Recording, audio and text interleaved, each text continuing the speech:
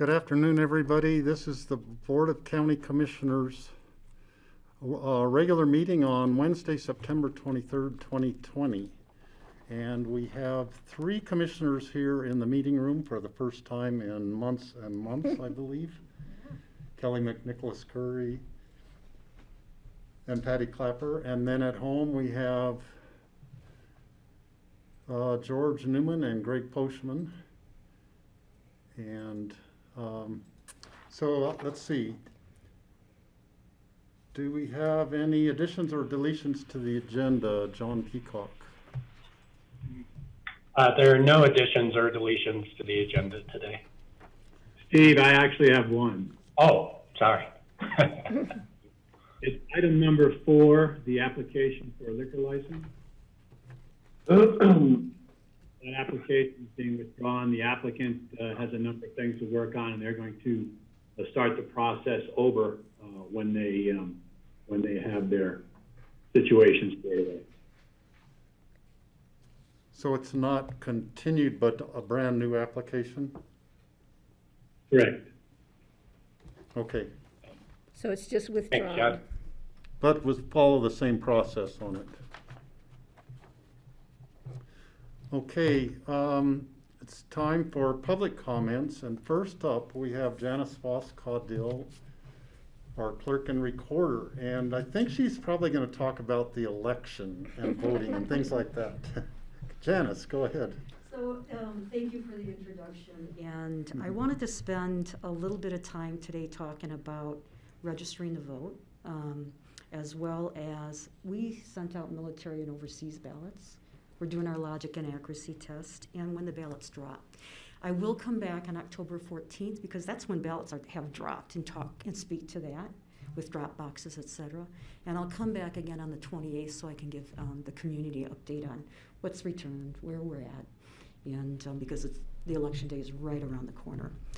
So yesterday was National Registration Day. So there's a nice article in yesterday's paper, but I want to remind the community, and for 7 weeks now, we've been running ads, social media, radio, etc. Now is the time to register to vote and update your record. Where you tell us to mail your ballot is where we will drop it in the mail to you. And just for your information, this Friday we're pulling from the Secretary of State's database all active registered voters and their addressing of where they've told us to send their ballots, and we're sending it to our printer. So we're in action already at this point. So get online, update your record, and ensure that we send your ballot to where you tell us to. The other thing, also online at pickandvotes.com, where you can look for review your registration records, is a sample ballot. So we have several districts coordinating with us this year, and we will have the Blue Book posted and the Tabor notice will be posted.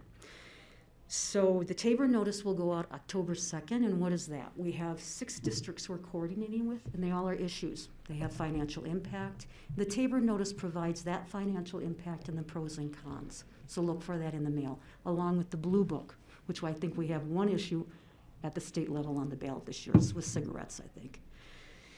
Let me back up to last Friday. Last Friday, we dropped all the military and overseas ballots in the mail to all overseas residents. In addition, overseas residents, by Colorado law, federal law, have the opportunity to vote online. So there was a nice letter to the editor in the paper about how Colorado is the gold standard again of how elections are implemented. And I want to compliment Kelly McNicholas because she's worked with us for 5 years to get there. So she knows what work it takes to get to be a gold standard state. I also want to mention that an overseas voter, when they use email, they relinquish their anonymity because they are emailing that ballot. They have waived their rights to a secret ballot. And the community should know that that process is when we receive that ballot, it goes through an encrypted site through the Secretary of State's office. But we will hire 4 judges to duplicate all those ballots because 2 judges will duplicate it and 2 will observe. And we send over 300 overseas ballots. Okay, not all of them use email, but a majority of them do. And we spend the time to duplicate them onto an official ballot that is then counted in our central voting system. So there are processes to such type of operation, and I wanted the community to know that. In addition, today we're conducting logic and accuracy tests. So what is that? We have 2 judges that we're working with, Democrat, Republican. We have over 900 ballots that we will be counting, casting, because what it does is it puts us through a practice run to assure that all our voting equipment is working accurately. So we have over 900 ballots with 19 styles, and every possible way an individual could vote any one of those styles. Those judges are working with us to test the equipment to assure our hand count equals what is counted on that system. And we'll lock all that up today. And we will open that equipment up again when we start the election process. We also utilize that information for doing the dry run or the testing for election night reporting system with the Secretary of State, as well as logic and accuracy tests. And I'll speak to that when we get closer to the election. But why am I telling you this?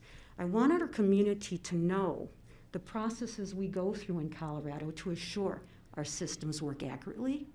We test everything before. We test afterwards with logic and accuracy tests. We balance our elections. So if anyone has any questions about our gold standard processes, please give us a call. The other thing I wanted to let you know is that we will drop ballots in the mail on October 9th. So I asked for our community's patience to wait for their ballot to be dropped in the mail, which is 3 weeks before the election, and look for their ballot in the mail at the address they told us where to receive it. Now, of course, we've all been listening to the USPS energy, we'll say that energy.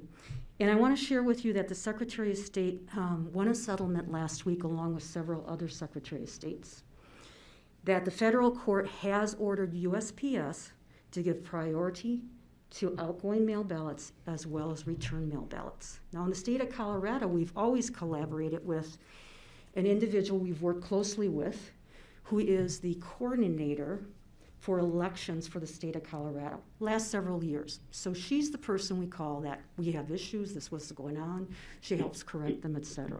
So know that we've been working through that over the years. I have also reached out to RIS, our Aspen post office, and we'll reach out to the others to coordinate and assure that ballots will drop in Grand Junction on the 9th. That's our Western Slope Distribution Center. And from the Western Slope Distribution in Grand Junctions, those trucks come to Carbondale, Basalt, and Aspen. And then those postmasters distribute the ballots accordingly. So look for your ballot in the mail October 12th. October 12th is a federal holiday, but look for it later in that week. Okay, if you haven't received it by the following week, please give us a call and we'll assist you. So again, I would ask the community to please wait for ballots to drop on the 9th. You will receive your ballot at the place you tell us. Have patience. We've done this for 7 years. We've done this for 12 elections. Colorado, we got this. Same as usual, okay? The last thing I want to mention, because I know Kelly always asks me, is we do need some more judges. We have almost all our judges' positions filled. We need a few more Democrats and we need a few more Republicans. So if there's anyone interested in assisting us, give us a call. What we will do is direct you online to pickandvotes.com and apply as a judge online. And that's the best way we can work with you, okay? I think that the only one thing I want to reiterate is if you have any questions, contact your county clerk because we are your trusted election source and we can answer any of your questions. Could you please again let people know where the drop boxes are? Okay, thank you. Drop boxes. So when you receive your ballot the week of the 12th, October 12th, 3 weeks before the election, please use a drop box. Patty, thanks for saying it. They're convenient, they're secure, they're under camera surveillance, and they're timely because we have judges that pick them up and bring them directly to our office. So right in front of the Pickens County building at 530 East Main Street, we'll open them up on, we'll open Snowmass up on the 12th of October, and that's at Snowmass Town Hall, right in front of the building. And the third one is in Basalt Town Hall, okay? But you can use any drop box in the state of Colorado because the clerks will assure your ballots get to the correct county election office and will be counted. Because we've received ballots here from across the state before, which is always interesting when you're picking up ballots to see one from BOCC County. How did it get here? But they do. Somehow they end up over here in our drop boxes, and we make sure that they get back to BOCC County. Clerks work closely together. We have procedures in place. We take we communicate what we are sending so we can assure we're receiving them to track and audit that. Thank you. Kelly? Thanks. Hi, Janice. Great to see you always. I have a question about ballot tracks. I was thrilled to see Pickens counties have ballot tracks for many elections, but now the state is offering it. So if someone has signed up for ballot tracks already in Pickens County, do they need to do anything to update that information service? So Pickens County, as you know, has provided ballot tracks for the last 4 years. What is it? It's a messaging system that will tell you when your ballot was dropped in the mail. It'll say your ballot's been sent to you. It's a messaging system that when we receive it in our office and provide you voter credit, you'll receive a such message that says, we received your ballot, so you know it's in our office. And the third message is when 2 judges have reviewed your signature and accepted it to be counted, we'll send you a message that says, your ballot's been accepted. So you can track when it's sent to the mail, when it's back in the clerk's office, and when those judges have approved it to be counted. So we have been doing this for the last 5 years. The Secretary of State negotiated this summer a contract with Ballot Tracks, who we've been using, and all residents within Pickens County, active registered voters with an email address, are signed up for it. And if you are not signed up for it in Pickens County, for any reason, because you just registered to vote, et cetera, or you might have a wrong email address that isn't utilized anymore and you need to update that, or if you want to provide your cell number and you want us to text us, go online to pickandvotes.com, click ballot tracks and sign up for it. It's a great peace of mind to track your ballot. Cool. Thank you. All right. I think George has something. Okay.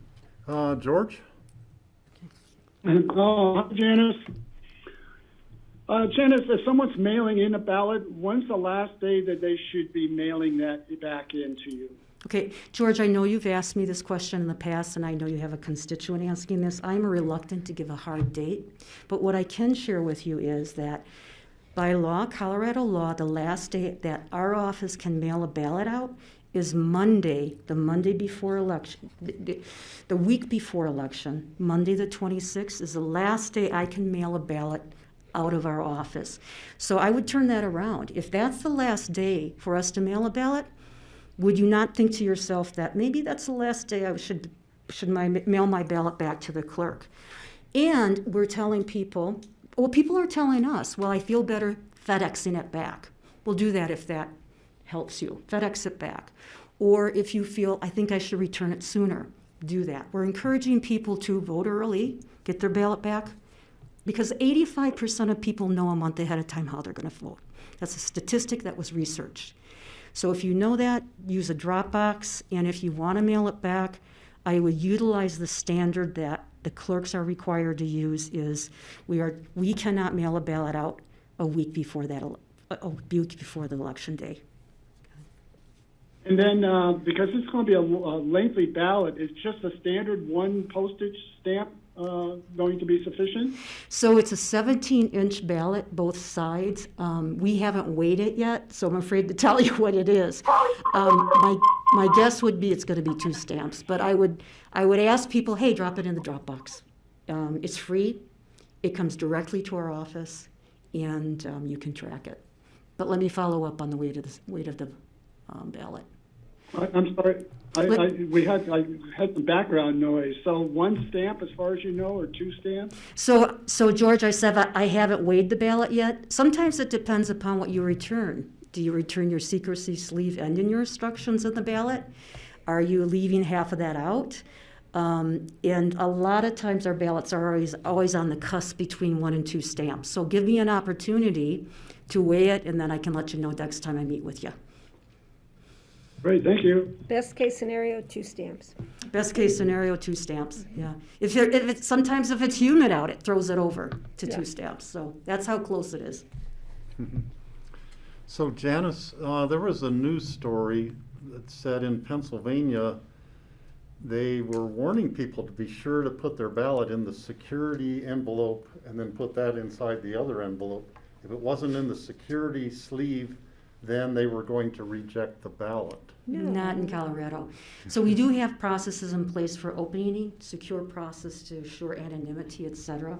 But if somebody forgets their secrecy sleeve, that is no reason why we would reject a ballot. Okay, thanks for asking. Okay. That sounds more reasonable to me than. If 'cause Pennsylvania's doing it, they're not doing the voters any favors, I'm gonna Yeah. tell you. Okay. Thank you, Janice. Appreciate. Thanks for your time. I really appreciate it, and I'll see you in a couple weeks. Thanks, Janice. Thank you. Bye. Okay, further public comment, and we had global warming mitigation project on the phone for quite a while. Do you wish to make a public comment on this, on just general matter? Hi, you guys. It's Jackie Francis, and I want to talk about the North 40 and the fire district project. So I'm not sure if I talk now or if I wait until that comes up on the agenda. Okay, Jackie, we'll be sure to, we'll have a lot of people, I think, commenting on that, and when we get to that item, we'll get to you. Okay, thanks. Thank you. The phone number ending in 8797. Do you wish to make a public comment on just general item or for an item later in the agenda? Yes, sir. Yes, sir. My name is Lee Mulcahy, and I would like to make a comment on Aspen and Pitkin County Housing's attempted eviction of my family of the home that we built. We're very grateful because last month APSHA lost another significant battle in federal court. And then today, for the first time in over 5 years, we actually got a hearing on APSHA's constitutional violations. It was oral arguments made in front of the Court of Appeals, and it can actually be seen on YouTube. Significantly, your baby, you created it, APSHA, admitted to not, in court, to not giving us a case management conference, which is required by the Colorado Supreme Court. In addition, they said that it didn't matter. And my attorney answered this with a quote from Martin Luther King, and he said, "Injustice anywhere is a threat to justice everywhere." And recent articles by local newspapers should be a huge wake-up call to APSHA. What APSHA, and there are 2 board members, 2 of you guys are on it, should take away is that the government cannot continue to simply break the law to subjugate, persecute, and humiliate the people they were appointed and or elected to serve. All 3,000 households under APSHA in Aspen, with the full, the population 6,800, should be cheering for the Mulcahys. Why? If APSHA loses, the government cannot point to our case as legal precedent in order to be excused from following the government's own guidelines in eviction proceedings. An APSHA loss will mean that required case management conference for pro se litigants, like myself, that means not represented by an attorney, are in fact required. Future citizens can point to APSHA versus Mulcahy so that the government cannot take full advantage of pro se defendants by failing to serve court orders and then ignoring both those court orders and other court requirements for discovery and compliance. Citizens, we are defending all little people's constitutional rights to due process. Tyranny must be opposed. Please pray for the court. And I would just lastly point out that we brought 2,000 signatures to Kelly Curry and to George Newman, who serve on APSHA, and those from people collected out in front of the courthouse, out in front of City Market, asking for you guys to look into these allegations. And you simply ignored them. And this fellow citizens, is beyond shameful when the government is trying to evict a family that built their own house with their own hands. Thank you so much for the time. I really appreciate it. Thank you for your comments, Lee. There are no other phone numbers on there right now, so I think we will close the public comments at this time and go to commissioner comments. Greg?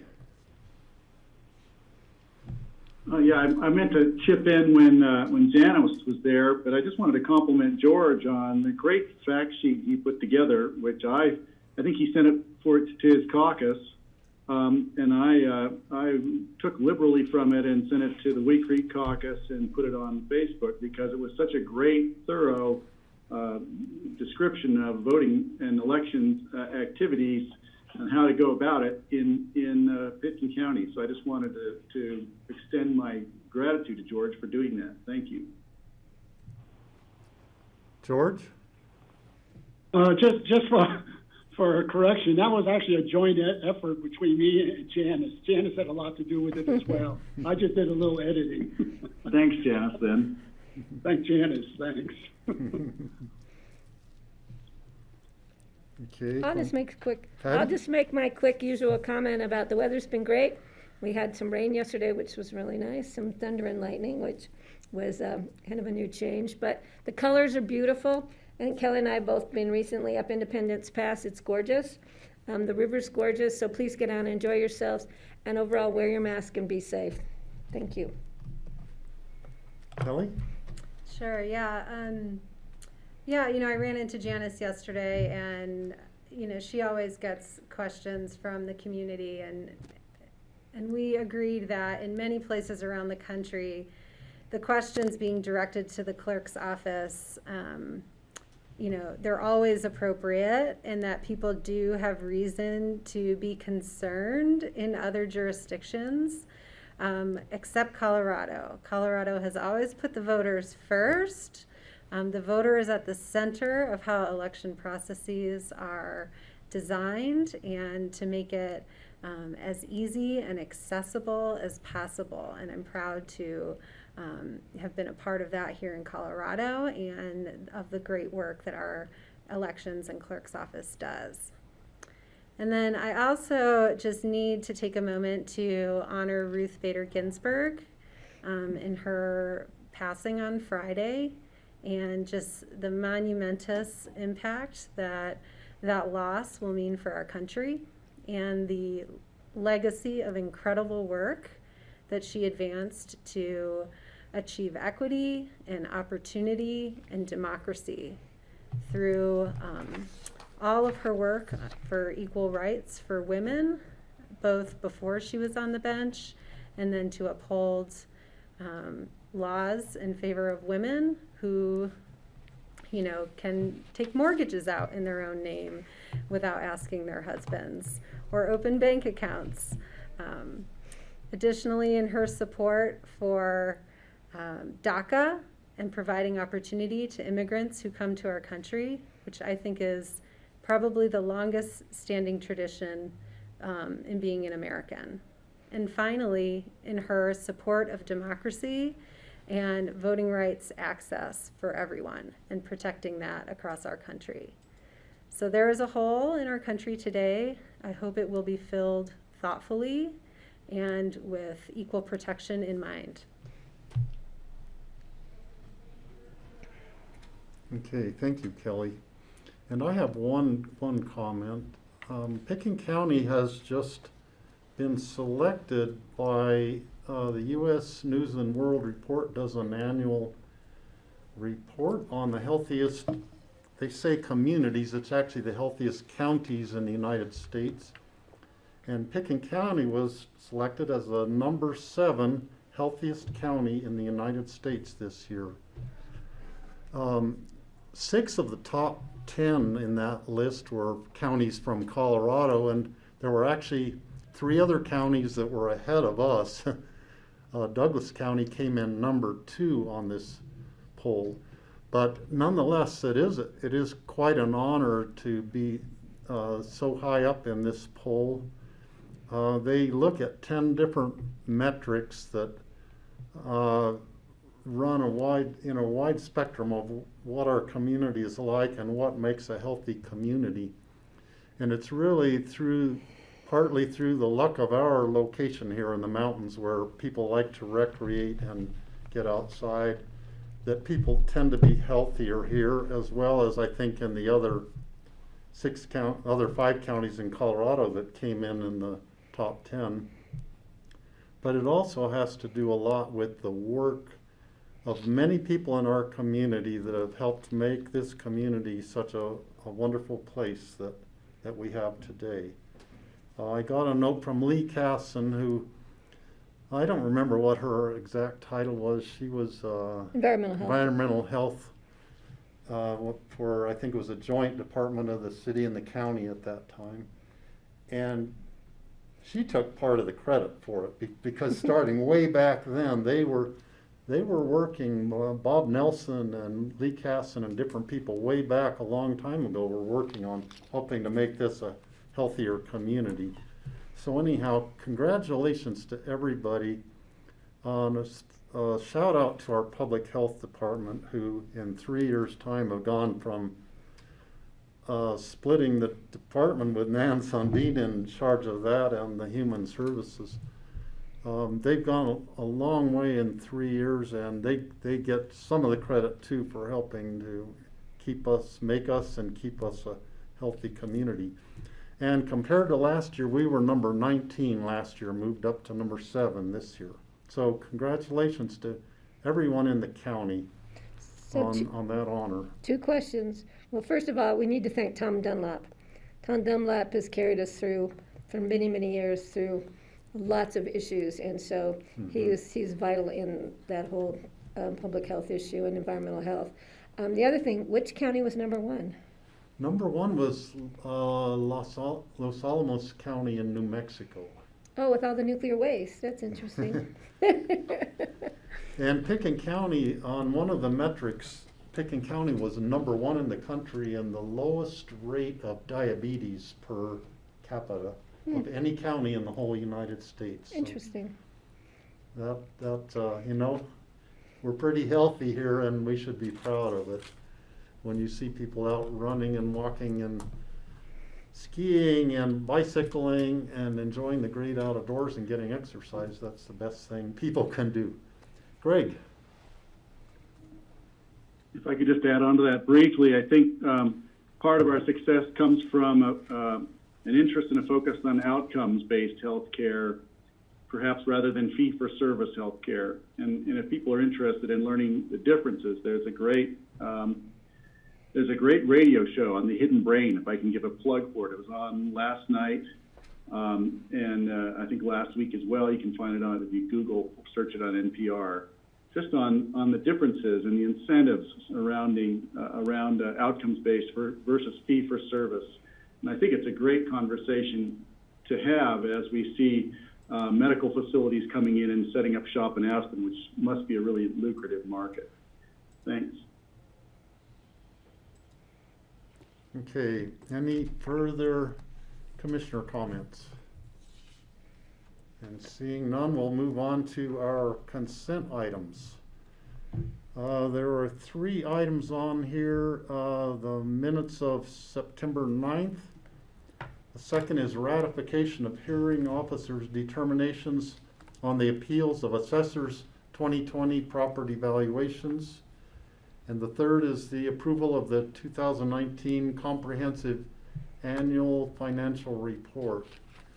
I would like to pull the second one. Do any commissioners want to look at any of those others individually? Yeah, I have questions about the minutes. Which? The minutes, The number minutes, 1. okay.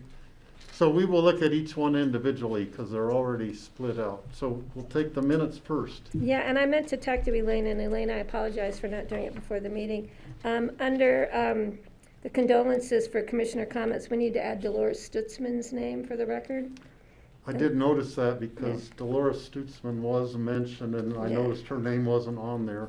And then of the recently deceased people who are longtime residents of our community. And then on page 3 of the minutes, under the Aspen Valley Ranch Agricultural Facilities parcel, it said something at the last paragraph, as well as the associated Red Mountain Master Plan. And I'm not sure what they mean by the Red Mountain Master Plan. Does the board That's a new one for me, Yeah, I but maybe I'm highlighted that missing too. something. Is there a Red Mountain master plan? I don't know, that might bear looking into just to verify that, because I'm not aware. So I'll follow There's up with like Elaine. a HOA maybe, that's what they're referring to. Yeah, but this, Red Mountain's here and Masson Valley Ranch is down there, so if the board's okay with it, I'll follow up and correct it with Elaine. Okay, Okay. Thank you. so Patty, do you want to hold off on No, I think we can approve the minutes and if those two approve the minutes corrections. with the amendments and checking on that, Yeah. the Red Mountain? Kelly? Yeah, I think we need to correct this, unless I'm the one that's confused, but under Rosemary Circle, which we continued, it reads that the motion was to approve the resolution with amendments, rather than to just continue the hearing. So I think that just needs to be deleted and corrected all in its entirety, and I don't remember who moved to continue. Oh, maybe it was just approve the motion, not the resolution. Oh, yeah, but I don't know what the amendments would have been. So, Yeah. do you want, should we just pull the minutes and I then think so. bring them back? Yeah. Since there's three Let's corrections. make the corrections first with 4 different things. Maybe we should all look at them carefully.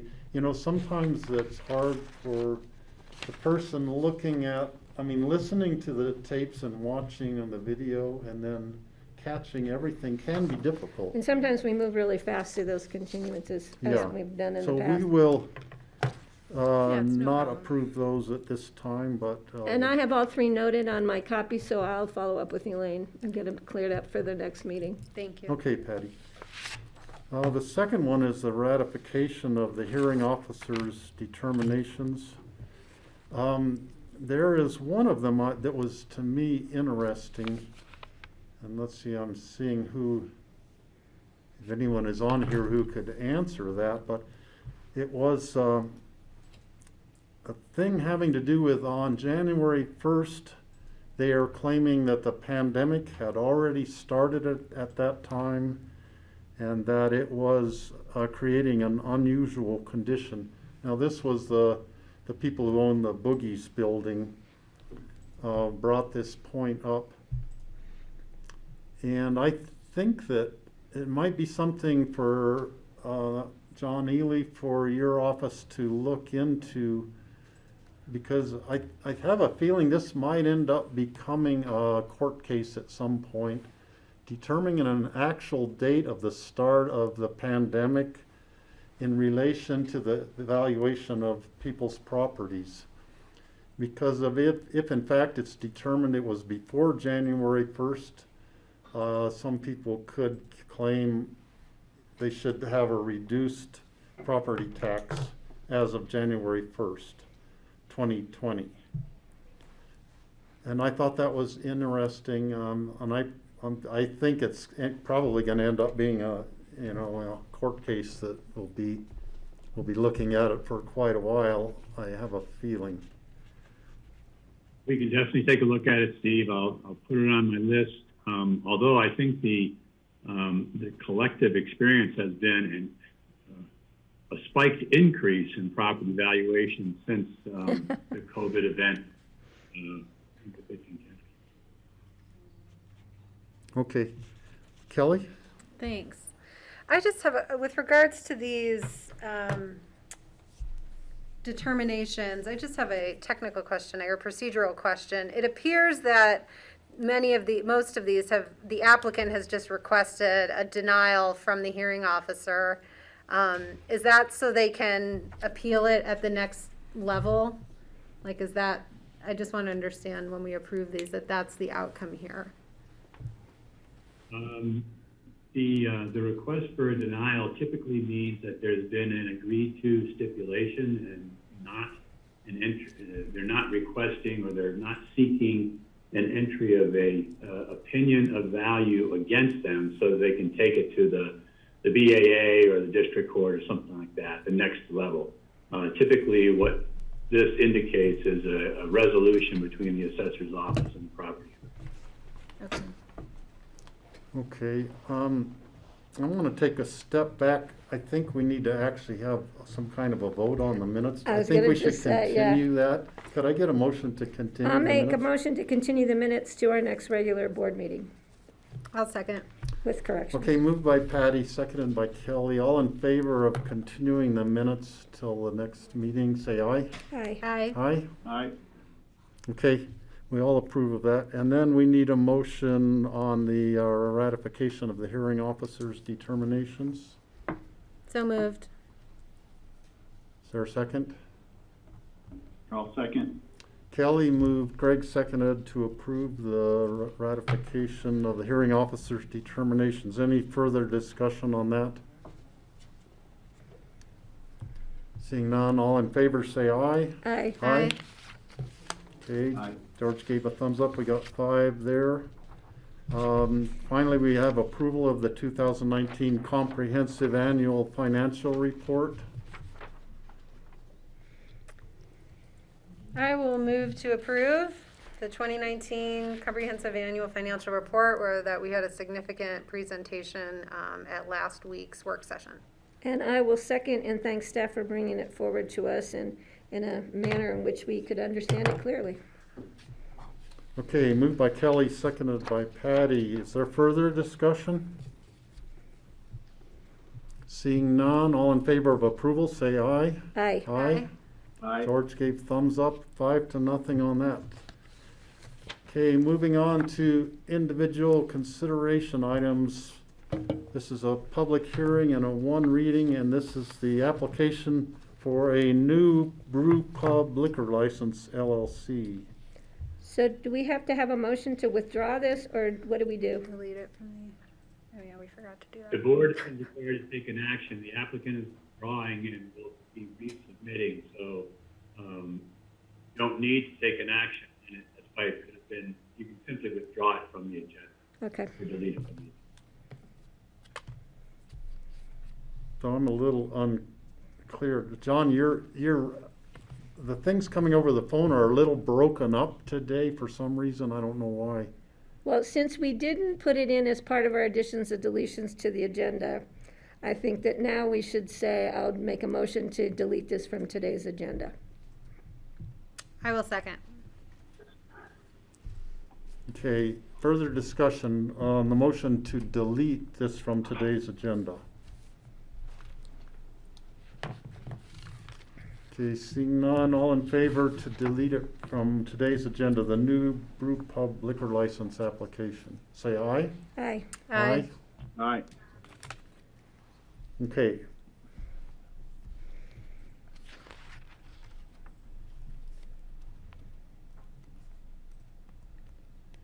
Okay, next up we have, this is public hearing, 2nd reading. It's the resolution of the board approving 3rd quarter budget supplemental requests. And Connie Baker is right on schedule. Hi, Connie. Do you want to take this over? Hi, good afternoon. Second reading of 3rd quarter budget supplemental requests. The board heard staff present these requests on the work session on September 8th, and staff went into the requests in detail and answered a lot of questions. So since this was gone over very thoroughly in the work session, I will just briefly mention the requests that are a part of this resolution. The resolution does increase the county's 2020 budgeted expenditures by $1,217,730, offset by an increase in budgeted revenues of $873,630. So that's a net increase to the budget of $344,100. The net increase to the budget is relatively small given the amount of requests, and that's because a lot of them are grant related. So many of them are either fully or partially covered by grant money. What is this? Just briefly mentioning the different requests that are a part of this resolution. There is a harm reduction grant in the Public Health Fund, and this is a significant grant. It's about $320,000 a year, and it's to strengthen the PACT program, and that's the co-responder program with mental health responding alongside of public safety. The next grant in the Human Services Fund is the Emergency Solutions Grant, which supports COVID-related emergency homeless shelters, street outreach, and data collection. So that will help with, in part, with some of the costs for the Brush Creek homeless shelter. And the next Human Services Grant is FEMA Public Assistance for non-congregate shelters, so that would be just the opposite. That would be individuals needing more private shelter due to COVID. There is a Veterans Assistance Grant, which provides assistance to veterans who are experiencing housing instability. And then a request for an 18-month term-limited economic assistance eligibility specialist. This is in part response to the huge increase in demand for the regular social services that the county provides, but also for the COVID-related services that are being provided. This position is covered by a CSBG grant and a CSBG CARES Act grant, and will also be funded through a Hunger Free Colorado grant and other revenue streams in the Human Services Fund. And so this position would go through the end of 2021. Then there are Human Services COVID administrative costs. These are the costs that were incurred by the Human Services Fund in order to issue well over $2 million in economic relief checks to our citizens. And the request is an up to amount, as we are seeking more contributions to help cover these costs. Then there's a supplemental from the Mountain Voices Project, and this is to prevent evictions. $25,000 coming from the Healthy Community Fund and $25,000 from the General Fund. In our jails, there are two grants from the state. One is for telehealth equipment to provide extra access to care, and then a jail-based behavioral services grant, which helps to provide behavioral health services to inmates while they're in the jail, but also after release. In our emergency management department, an increase in public outreach for wildfires, and many of the fire departments contributed some extra money towards this, and our department is also contributing an additional $5,000. Then at the North 40 Fire Station, there's a roof replacement, and per our lease agreement, the county shares in 19% of capital improvement costs to that building. So that's a request for a little over $48,000 for the roof. Then a request for public health space planning and design at the Basalt River Park building. That's the 123 Emma Road building, so that they can get working on some design before moving forward with a remodel project in 2021, which will be brought forward in the 2021 budget for your approval. In the Housing Fund, there is a housing software program to help them better centralize the housing and property management information. With Phillips Mobile Home Park, they have a need for a bit better system to manage all of that. And then in the Open Space and Trails Fund, the Redstone to McClure Pass Trail NEPA, there's an increase in the cost due to some out-of-scope tasks, and that was presented in detail on September 8th.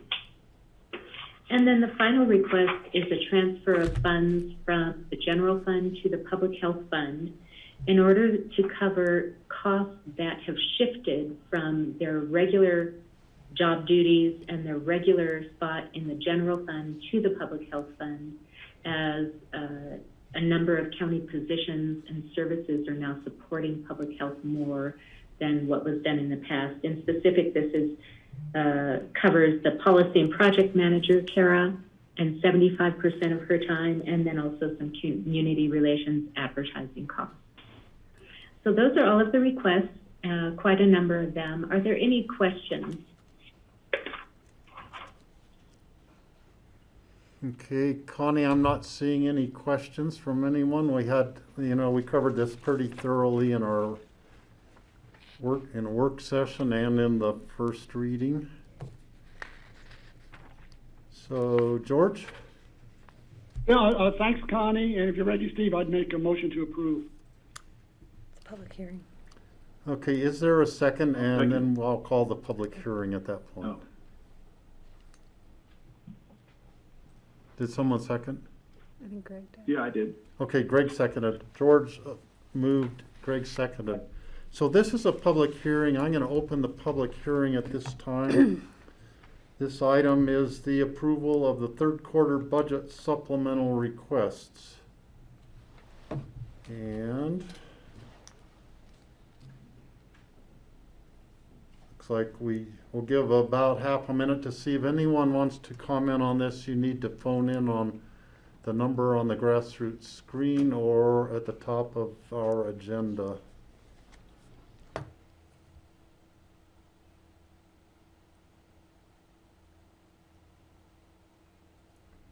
Okay, Beth Foltz just joined.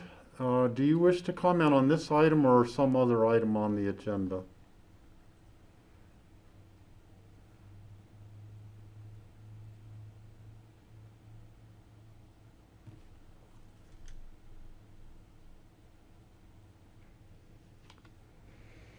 Okay, not answering. I have a feeling it might be for the next item.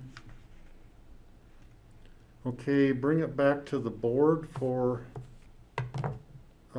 any further discussion on the motion. Okay, Sorry. Kelly? Yeah, I'll just acknowledge our staff for their incredible success in applying for and obtaining these grants for all these additional and excellent additional services that they bring to our community with them. So thanks to everybody. Yeah, definitely. That's a big part of this budget supplemental is the grants we're receiving. Okay, commissioners, all in favor of approval of this motion, say aye. Aye. Aye. I Okay, 5-0 approved. And we will move on to our next Thank you. item. Thanks, Connie. What's that? She just said thank you, and I said thank you back. Oh, yeah. I guess she's already left. Next item is an emergency resolution confirmatory reading. This is the resolution authorizing submittal of a grant application to the State of Colorado Department of Local Affairs Energy and Mineral Impact Assistance Funds for the Phillips Mobile Home Park redevelopment project and acceptance of grant funding if awarded. And Phyllis Matthijs, I'm going to hand it over to you to describe this to us and to the public. Okay. The DOLA Emergency Impact Fund requires board approval to apply for a grant. So that's what this is. Kelly had asked for a copy of the grant, and we're in the middle of writing it. It is due to be submitted on October 1st. So we were getting ahead and getting your approval and confirmatory. We can provide it, hopefully be able to provide it to you. It's an online application. All the questions, it's 13 pages online. So we're going to see if we can't print it out so we actually can have that information. The items that we're looking for, it'll be a total $333,000 expense with a $165,000 grant application. It's a 50-50 match. And it's going to include some of our DHM consulting, SGM surveys, and plats. Some of the pre-work required for USDA grant and loan applications is about $100,000 in engineering work. That's just the engineering work and then producing the plats, and then also for our consultants to do the grant work. So we had a conversation with Greg Winkler last week, Harry and I, so he's aware of the grant application and what we're looking for, and confirmed that this would be a good application to put out. The Division of Housing is also interested, so the DOLA Division of Housing is also interested in this project. So we committed to Greg, we would also look there. We were not aware that Division of Housing would pay infrastructure. We knew that they paid for vertical, that's what they supported at Basalt Vista. So we are investigating that, so we have till next Thursday to get all our ducks in a row and get our application together. But that's what we're looking for. We also may need an environmental assessment, so we're including funds for that. I think that's the biggie as far as what we're asking for. And then there's some financial documents to be prepared, which we just got to Ann today and needs to be verified by the county attorney. So we're in process of making all those things happen for the grant application. So I think that's a high-level summary, and if you have questions, I'm here. Any questions from the board? And I believe this is a public hearing. I'll open it up to the public. If you wish to make any comments about this grant application to the state of Colorado, DOLA, it's Department of Local Affairs, for some of our funding on the redevelopment project at the Phillips Mobile Home Park. And we'll give a half a minute to see if anyone phones in about this.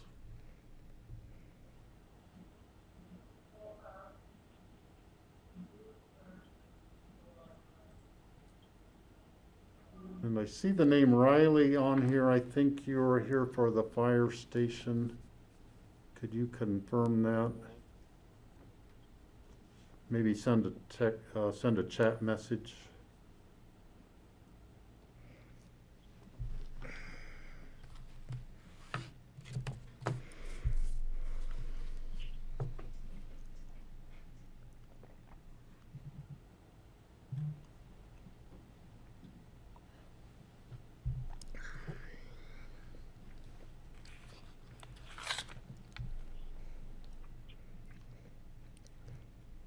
Okay, not seeing anyone else phoning in, so I'll close the public hearing on this and bring it back to the board for a motion. I'll move to approve. Emergency resolution I can authorizing. second that. Thank you. Authorizing submittal of a grant to DOLA, Energy and Mineral Impact Assistance Fund for Phillips Mobile Home Park redevelopment project. Okay, moved by Kelly, seconded by Greg. Is there any further discussion from the board? Greg? Only to say, once again, regarding the grants, it's essential that we get these grants, and it's amazing every time we get one. And I just want to thank you, Phyllis, for your work on this, and with your team there for looking for these and applying for them in a timely manner. And it's just amazing how many grants we get and how useful they are to us. So thank you. And just so you'll know, we're also applying for administrative grant. 25,000 also has a match, and we spoke to Greg about that, and that'll be so we can move the relocation project along faster. This grant, if we were awarded it, wouldn't go to contract till the middle of January. So we want to be able to move on the relocation, and Greg gave us the go-ahead that we can apply for both grants and that they don't compete with one another. So yeah, looking for lots of grants. And Phyllis, let's clarify that it's not me giving you all these approvals and thumbs up. As much as I'd like it to be, it's another Greg, right? It is another Greg. That's Greg Winkler, and he is our regional representative for the Department of Local Affairs. Good clarification. You're both good about getting I want money, you to know though. I approve. I They're approve both of good everything you're guys. doing. Okay, any further discussion? Seeing none, all in favor of approval of this emergency resolution signify by saying aye. Aye. Aye. Aye. Okay, we have 5-0 approval. Okay, moving on next to our land use items, land use public hearings. The first item is a resolution approving the Closer Investments LLC activity envelope, site plan review, special review, and GMQS exemption. And this is up on the backside of Aspen Mountain. It's been asked to continue this to October 14th. And it says Tammy on here, but Suzanne, do you have any clarification, anything you need to clarify on this item? Thanks, Steve. All I would say is that we needed to do some re-noticing of the application. So that is occurring for the October 14th agenda. So that's why we asked to continue it again. Okay. Board, I bring it to you for a motion to continue to October 14th. We should probably open the public hearing to see if anybody just happens This to is a public hearing. Thank you, Patty. Mhm. I'm going to open up a public hearing on this item. If anyone wishes to speak about the Closer Investments project on Aspen Mountain, you can phone in now and make public comments.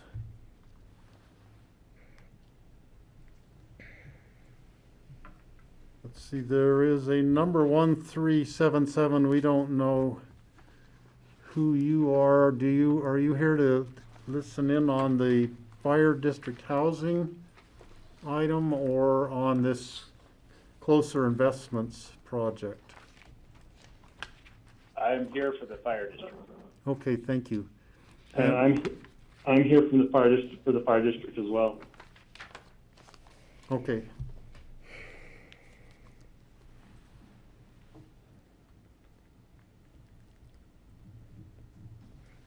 Okay, I don't think we have anyone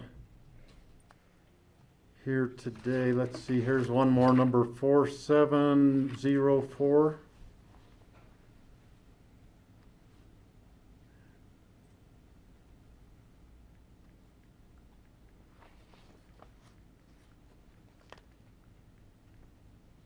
Are you here for the fire district item? Yes, hi Steve, this is Chris Council. Okay, thank you, Chris. Okay, I'll close the public hearing on this and bring it back to the board for a vote on the resolution to continue this. Steve, I will move to continue the resolution approving the Closure Investments LLC activity envelope, site plan review, special review, and GMQS exemption to October 14th. I'll second.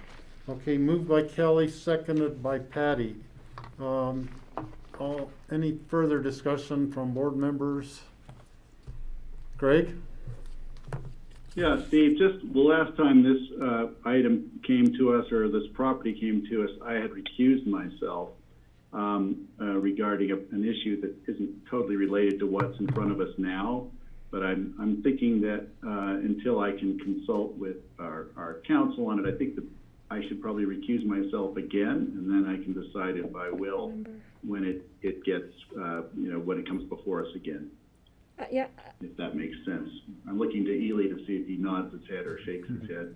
He's nodding his head. So I'll recuse myself now, but I reserve the right not to when it comes back to us. Okay, so before October 14th, Greg, be sure to meet with John Ely and talk about that situation. Can I just clarify? This is a different application than the one we saw a couple years back, right? Different property. Right, it's not the same. Yeah. Similar property. Same property, different. It's a brand new Yep. application. We No, haven't it's a seen different this property, same person. Correct. yet. Yeah. Okay. Okay, I'll call the question. All in favor of continuing, say aye. Aye. Aye. Okay, 4-0, and Greg Postman recusing himself on this vote due to a possible conflict of interest. Okay, next item on the land use public hearings is the resolution granting approval of the Aspen Fire Protection District North 40 Substation Affordable Housing Project, granting a permit for areas of state interest, areas around airports and heliports, areas around interchanges involving arterial highways, and areas around rapid or mass transit terminals and stations. And Leslie Lamont is our staff person here, and she's in the room with us. Steve, before Leslie gets started, I need a little clarification here. We have a representative from the applicant in the room. I'm concerned because it's my understanding this building is still closed to the public. Not that I mind John being here, but I don't want to set a precedent that now people who are members of the public who want to speak to us, or other applicants who want to have people come forward with them. I'm not sure how this came to be because it was a surprise to me. Okay. Yeah, and because the building is closed to the public, and I want the public to realize that. I think our discussion is going to be moved into October, where the board can discuss slowly reopening our meeting room to applicants. So Patty, let me explain. I consulted with John Ely on this because John Ward is on the board of the Aspen Fire District, and they are the applicant. He is here for providing, to participate if necessary and answer questions as part of the applicant's team. He's not here as a member of the public per se. I know that, but the Yeah. public can still use this as, if you're letting an applicant come into the room, why can't the public come in? Generally, we've had, well, not generally, but in all cases, we've had participation virtually, because we've kept this building is technically closed to the public. People can come in on appointments. I just want to make it clear, because I would have to support anybody and everybody wanting to come in from now on. If we allow one, we should be allowing all. So I think this should have been a decision made by the board with maybe the county manager. I was just a little surprised. I mean, John's great at answering our questions, but he's been doing so virtually. So I just want the public to know. We made the request on Monday. No, I know, but I'm just talking to Steve here. So, if there's any fault to it, it's my fault. It's not John Ward's fault. No, I know, I'm not blaming on John at all. Because I gave permission for him to be here. Yeah, but and I understand John is on the fire district board. He's also a resident at North 40. I've known John for years. It's not John. It's not John as the person. It's not the application as an application. It's what are we doing and what's our policy on doing this? And we have not had that policy discussion, so I was taken a little off guard. I'll support Patty's comments too. Okay, so Leslie, why don't you take it away with the staff presentation? Okay, I don't have much to present, but just reminding everybody that this meeting was continued to today's date. In between, you last saw this application, and today the applicant did submit revisions to the application. So the applicant reduced the height on the building to comply with how the county measures height. So the building will be maximum height, 28 feet, as Pickens County measures height in Pickens County. And reducing the height of the project reduced the number of dwelling units from 17 to 15 units.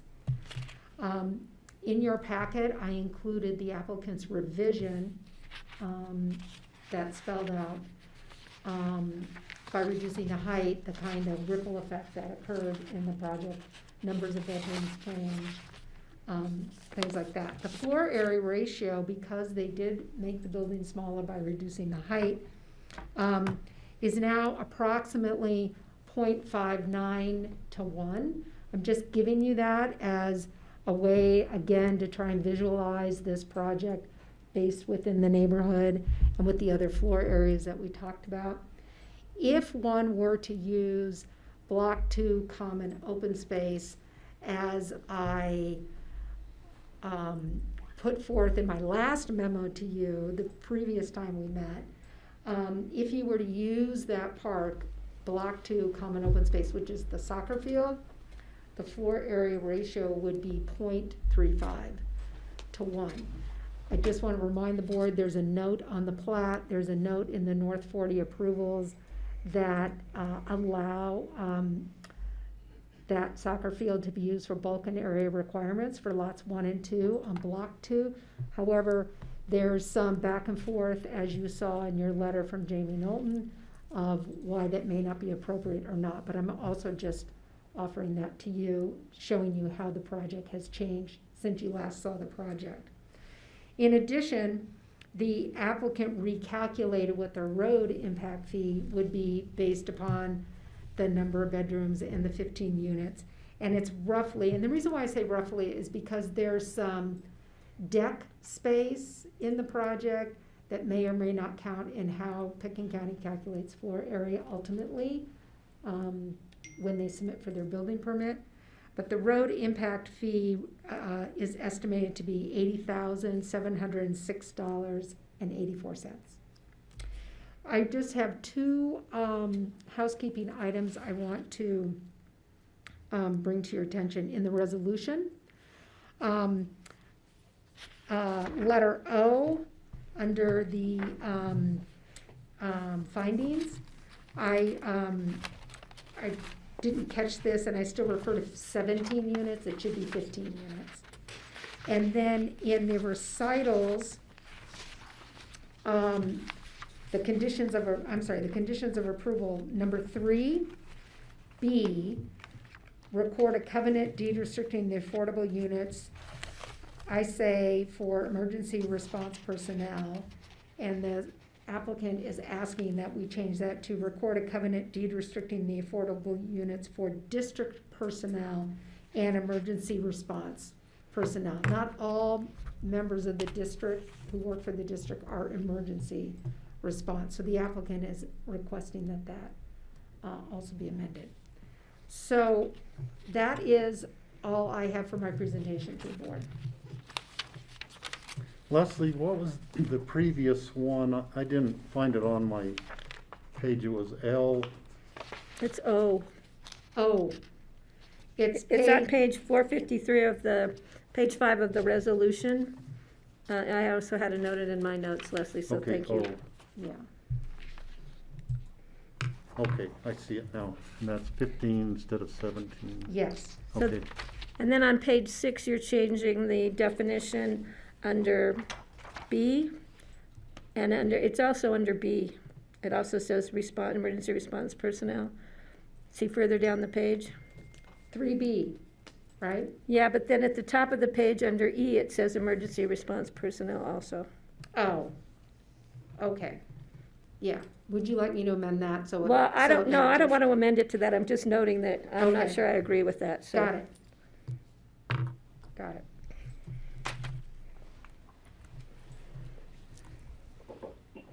Okay, George? Yeah, Leslie, so you mentioned this briefly, but how would you respond to the point that Jamie Knowlton brought up in terms of the FAR, the difference in the ratios? And what does that really mean? And do we have any ability to pursue? You mean his point that the common open space should not be utilized? Well, he has said that fire district has no right to an FAR bump as indicated in the plat of the North 40 PUD subdivision and the First Amendment to the plat. The fire district waived any right to increase FAR when agreed to, and John McBride approved the maximum of 0.36 to 1 development on Block 2, Lot 2. So, first, the note on the plat, the note in the subdivision improvement agreement that refers to the common open space has not been amended. And staff has not been provided with the contract when John sold the property to the fire district.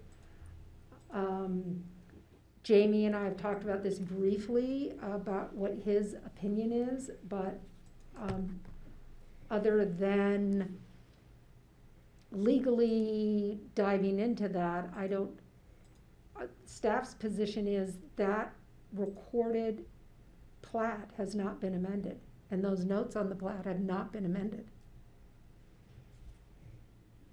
So, John Ely, do you have any additional information to support that or not? I don't have any additional information on the plat from the planning office. No. Okay. Kelly? Sure. Yeah, this is a confusing topic. We further had in our packet a letter from the assessor's office, which indicated that how they've treated these properties and that this disputed space could be used for GMQS purposes. So are we to interpret that then as supporting the inclusion of that in the FAR calculation as appropriate?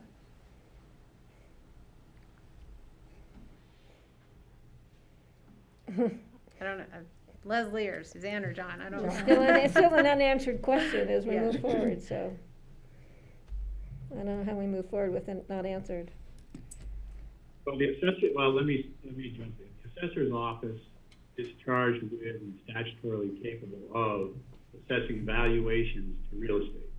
In so doing, they make assumptions based upon a current status of use of the property, as well as what the property may be sold for, which would reflect potential new uses. However, a determination by the assessor's office of valuation is simply not determinative of what the property might actually be used for, or the ability of a current owner or a successive owner to put the property to an actual use.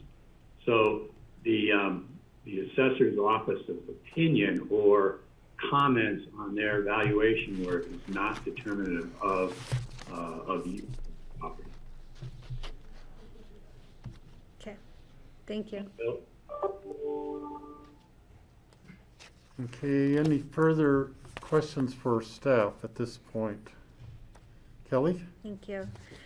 I'll just note, I don't know if now is the appropriate time, but there's just a couple of other parts of the resolution that I would have either raised questions for me or I would rework or need questions answered in this presentation. So, for example, there's a reference to the project utilizing principles of resource conservation, energy efficiency, et cetera. So the question related to that for me is, won't this come in under our new building code requirements for,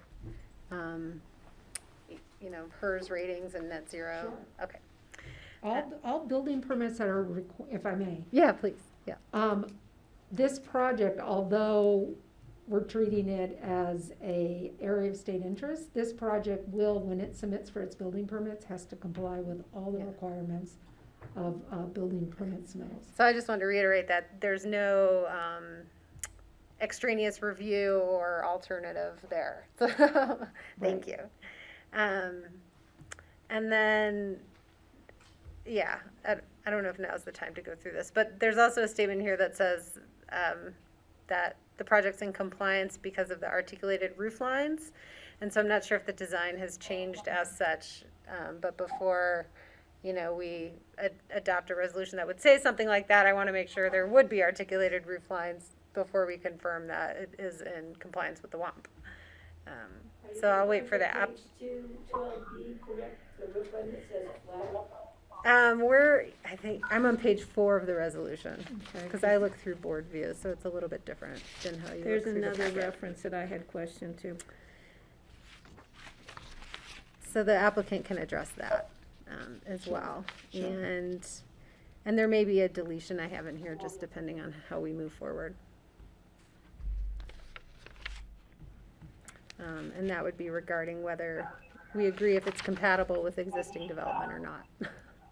So, thank you.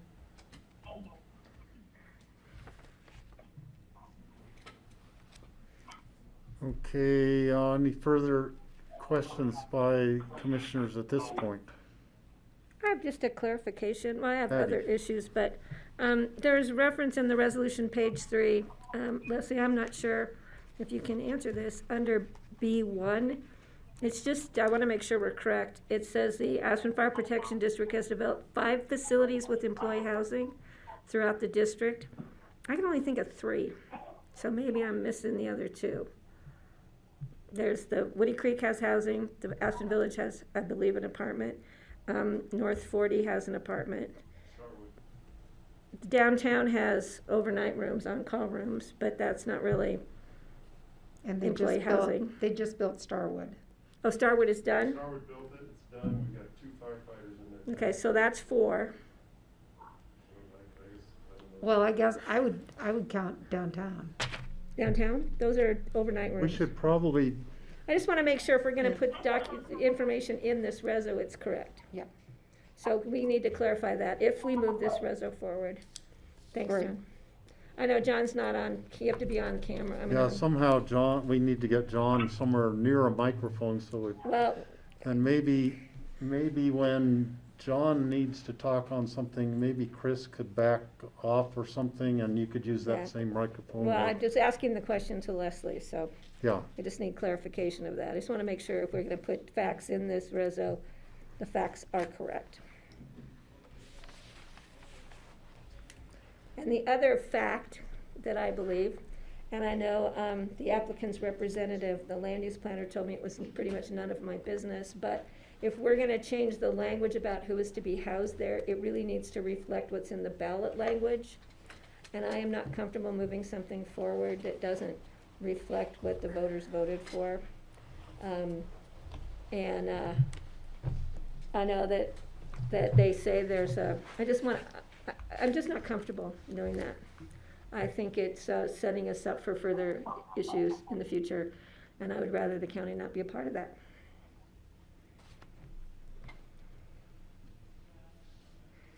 okay, now moving to the applicant's presentation, and John, are you gonna speak first?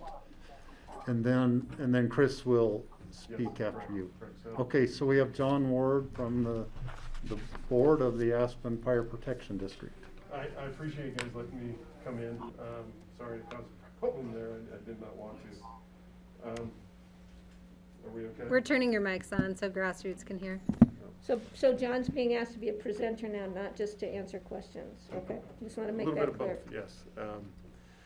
So, 3 year, we had 3 goals when we proposed this mill levy 3 years ago, or started working on it. It was approved 2 years ago, and I believe 2 years ago in the vote. 3 of them. Number 1 was housing. Number 2 was operating funds available to eventually move to a combination model fire department. And number 3 was funds available to appropriately replace aging equipment as it timed out. It was approved by 70% of the voters at that time. In July, we moved forward with a combination pay volunteer model, hired 9 paid full-time firemen. They work 52 hours a week, staffed 2 stations, basically 24 hours a day. But that model, that combination model, does not work without volunteers. It does not work without a robust, well-trained volunteer force. And I think, as I've been on the board, I've picked things up, and institutional memory is an amazing thing. But it takes essentially 2 years to train a group of volunteers to become firefighters. We just commissioned a class of 10 firefighters 2 weeks ago, 10 young, bright-eyed, bushy-tailed volunteer firefighters. So we're excited to that. Bolstered our numbers to about 35, 37 firefighters. This project secures the future of what we believe that model. And that model works. It lowers cost to the taxpayers. We don't have to hire 18 to 20 pay guys and spend another $1 million in salary and benefits to have those guys on staff.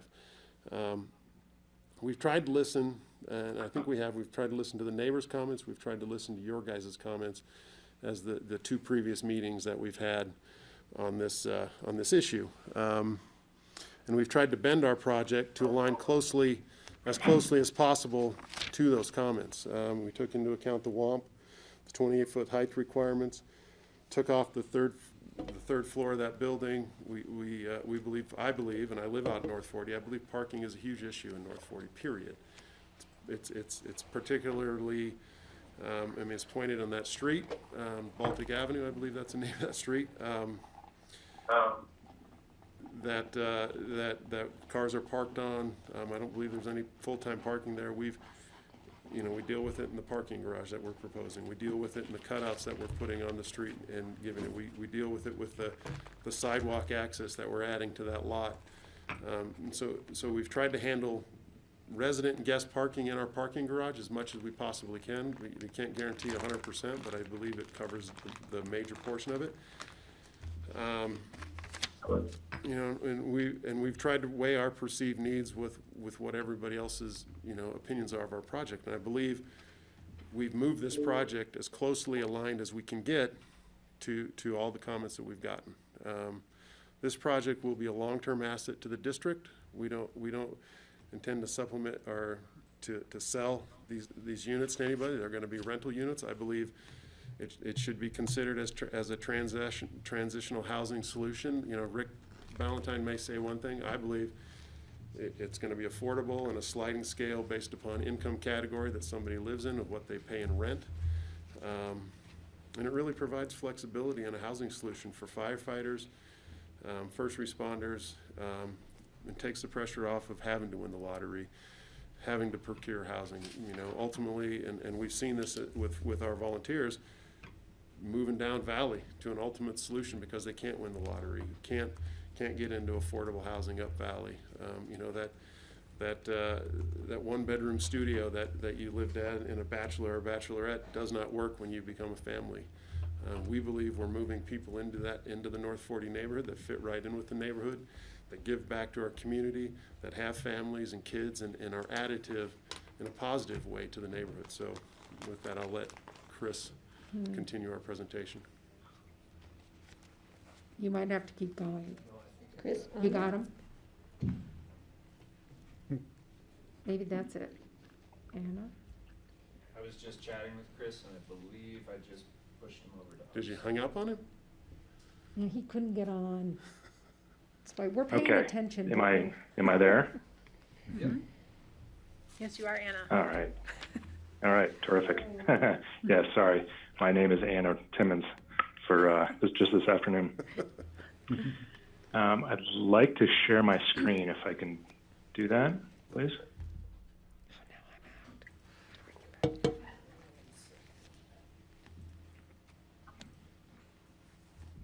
Go for it.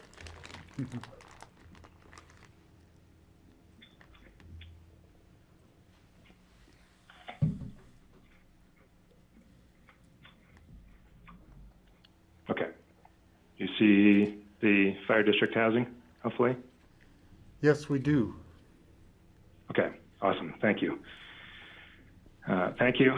Chris Benden. I'm here on behalf of the Aspen Fire Protection District, and thanks for inviting us back. I want to share with you the updates that Leslie was mentioning and then go through a couple of details and hopefully answer some of the questions that popped up at the first part of this. So here is, sorry, let me go back to the beginning. Here is the site plan. There's some very subtle changes to the existing site plan. You see the existing substation on the left of that graphic and the proposed housing on the right of that graphic. There's no changes to the general layout. There's very subtle changes to the stairway location and some really minor aspects of the site plan. The program has changed, as Leslie mentioned. We went from 17 units down to a total of 15. They're still mostly larger units. I've highlighted there the changes in the program. There's now 3 studios instead of 1, reduced by 1, both the 1-bedroom flat and the 2-bedroom flat units, and reduced the 3-bedroom townhomes from 6 to 4. So you see there a total of 15 units. The bedroom count also changed down to 32, was 39 in our last iteration. Still, we have an average unit size of 1271 square feet and a total heated area of just over 19 1,000. Again, these are all still rental units. The lot area has not changed, the setbacks haven't changed, and the height of the substation hasn't changed. The height of the residential, we're still in at 28 feet, but I'll speak to a difference in where we're measuring that from to comply with the county's request. And then we talked about in our previous meeting, the mechanical and solar will be as allowed by the Pickens County Code. Floor area has not changed for the substation or the multi-purpose room. Has gone down for the residential building. It's gone from 25,000 down to 21,000. The reason that's larger than the 19,000 you saw on the previous slide is that the 19,000 is heated area, so it's sort of an interior wall to interior wall measurement, whereas floor area is to the exterior of the wall, so there's additional countable area there, so that's at 21,000 roughly. Parking, because we have a lower unit count, is lowered to 30 spaces as our minimum to provide, which is still 2 per unit. We do have 32 bedrooms, so if the county prefers a 1 per bedroom standard, we can accommodate that if that's requested. You likely have this question, but the physical size of the garage is not changing. It may in the future if forced by budgetary reasons, but is currently proposed as the same size. So we may have excess parking, which can be used for parking or for additional storage needs. We have mechanical needs for the building, so that could consume some of that area, and then various other district needs. So here's the glamour shot that you saw last meeting that has the third story elements across the 3 of the buildings. And our current proposal, and I'll go back and forth a couple times on these so you can just kind of see the changes. Slightly different orientation on the graphic, but you can see the 3rd floor has been dropped across the full program. It's all 2-story now. By the way, this allows us to have a little bit more ceiling room, which was a concern within the design team at our last go around. So removal of the 3rd floor allows for a proper ceiling height within these units. A couple things to notice, the building number 1 in the back corner here does have a peaked roof, which is different from our previous plan. You'll also notice that there is a large area that's been reserved for solar array on top of the roof. In this graphic, you'll see the building number. Ashley there? Whoops. Hi, Glenn. How about Scott? Is he there? Sorry about You'll see our building number 5 is in this program. It is part of our proposal. I've mentioned previously that while we're asking for the entire program to be approved, for budgetary reasons, this could be eliminated because it's a sort of simple component to remove if we needed to for budgetary reasons. This is a line drawing of that same graphic that you just saw without the colors and without the materials. I thought it was useful to show this for the discussion of the building articulation. I know that's come up in our previous meetings. So the articulation has been achieved in several different ways. I'll go through them. First of all, the setbacks for the building and the placement on the site with significant open space in the center of the project, creating kind of ins and outs and different setback conditions as you move around the property.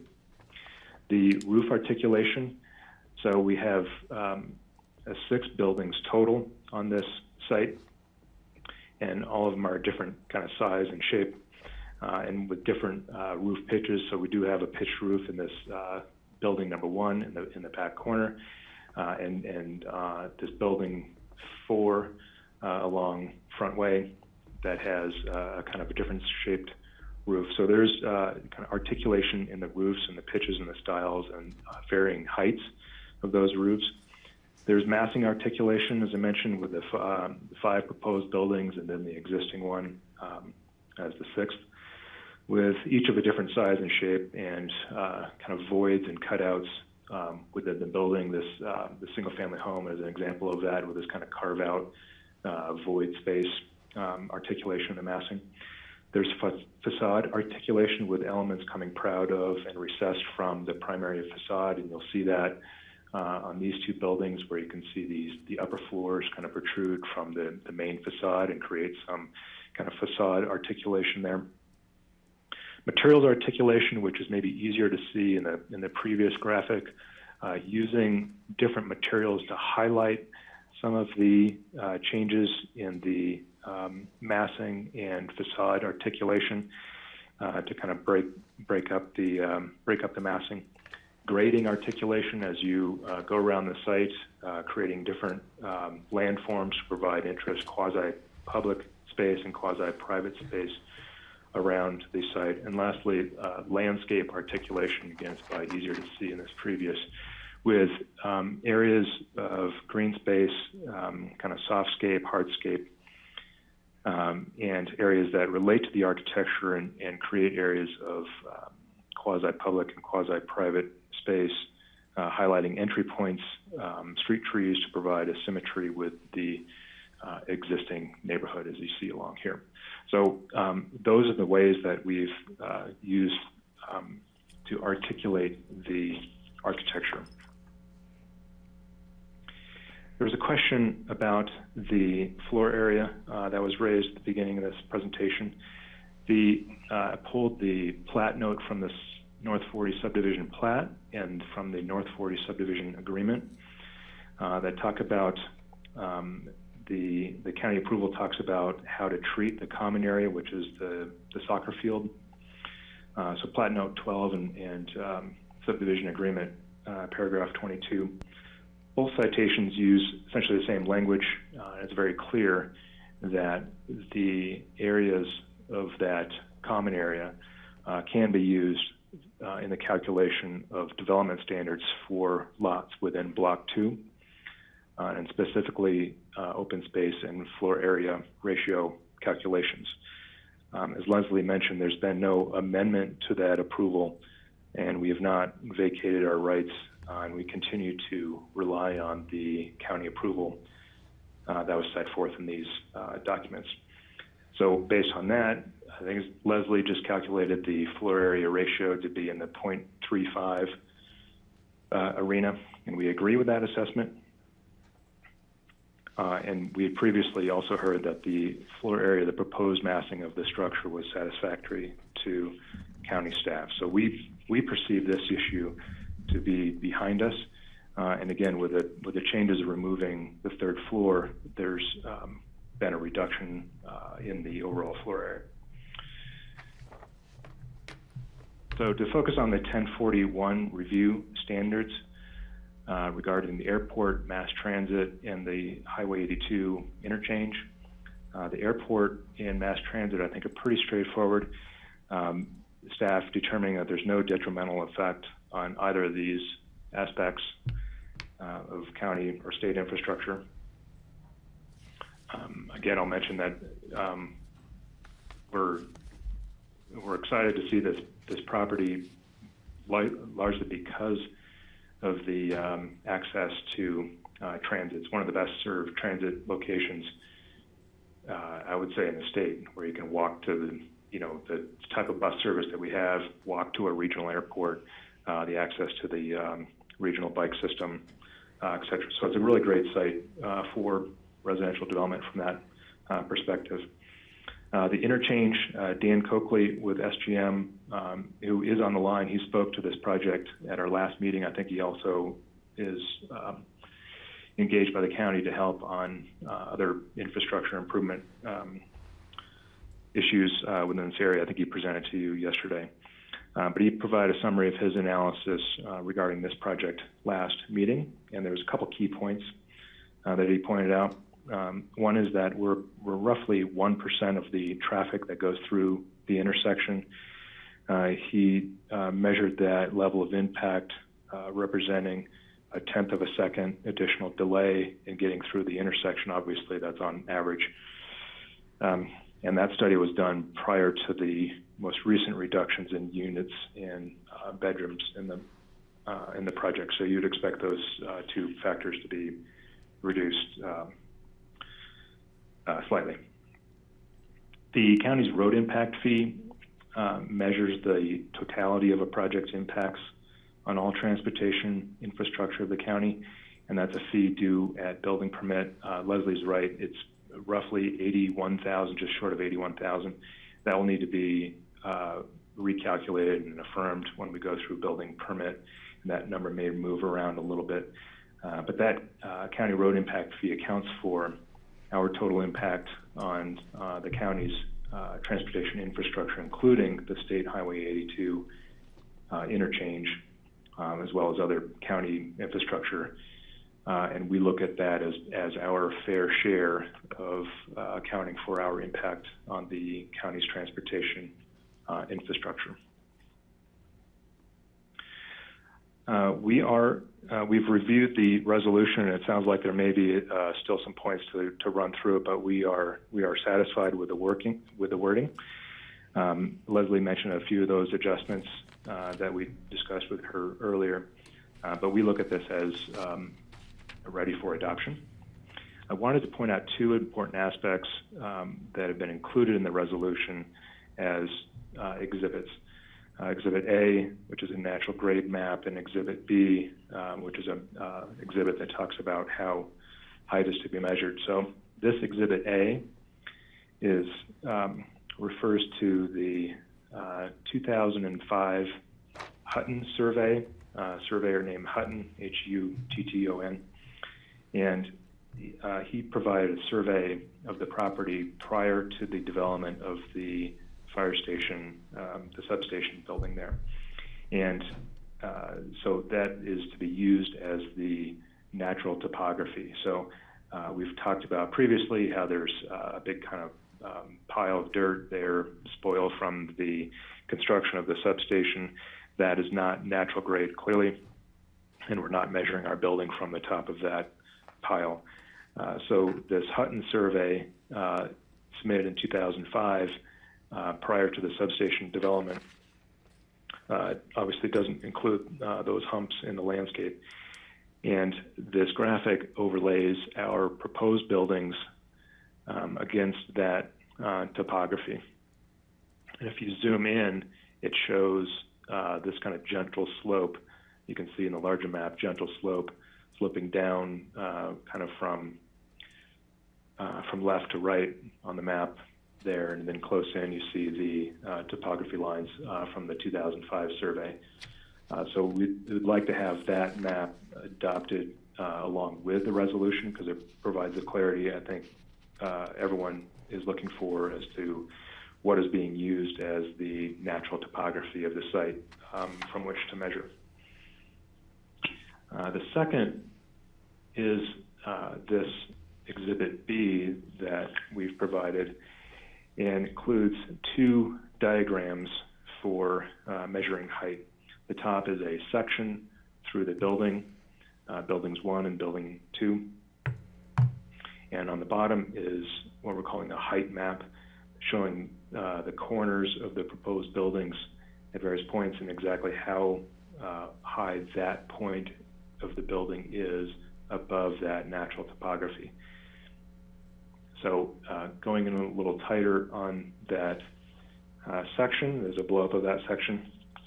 You can see that there's a dashed line here that is slightly below the plaza deck level, and that is that natural topography that we talked about in Exhibit A, translated onto this section. So that's the natural grade of the site. In our previous discussions, there was some question about, well, how high is the plaza above natural topography? And I think I said, well, it's roughly 18 inches to maybe 36 inches or maybe even 40 inches. So this line kind of shows that. So from that kind of lower, maybe 18 inches difference to down here where it's maybe 3 feet difference. So this shows that natural topography. And then the upper dashed line here shows the 28 feet elevation above that natural topography. So that's the maximum height of the buildings as it courses across the property. Two things to note here. One, obviously you see the peaked roof jutting above that 28-foot line. That is consistent with how the county measures buildings. There's a provision for peaked roofs to be measured to the midpoint. So this is a building that is compliant with the 28 feet, although the peak, the ridge of the roof line extends above the 28 feet. That's an allowance in the Pickens County Code. Second thing, obviously, you notice is that the solar array, proposed solar array, also extends above that 28 feet, and that is consistent with a 4-foot allowance for mechanical and solar equipment to go above the 28-foot height limitation. The bottom part of that Exhibit B, this is a blow-up of that area, and it shows the heights above the natural topography for various points of the building. So every place where you see one of these little circles, it calls out a height of the building above the natural topography. So, for example, this southwest corner of Building 2 here, the top of roof is described as elevation 7,762. That's obviously elevation above sea level. That's not the height of our building. That's an elevation above sea level. That's the top of our roof, and the max height that's allowed above the natural topography is 7,766. So if you're reviewing this map for height compliance, this corner of the building is roughly 3.5 feet below our maximum allowance. And those little circles, there's probably 40 of them around the site that show height compliance around the property. So we thought it'd be important to include these two exhibits to provide the clarity that I think everyone has been looking for regarding height, and this should help assist both our team and the county's team in the review of the building permit application. And happy to come, I'm sorry these are kind of technical, but I'm happy to come back to those if you would like to. Finally, in summary, I'd like to say that we've worked hard on this project. The fire district has worked very hard on this project to respond to input and to make some tough decisions regarding the project, and I hope you feel good about the changes that we've made. Changes were made after input from neighborhood. I mean, sitting here at a county commissioner's hearing on Zoom, We can hear you, Glenn. on any moment now. Yeah. Wishful thinking, Glenn.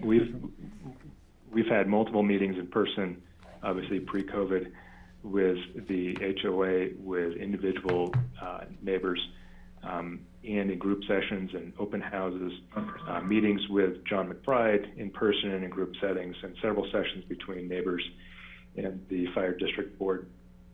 And changes that have come out of those meetings include several reductions in the unit count, lowering of the heights of the project, increasing parking, which was a request from the neighborhood when we very first started working on this, including the street parking that you see along here. There's 5 spaces that are planned for along the street. There was an entire building removed at one point. There used to be a building proposed in this large green space here, and obviously changes to the overall program of the project. We know that not all our neighbors are fully satisfied with the changes that have been made. Some are and some aren't. We understand the requests, and the requests are not irrational, but they do represent a magnitude of change that is, from the district standpoint, not in alignment with the interests of the entire district. The Aspen Fire Protection District has a responsibility to the entire service area and must remain responsive to the entire electorate. The district has analyzed its operational and housing needs and believes that the project project is necessary and is a responsible way to proceed. We believe the project complies with the standards of review. The subdivision plat that I showed, the notes from an agreement are clear on the development rights. We comply with the floor area and height limitations of the zoning, even though our status as a separate jurisdiction allows us a pass on the zoning. The project is consistent with the master plan for the area, and the location and extent review has been completed. We know from a sort of subjective standpoint, folks may wish it were a different design or a different placement or a different color. Changes anywhere from really simple, small changes to wholesale redo of the entire design. But from an objective standpoint, from a code and review standards standpoint, we've articulated this project's compliance with the standards of review. We are committed to providing our fair share towards the infrastructure improvements as calculated per the county's road impact fee. We're proud of this project. Ultimately, we see this project as a net positive for the entire community. We all rely on the efforts of our firefighters and the fire district personnel and emergency responders. The jobs that they do cannot be outsourced or provided on a Zoom call. They need to be nearby to be able to provide these services. And housing is the #1 threat to this continued service. And just as the city provides affordable housing for its cops, and the county is discussing the need to provide housing for its sheriff's deputies, the district is providing this affordable housing in order to sustain the services it provides, and that the residents and businesses throughout the district support and expect.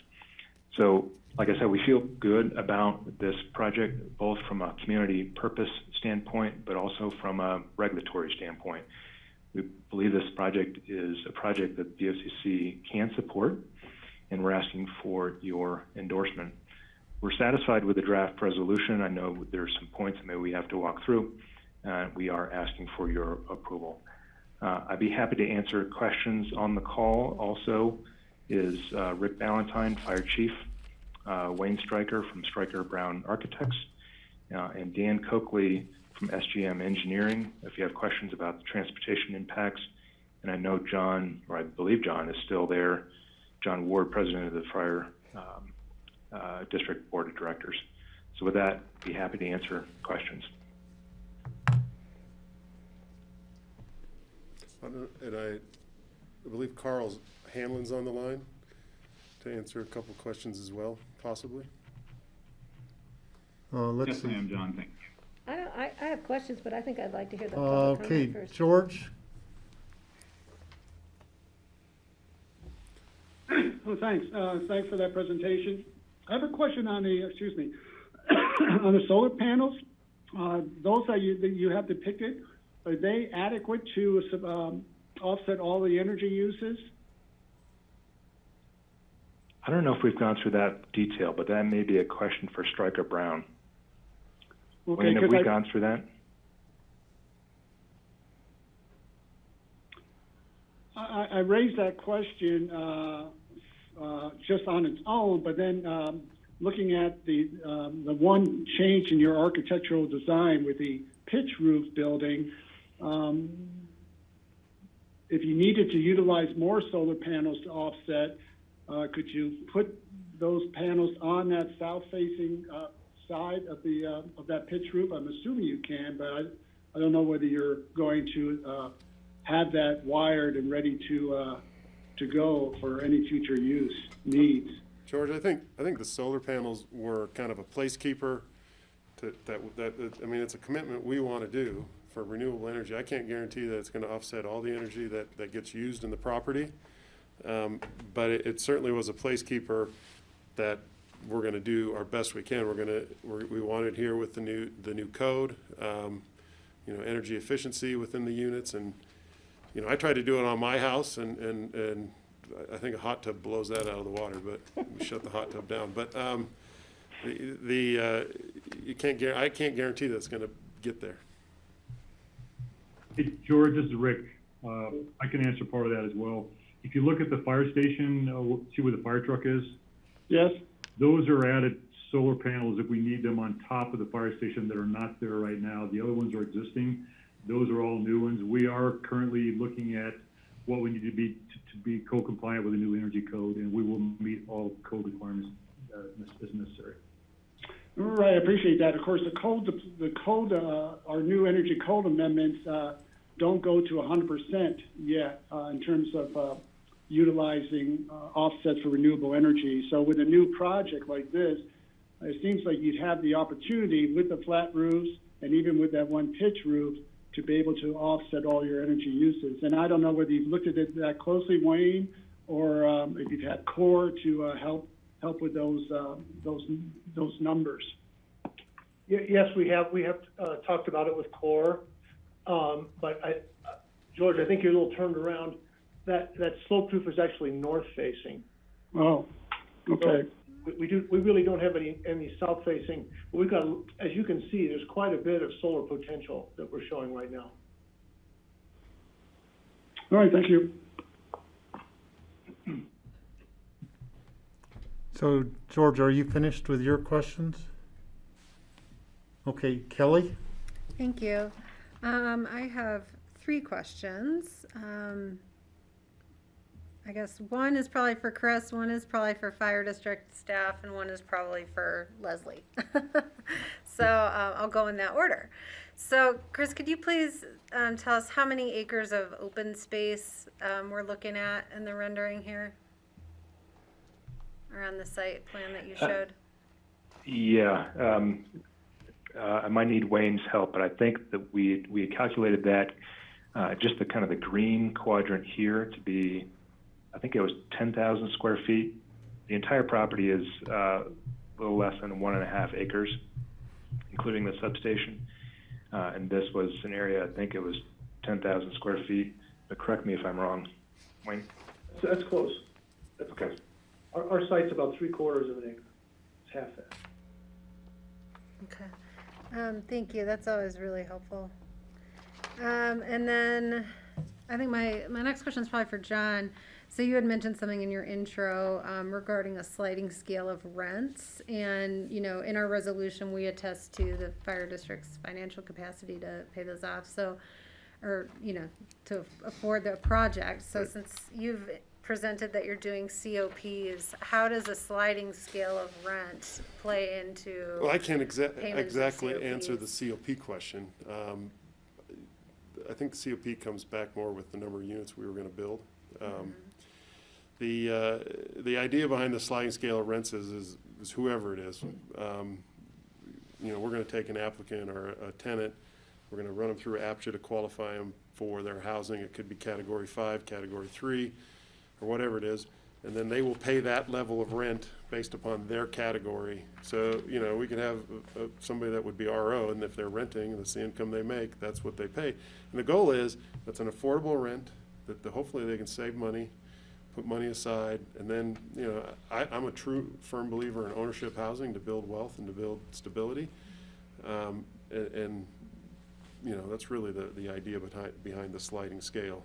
So it can house anybody, but they're going to pay their fair share, essentially, if that makes sense. Okay. And so the fire districts could have additional subsidies related to the COP payments based on those. Yeah. Carl. If I may. Go ahead with yeah, Carl. let me Hanlon. back. So, thank you, Mr. Chairman. So the COPs are actually, they're being paid by the mill levy. So they're not related to rent rate. There isn't a rent covenant to be able to pay the COPs. And we made a conscious choice as a financing mechanism to do that, to allow this flexibility on the cost of housing. So it provides, we have a regular revenue stream that will be coming in to pay the COPs off based on the mill levy. And then we have that flexibility on the rental housing to be able to do that sliding scale based on the APCHA rating. Okay, I really appreciate that, and I can understand that. We do that at the county for our housing as well, so I get that.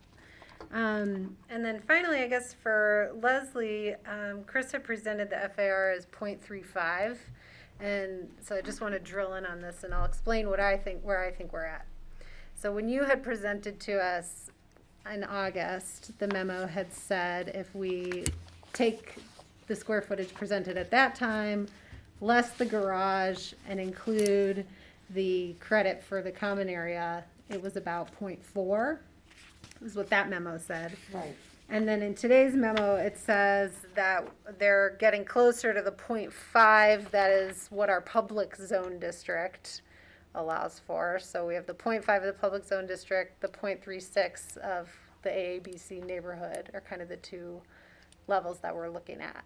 So I just want to give you a chance to respond, because our memo said 0.5, which would comply with the public zone district. Chris has represented 0.35, and so where are we at? Well, as you know, and as has been advised by the county attorney, you know, with regard to areas of state interest, we couldn't pin this project to the public zone district, which is 0.5, right? We couldn't, in the beginning, say, you can't exceed 0.5. But the WAP, which was the master plan that we used during the location and extent review, the WAP recommends that future development be compatible with the surrounding neighborhood. And so I launched this effort to try and define compatibility, and how do we define compatibility? And the WAP was very clear in height, that it had to meet the height, maximum height of that zone district. So the public zone district is 0.5. And we are looking around at some of the other allowable floor areas for the neighborhood. And that's when, in the last memo, I pulled in that Alpine Grove multifamily project, and that's right there at 0.4. So I was trying to kind of give everybody an opportunity to try and visualize what these numbers meant. And then we also found the note on the plat, which was not provided by the applicant, by the way, which is something that I found. I found the note on the plat about utilizing the common area of Block 2. So I utilized that again to, okay, if we use that and we can use that on this property, then we were down to 0.4. With the revisions that the fire district submitted a couple weeks ago, not utilizing Block 2, because there seems to be some lack of clarity about how Block 2, the soccer field, can be used. Should it be used, and if we use it, should we use it at 50%? Should we use it a percentage? So this memo just kind of walked you back to, if we were just looking at this property and we were looking at what they're proposing, it's roughly at 0.59. And the 0.5 is important because that is what the current zone district is, the public zone district.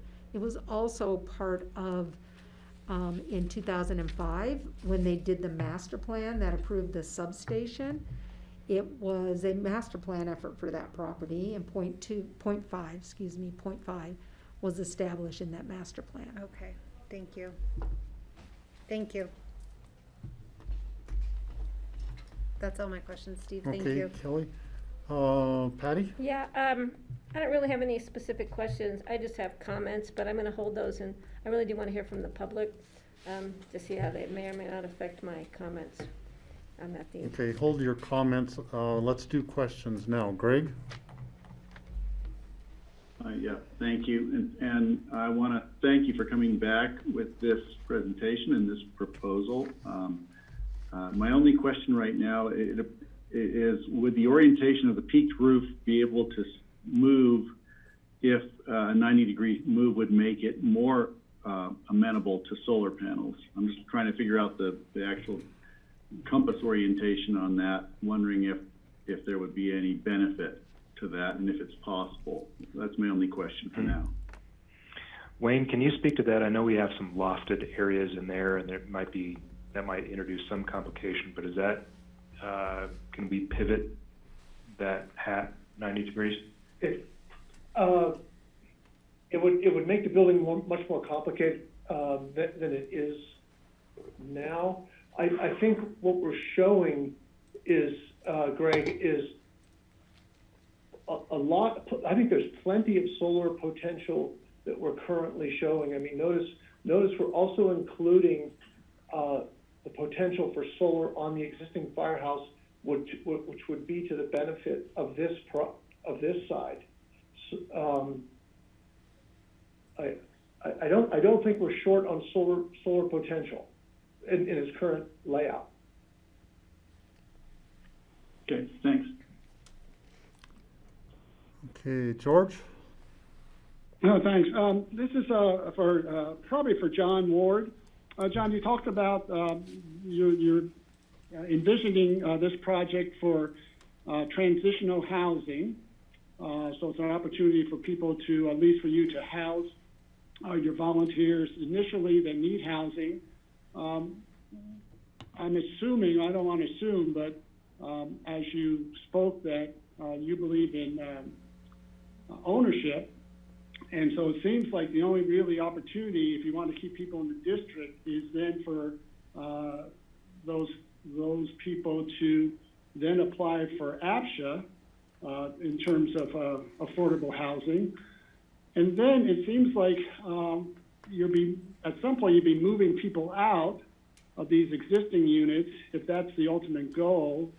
And unless you're going to see tremendous new growth, it seems like you may have some vacant units again. Well, you know, I do hope for turnover, no question about it. We all, you know, Carson Schmidt just texted me he was going to speak and he had to go to a meeting, but you know, he's a board member on APSHA. I don't know how many lotteries he had to be a part of to win. I know it was probably 30 or some number. You know, he ended up moving out of district, essentially. He's up in Snowmass. He got his housing up there. So if he were to be a firefighter, he'd be out of district. I look at this housing as the potential for flexibility, right? Give somebody the opportunity to rent at an affordable rate, live in district, work in district, you know, ideally take the bus into town to their job or wherever they work. And save money. And yeah, the goal is to me is to win ownership, to win the lottery, but with the demand in that lottery, we all know it. I mean, I make loans all day long on that units at higher loan to value than I would in the free market, because I know I can, if I were to ever own it, it would be bought very, very quickly. You know, there's 40 people deep on a lot of these opportunities. So, you know, we're never going to build our way out of housing. I think we've all agreed to that, and we've talked about it in APSHA. But this gives us the flexibility to keep somebody in district. We've done a mix of units to, you know, 2-3 bedroom units, 1 bedroom, and some I'm drawing a blank on what you call them. Studio units, sorry.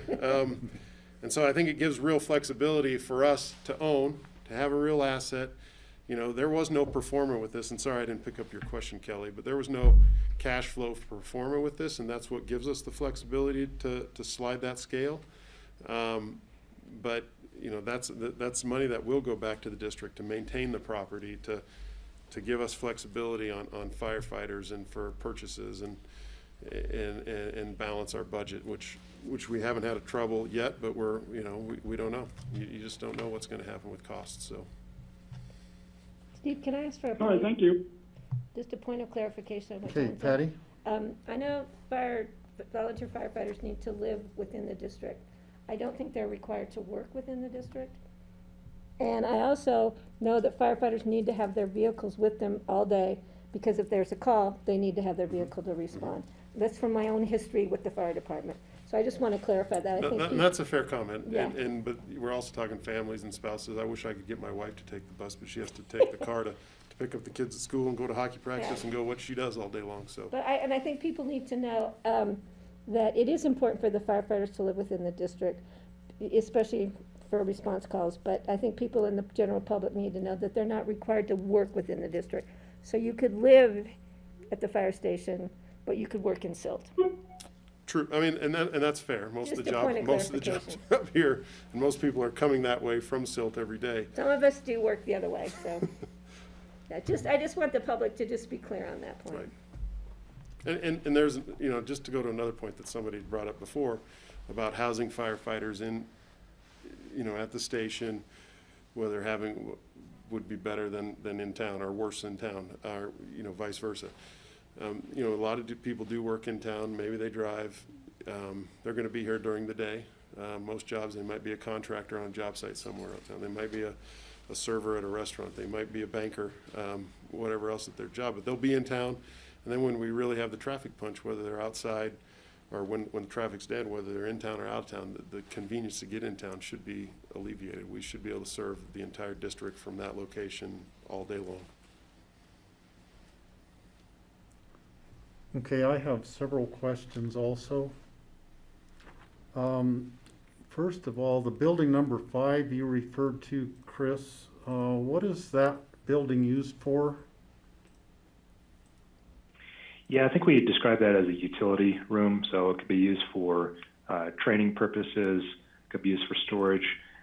There is some gym equipment that is in the substation now that this building could house.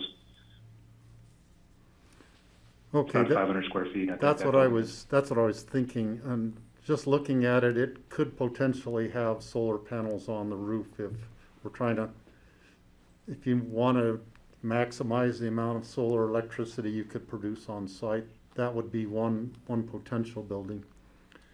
Looking at the same slide, and I'm trying to think of pedestrian pathways, if someone is walking to go to the Rafta bus from here, to go to town, or maybe it's a spouse, or the kids going to get to the Rafta bus.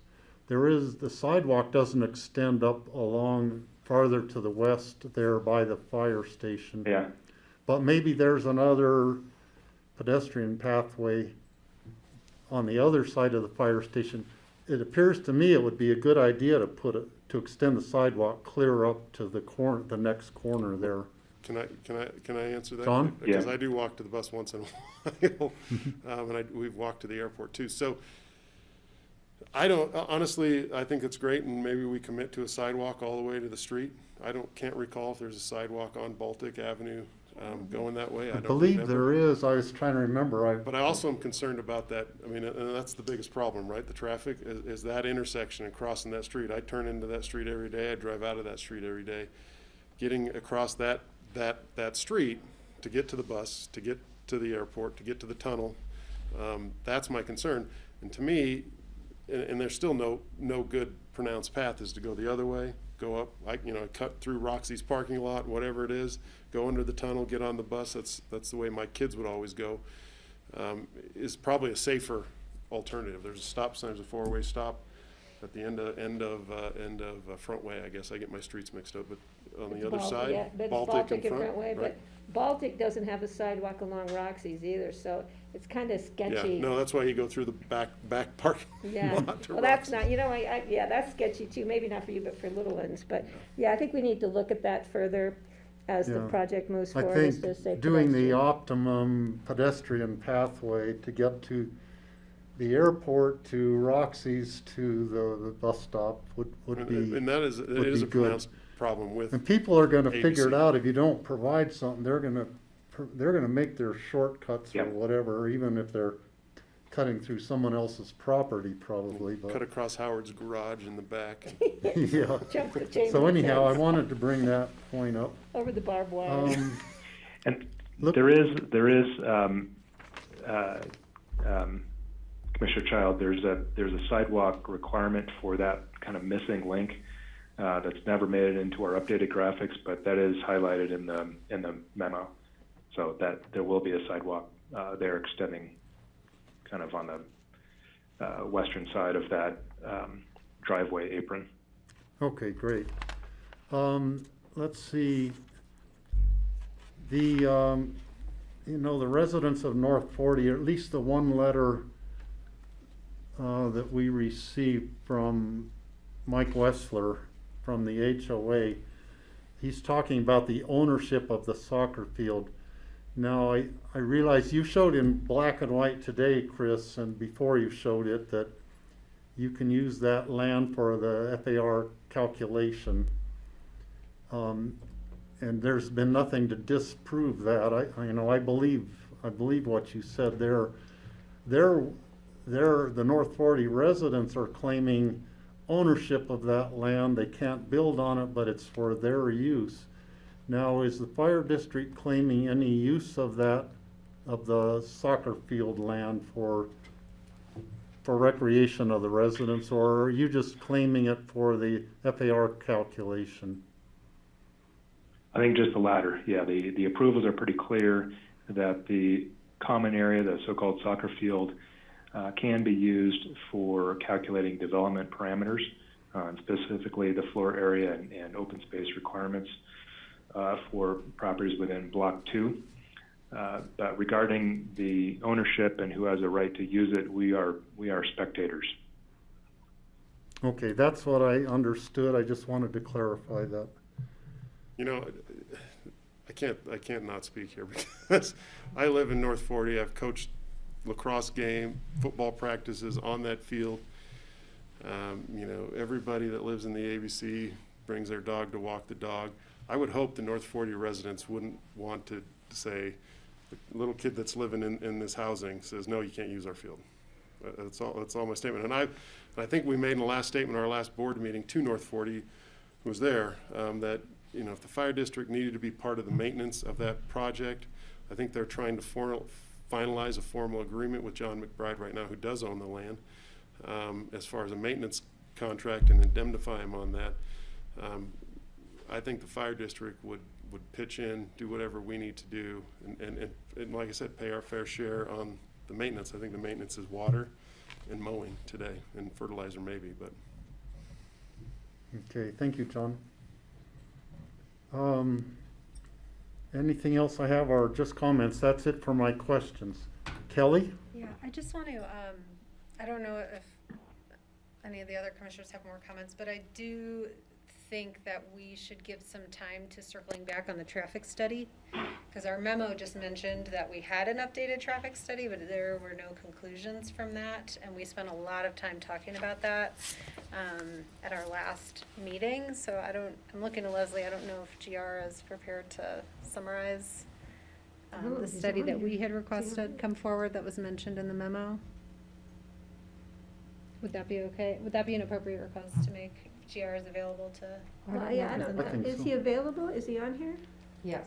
Okay, Steve, let me add to Hey, that Steve. real quick. Can I add to that real quick? Let's see, Greg Good wants to add on to this. Greg? I just wanted to thank John Ward for his comment regarding the ball field and the use of the ball field. That's been a sore point for me for years. Only because my own kids were chased off of there by a North 40 homeowner when I think they were having a picnic lunch with their theater group or something that was out at one of the businesses at the business center. And when I learned that no one was allowed to use that space, it really just seemed like such the opposite of goodwill that I would expect from the subdivision. So I appreciate your extension of that goodwill to whatever happens with the fire district and their kids. I think we're a community. It's important that we're inclusive, and if there's a ball field there, kids aren't allowed on it. My sympathy just drains away. So I wanted to thank you to see that there's a crack in the wall there. Definitely with me, Greg.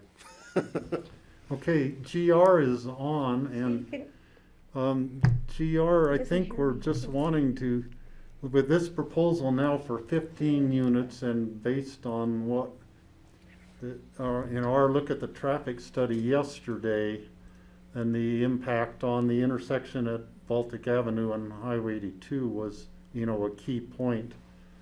And there was there is a measurable amount of increase from 15 units, but could you briefly describe the results of the study, GR, without going into we had a long meeting yesterday. We talked about it an hour yesterday. We don't have that time today, but. I'll hand it over to you, GR. Yeah, I just wanted to add to that, Steve, if you don't mind. GR, I think Kelly's bringing it up is really pertinent, especially since in the reso itself, there's multiple references to the traffic impacts from Baltic and to the Baltic intersection of Front Way, et cetera, and to the intersection that I think we weren't allowed to take into consideration under the state areas of interest, matters of state interest. So it's pretty much on page 3 of the reso. It says that the board finds that there are no issues, except that it references the project will exacerbate the congestion intersection of Highway 82 and Baltic, et cetera. So I think we need to be looking at that as part of your traffic study when you present it. Thank you, Okay. Steve. So as the board knows, we spoke for about an hour yesterday about a fairly in-depth traffic impact study that the county is currently undergoing. We used still the 17 units that were originally proposed because we did not receive that reduction until after several of the models had been run. However, that change would be probably fairly modest in the number of design hour traffic that we would see. I think the piece that we presented yesterday was that the design hour traffic would range from between 2 and 8 vehicles, depending on which design hour that you're looking at. This is I took no exceptions originally with Mr. Coakley's original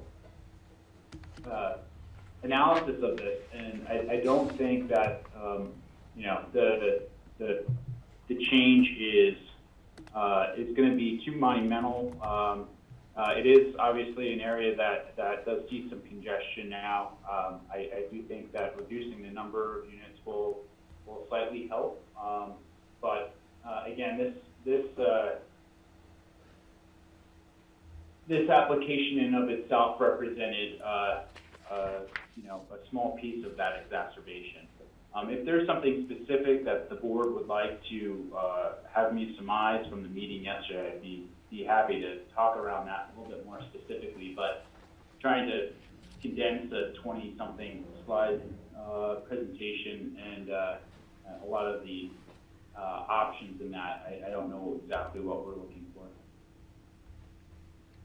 So Kelly, do you have any So- specific requests for GR? No, I just wanted, and I don't see George, but, I just wanted to let everyone know, because we had this independent study as to whether it would affirm or contradict what was presented in the traffic study from the applicant. So I think it's important to just note that there's not a contradiction there with the number of units. I think that we still have some issue with how the calculation of units rather than,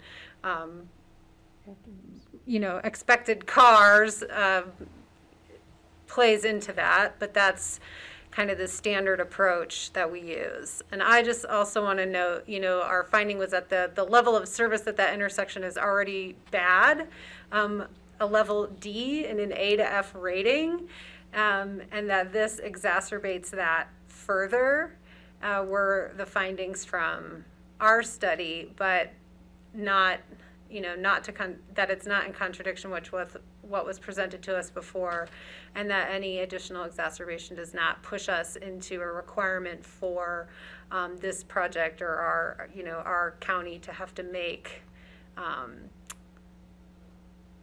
improvements to those intersections. Is that right, GR? Yes. Okay. Okay, Patty? Yeah, so then I still need clarification as part of the reso, where it says that the BOCC pretty much finds that we're in compliance as far as traffic with the criteria for matters of state interest, when then it says repeatedly the intersection will be negatively affected, the project will exacerbate the congestion at the intersection, and then again, so it's hard for me to say, we're finding that it's in compliance, but we're saying it's gonna exacerbate the traffic. And there's gonna be issues with congestion. So I feel like I'm saying one thing on this hand and another thing on that hand. So if somebody could clarify that for me?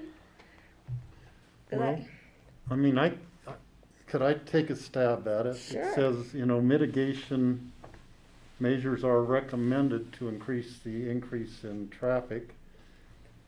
They are going to be paying the road impact fee of $88,000 or whatever it amounts to. That would be part of the mitigation to address the, potential changes in the intersection, which GR went through, different alternative alignments or roundabouts and different adding turning lanes and things are possible mitigation. The fee that they would pay would be part of that mitigation to address. So does that mean we're comfortable that $80-something thousand will mitigate these issues that we don't really even know what the mitigation's gonna be yet? I mean, that's still a tough one, because I think improvements, it's hard to say after the fact, gosh, I wish we'd really known what we needed to mitigate. I mean, this is our one chance. So, it pretty clearly says that there's gonna be traffic congestion increase in congestion. There's gonna be issues with the intersection. Again, my concern is getting the cars to the intersection of Highway 82 from this project. Once they get onto Baltic and get out, that's different, but just a little bit uncomfortable with that. I know they're gonna mitigate with 80-something thousand, but I'm just not sure we know what the mitigation will cost related to this specific project. So that'd be a question for maybe you, Leslie. If this were a private developer proposing a project here, and you would calculate the road impact fee based on how they are calculating, it'd be the same calculation. It's the same calculation. Yeah. Same calculation. Right. It And- maybe doesn't pay Right. for the several hundred thousand or whatever that GR laid out for the different options for rebuilding that intersection where it goes on to Highway 82, but it contributes towards it. It's already a traffic problem there from the already existing development that is there without theirs being added onto it. It needs help right now, even without their housing, so they're contributing what's considered a fair share based on the number of units they have. Is that correct? Yes, which is consistent on how we assess the road impact fee for all development. And then in addition, there's other items related to traffic connectivity, pedestrian flow. But I'm just saying, I'm not disagreeing with the road Right. impact fee. I'm just saying, we're saying it complies with the criteria for matters of state interest. At the same time, we're saying, it is gonna exacerbate the existing congestion issues and traffic flow.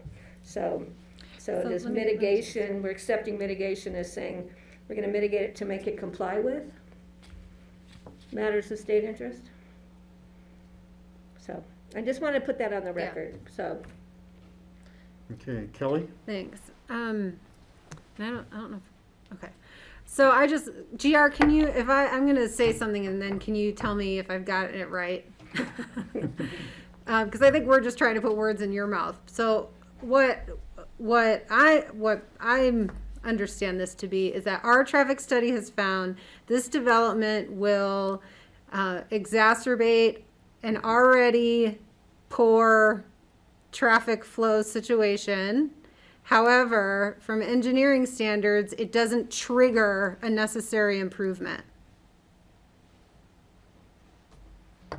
That's fairly fair, Kelly. I think that perhaps to articulate a little bit more is one of the things that we discussed yesterday is that we really do strive to have that goal during peak hour that you have a level of service D and that you don't let it degrade. I don't think that the additional trips here are necessarily what specifically would bring it, over some sort of threshold.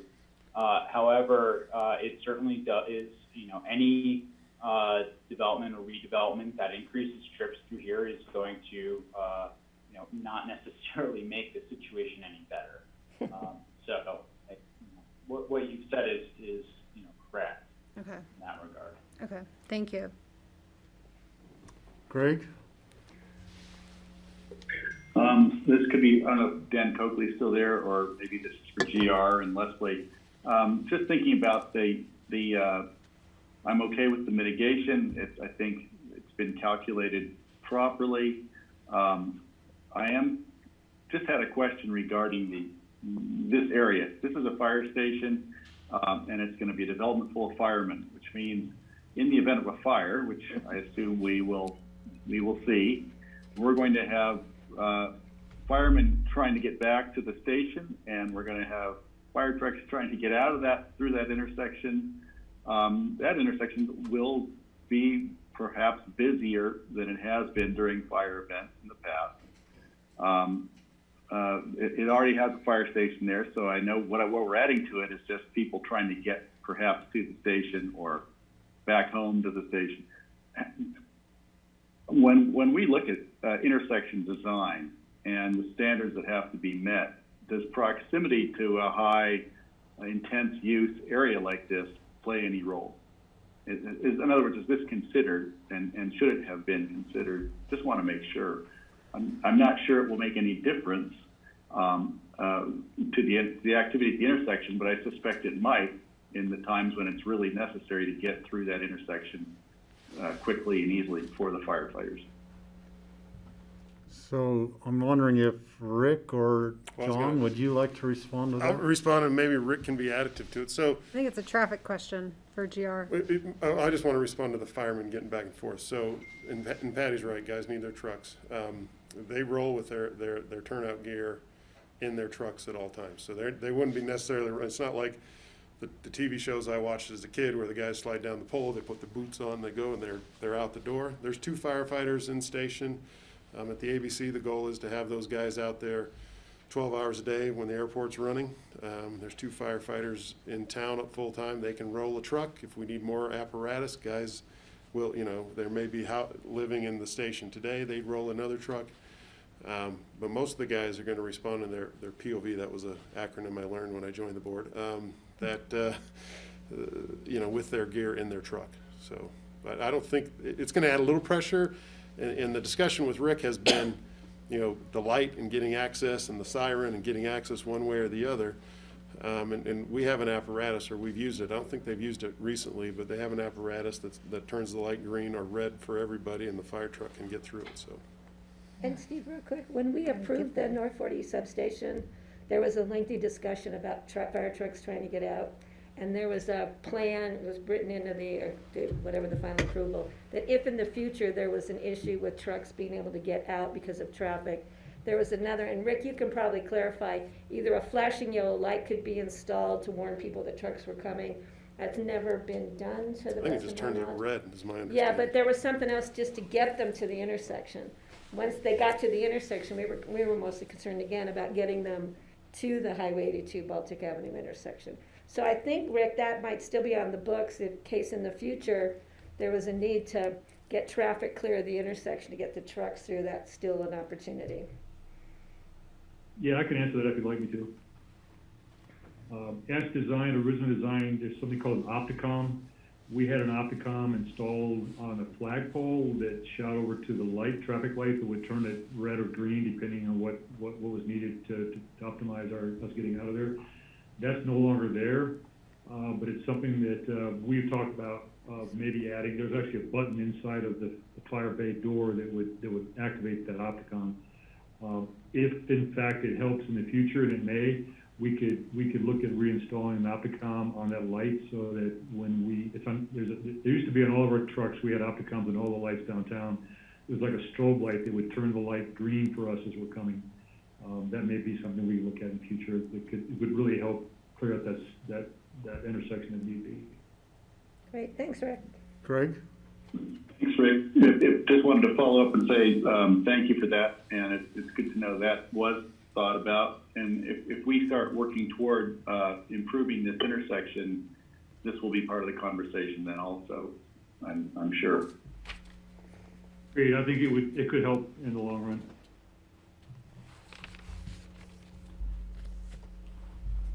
Okay, let's see, where are we in the process? Public comment.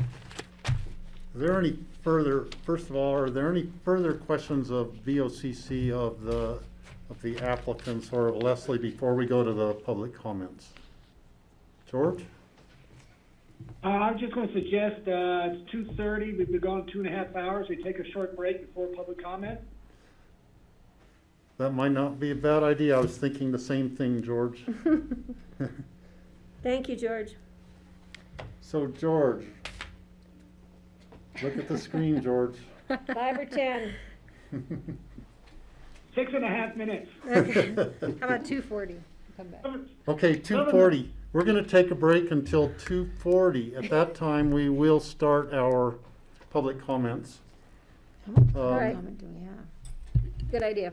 Okay, thank you, everybody. How much public comment is out there? Thanks, do you Steve. know? And John, again, it wasn't personal. It's just we haven't had the policy. No, yeah, I didn't want to create a No, problem. no. No, I get that. I understand. I knew exactly where we were going. I just didn't want to create a problem for You're anybody. not, you always think, you can't- No, you-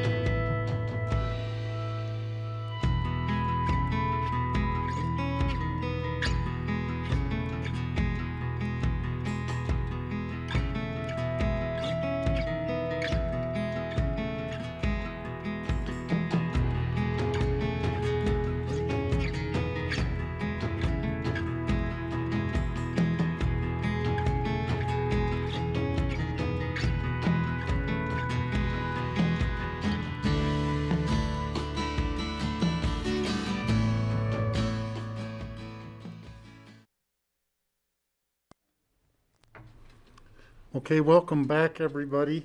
We're going to start the public hearing portion of the hearing on the North 40 housing project.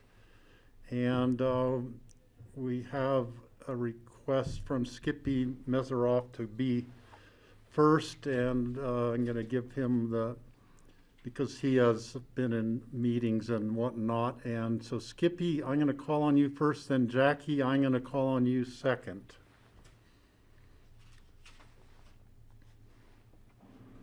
Great. Can you guys hear me? Yes, we can, Skippy. Thank you for letting me jump in. You guys have been background noise for a few meetings, so I'm helping spread the word. I just wanted to call in and offer my full support for this project. We have, as all of you know, and have run on a huge housing deficit in our community. There's never a perfect place for it to go. There are always neighbors, but I think this is as good as any. I think the applicant has worked diligently and really gone above and beyond. Frankly, I think it's a shame that we have 15 units rather than 18. These are not just community members in need of housing in a scarce environment, but these are literally the people who stay up all night to keep us safe. And if there's anybody that we need comfortable, well-rested, and local, this is it. So I just very strongly would like to recommend that you guys move this forward, and I thank each of you for your service and your work to improve the project. Okay, thank you very much, Skippy. And just a reminder to all of the people calling in, if you have made public comments before, you do not need to repeat everything that you said before necessarily. You could just make brief comments, say whether you support or against if you have new information, or if you are a new caller. And we want everybody to stay within a 3-minute time limit. So, Jackie Francis next. Welcome, Jackie.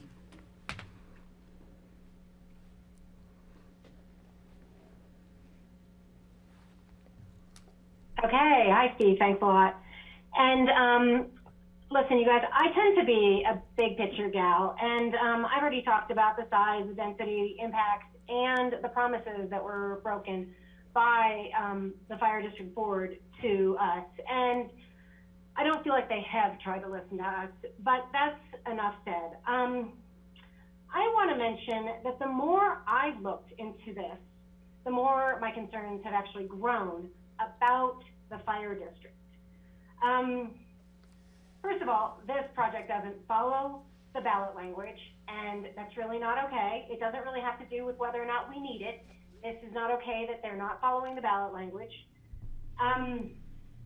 They are putting housing right next to a training facility, and when I looked into this, that's not really something that most fire districts try and do because of safety and environmental health hazards. And this has not even been looked into one iota. Do we want a little kid living in this housing to get run over by a fire truck?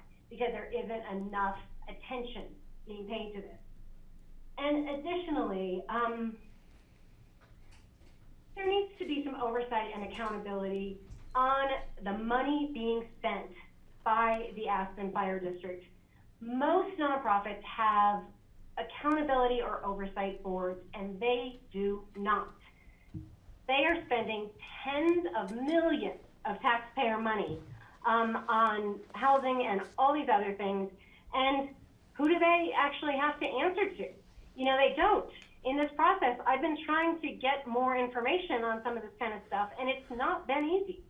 And there's been a lot of assumptions made, and I just think that this particular project is not well thought out, and it's being rushed, and I really think that an example of this is that from what you just approved earlier in this meeting today, looks like they're planning on spending $250,000 plus on a roof that's around 15 years old. And when I looked it up just now, it says it's about $5 to $10 for roof replacements. per square footage. Steve, I'll help you. And I just really feel like they've got a lot of money in their purse, and they need more people to actually make sure they're being responsible with it. Thank you. Okay, thank you, Jackie. Next, we'll call on Lisa Hancock. I'll help you with the timer. I'll see how. I think it's 3 minutes, but I usually use the clock on the wall. Lisa? Hi. I've made comments before, you guys know me now. I just want to make a few quick new comments based on what I've heard at this meeting. Greg's issue with the soccer field and the children being able to play, well, obviously they're going to be able to play on the soccer field. There's no policing keeping those kids off the soccer field, and I don't think anyone really wants to. They're going to have to play on the soccer field because the open space afforded to them within their own project is not enough for them to play. So they're going to be playing, in the walking path in front of our houses. They're going to be playing in the field, and they're probably, like Jackie said, going to be riding their bikes and things behind the project where the firehouse is, which is, to me, I pointed this out before, that one is pretty dangerous. But I don't think anyone at North 40 wants to keep kids off the park. I mean, let's just be real about that. Greg said that he had an incident with a group coming out of CMC, and that's a little different. But the kids who are living in the vicinity all play in the park. Another quick thing is the discussion about traffic, and I just want to throw this out there as a possibility to get in people's heads. If you move the convergence point to north or west or whatever it would be of the stoplight, it might really help the traffic flow for that stoplight, because having to move into the traffic when you're then having to converge and everyone's backed up, if you put that backup point, then that traffic light would flow better. So just to throw that issue out. But then to this meeting, my big thing is I don't understand, actually my big thing is density of this. It's gone from 15 or 18 units down to 15, or 17 down to 15. You were at 39 rooms, now at 32. The way I calculate it, 53 people down to 47 people. So it's still really quite dense, which is my big concern. The other thing is I don't understand why the garage is exempt when the North 40 underground spaces are not exempt from FAR. There's 2,769 square feet that is not parking down there. On the plans, it's storage and a fitness room. So that, to me, should be figured into the FAR, and I'd really like Leslie maybe to comment on that if possible. There's the other building that Chris mentioned of building 5 being 500 square foot is also designated as a fitness room. So now they have 2 areas designated as fitness room, which doesn't quite make sense. So I'd love it if someone could comment on that. The underground space that I'm referring to cannot be used as parking because of the way that the garage is laid out. So it has to be something other than parking. And then I believe John mentioned that, okay, let me just finish. I believe John mentioned that there was guest parking lots in the garage, but that doesn't add up since there are 15 units, 2 cars per unit means 30 parking spots, which is what they have. So those are my questions and comments. Thank you. Okay, thank you, Lisa. Appreciate it. Next up, we have Jack Spalding or Spalding. I'm not sure if maybe misspelled.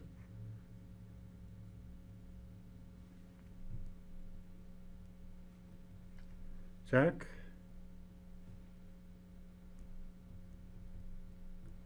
Jack's hands up. Jake, maybe? Jake? Is it Jake?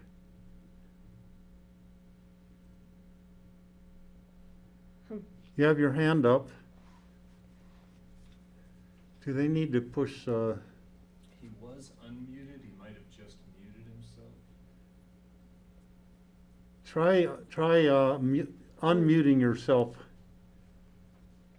There you go.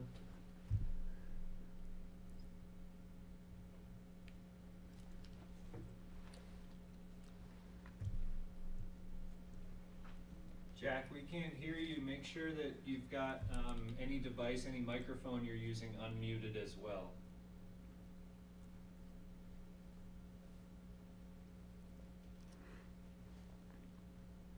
Okay, we can come back to this. Why don't, okay, we could come back to you later. Maybe you can work on your technical thing. Let's go to the phone number ending in 2050. Beth has been on for a while. You bet. Wanna go to Beth first? Yeah. Just as a suggestion, Steve, Beth has been on since the beginning.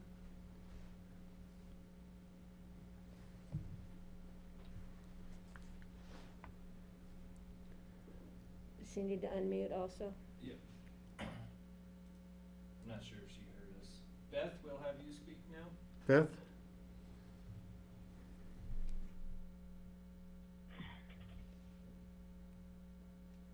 That's something. Go ahead. Beth, we can't hear anything. No, I'm just listening in. I didn't need to comment. Okay, thank you. We wanted to give you the opportunity. Phone number ending I in appreciate that. 2050.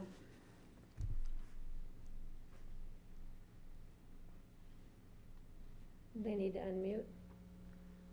You need to unmute yourself. There you go. Hi there, 2050, can you hear me? Yes. Hi, this is Mark Hunt. Thank you for allowing me the opportunity to say something. I guess first of all, I love this plan. I'm super excited with specifically with the transitional approach. You know, as far as, you know, getting someone in there, get their feet on the ground and, you know, for a start, I like the approach. I like it for all affordable housing. I think it's aspirational. The plan looks clean, and I appreciate, you know, very much as a developer myself, I appreciate the time in going into, you know, getting the cars, you know, off of the street and parking and putting it underground. You know, that is certainly not easy, and it's also not cheap. But that being said, you know, much appreciated. You know, I heard some of the others, you know, people talking about, you know, whether to use the FAR, you know, you count the FAR or do not count the FAR. I mean, generally, you never count FAR for underground space. And most of the time, even livable and usable, but almost never as it relates to parking. And it would be a shame to kind of give, you know, another penalty, if you will, against, you know, FAR, which ultimately, you know, could end up reducing units for basically going above and beyond and taking the traffic off of the street. Listen, it doesn't look like they're asking for much. You know, I'm not going to pretend to be an expert in the neighborhood. You know, I'm listening to some other people with traffic flow. I appreciate that, and this is an area where people are living, and I want to respect that, and I certainly don't want to pretend that I'm an expert in it. But generally, as it relates to safety and flow and park space and how to get to and from parks, you know, generally you should be able to work through the flow. So I'm hopeful that you can. Listen, I'm a huge proponent of, you know, the affordable housing specifically for, you know, first responders, you know, and teachers. I'll throw that in there. So, you know, I would hate to see anything in this project used as kind of an example, you know, for, you know, potentially others coming, you know, behind them, so to speak. I would, you know, I think that, you know, for this, and quite frankly, again, I'll say it for housing, for our teachers, I mean, both are critical to our community. I would rather make an exception of them versus an example. But thank you for your time, and I appreciate you letting me put my 2 cents in. All right. Thank you very much, Mark, for your comments. We appreciate them. Next, we'll call on the phone number ending in 0928.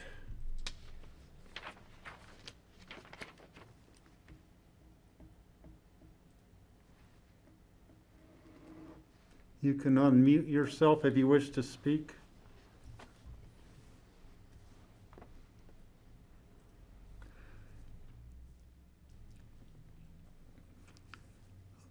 Other people can raise your hand if you are ready to speak now. If you can do the little raise your hand feature on the Zoom call. Okay, let's go to phone number ending in 4704.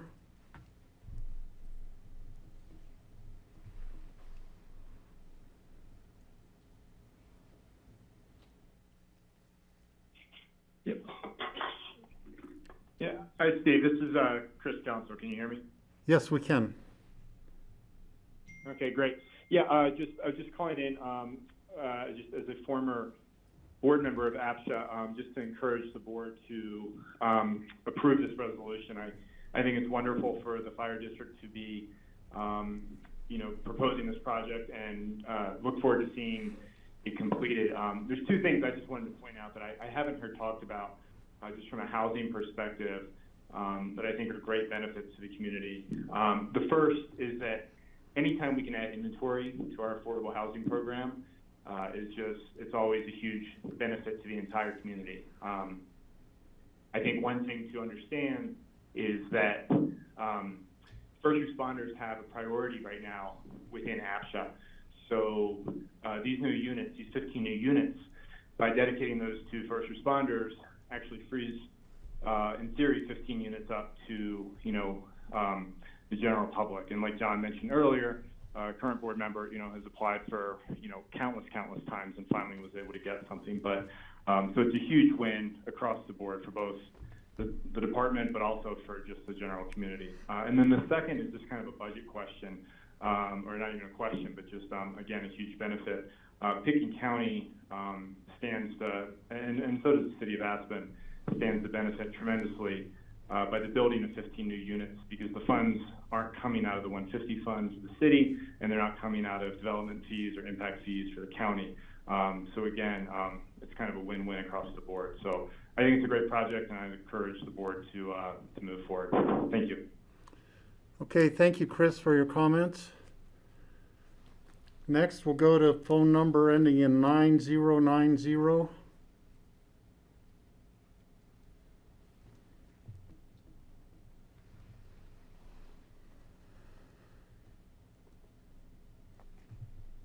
Hi guys, Mark Devlin, live across the street. I want to just make sure that I voice my concern over the parking garage. There are certainly some issues with some of the parking garages around town where some of the bigger vehicles can't get in. I do want to make sure that the parking situation is sufficient for this project and that we don't have a bunch of cars parking on the streets. I also do believe that the density is a little bit big, but we've had that topic hit on so many times, I'll keep my mouth shut on it. But that is the biggest thing I think that I am concerned about, to make sure that that parking garage can fit the cars that the fire station or the fire members are driving. So that's all I have for today. Thank you. Okay, thank you very much, Mark. Next, we'll go to Al.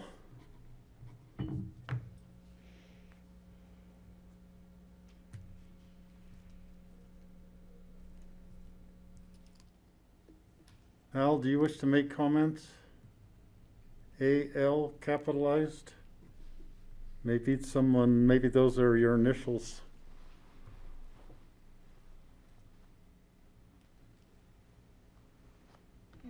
Okay, let's go on. Let's see. Dan Coakley, you are really one of the consultants. I don't think you would have public comment.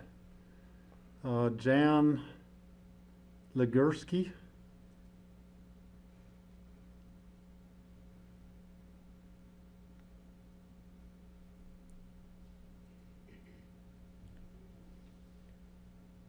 Jan Legursky, do you have comments? You need to unmute your phone if you wish to speak. Yeah, can you hear me? Yes, we can. Okay. Just that I would hope the community would support this. I don't think that the concerns with congestion I don't think it would be as bad as what you think it is. But the important thing is that housing is needed for volunteers. and for our firefighters in general. It is something that helps keep them in the community, and the service they provide, I think, is invaluable. So anyway, I hope that you would support this. Okay, thank you very much, Jan, for your comments. Next up, Jason Lasser.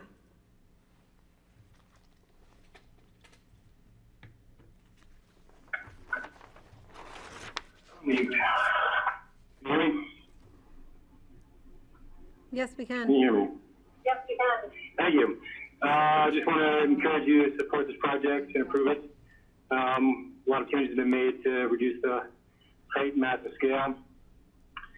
Again, this is definitely a needed cause. Affordable housing in our valley, as you well know, and in our district. As a volunteer firefighter living in a one-bedroom with a three-person family, I'm definitely in need. So once again, I encourage you to support and approve this project. Thank you. Thank you, Jason. Thank you. Next, we have Ryan Warren.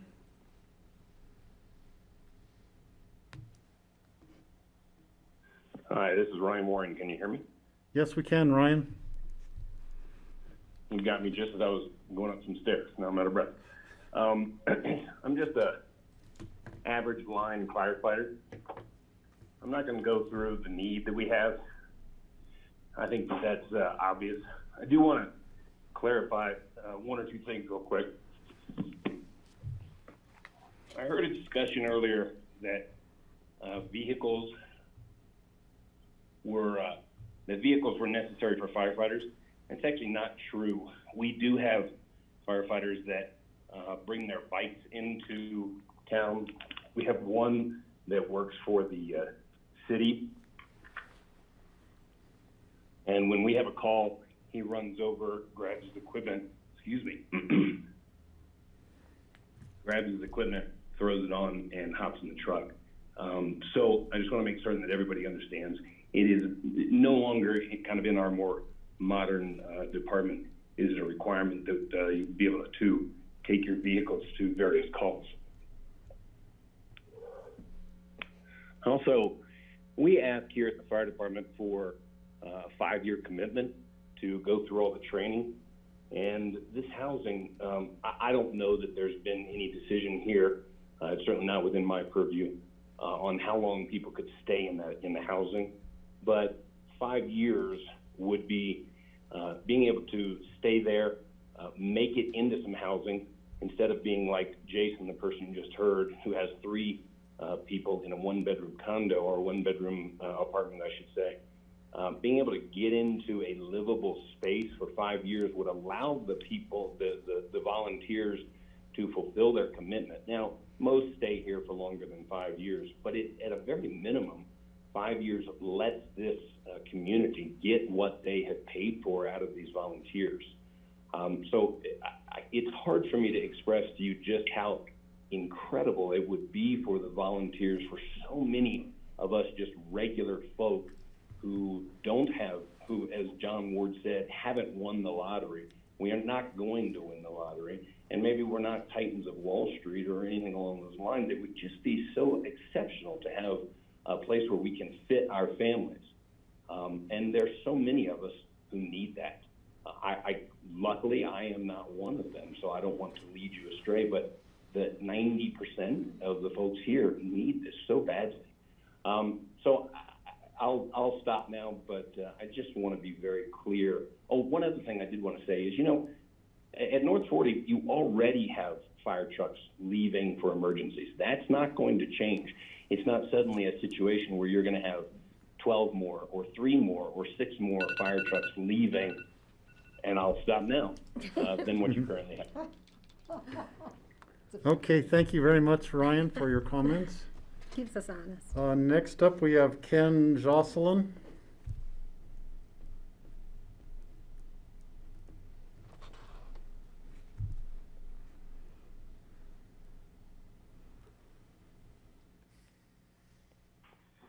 Sorry, I don't know how I may have come up. I didn't really have a comment, but now that I'm here, I can definitely support everything that our previous firefighter said. I haven't been on part of the department now for 14 years.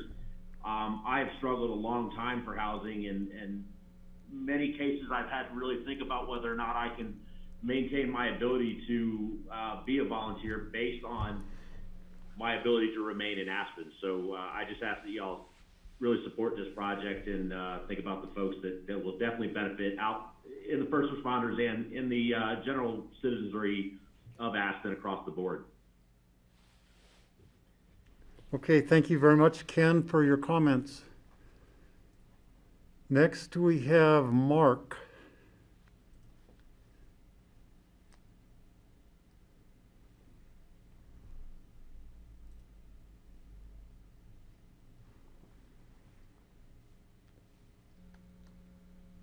Mark, if you wish to make comments, you'll need to unmute.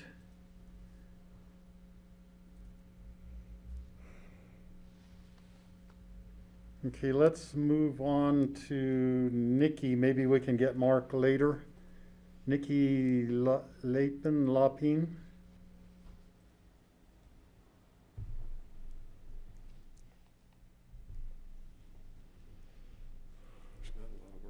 It takes so long to. Maybe some of these are for the next hearing, next thing too, so. Okay, we'll move on. Nikki's unmuted. Okay, Nikki? Go ahead, Nikki. We can't hear.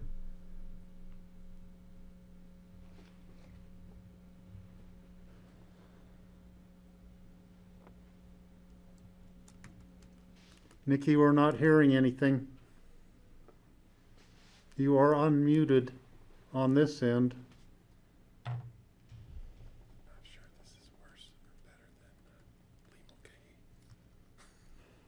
Okay, we're going to move on to the next person. You can try again, if raise your hand or something if you want to speak. Next up, we have Parker Lathrop.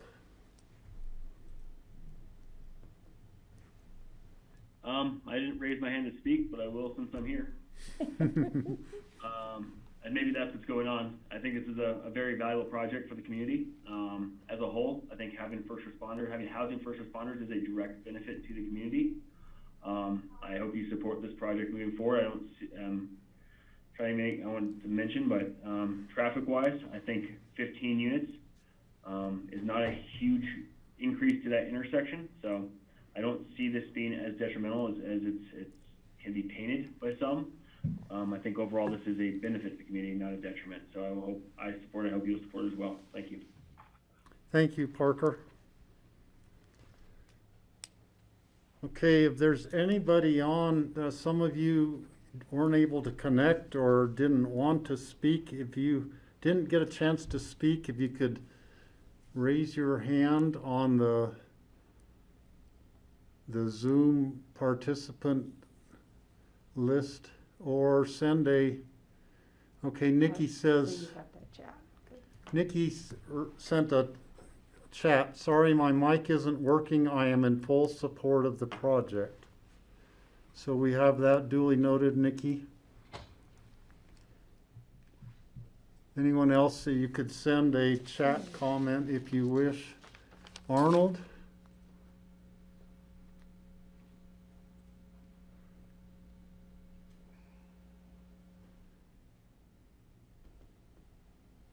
Can you hear me? Yes, go ahead. Sorry. I just wanted to add in, as one of the new firefighters here, I think it's a very important project and very important to have people living in the district close to stations for quicker response and retention of volunteers and employees. That's all I got. Thank you. Okay, thank you, Arnold.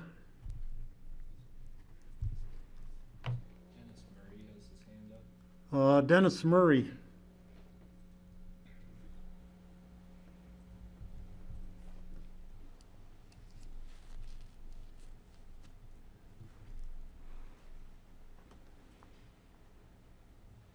Dennis, do you wish to comment?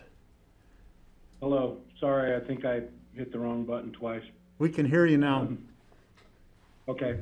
I'd like to speak in favor of this project as designed. I think we heard from our previous meetings we needed to make some changes. I think we did that. I think it's a quality project. It's going to be a wonderful opportunity to house firefighters is my intent. The stress of living in Aspen, Colorado, and all that's accompanied with it, plus being a firefighter, if I can relieve some of that stress of housing, and that's part of the hope I have here, and to be able to react to an event and even supply mutual aid to other districts around, because if you've read the paper or looked at the news, the whole western United States is up against fires of all kinds, and we've been supporting our neighboring jurisdictions with firefighters. So please consider this as a quality project, and we seek your approval. Thank you. Okay, thank you very much, Dennis. Okay, is there anyone else who wishes to speak?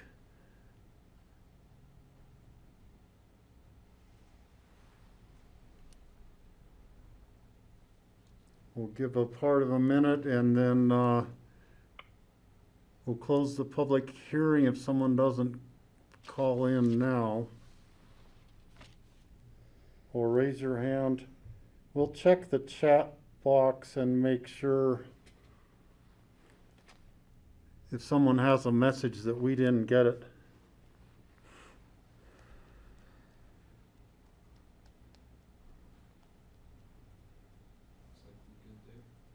I think we're good. Okay, we're not seeing anybody else coming on, so I'm going to close the public hearing on this matter and bring it back to the board. And I have to get my screen up so I can see if someone has their hand raised.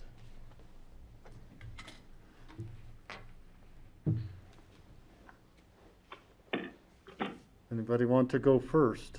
George, thank you. Sure, thanks.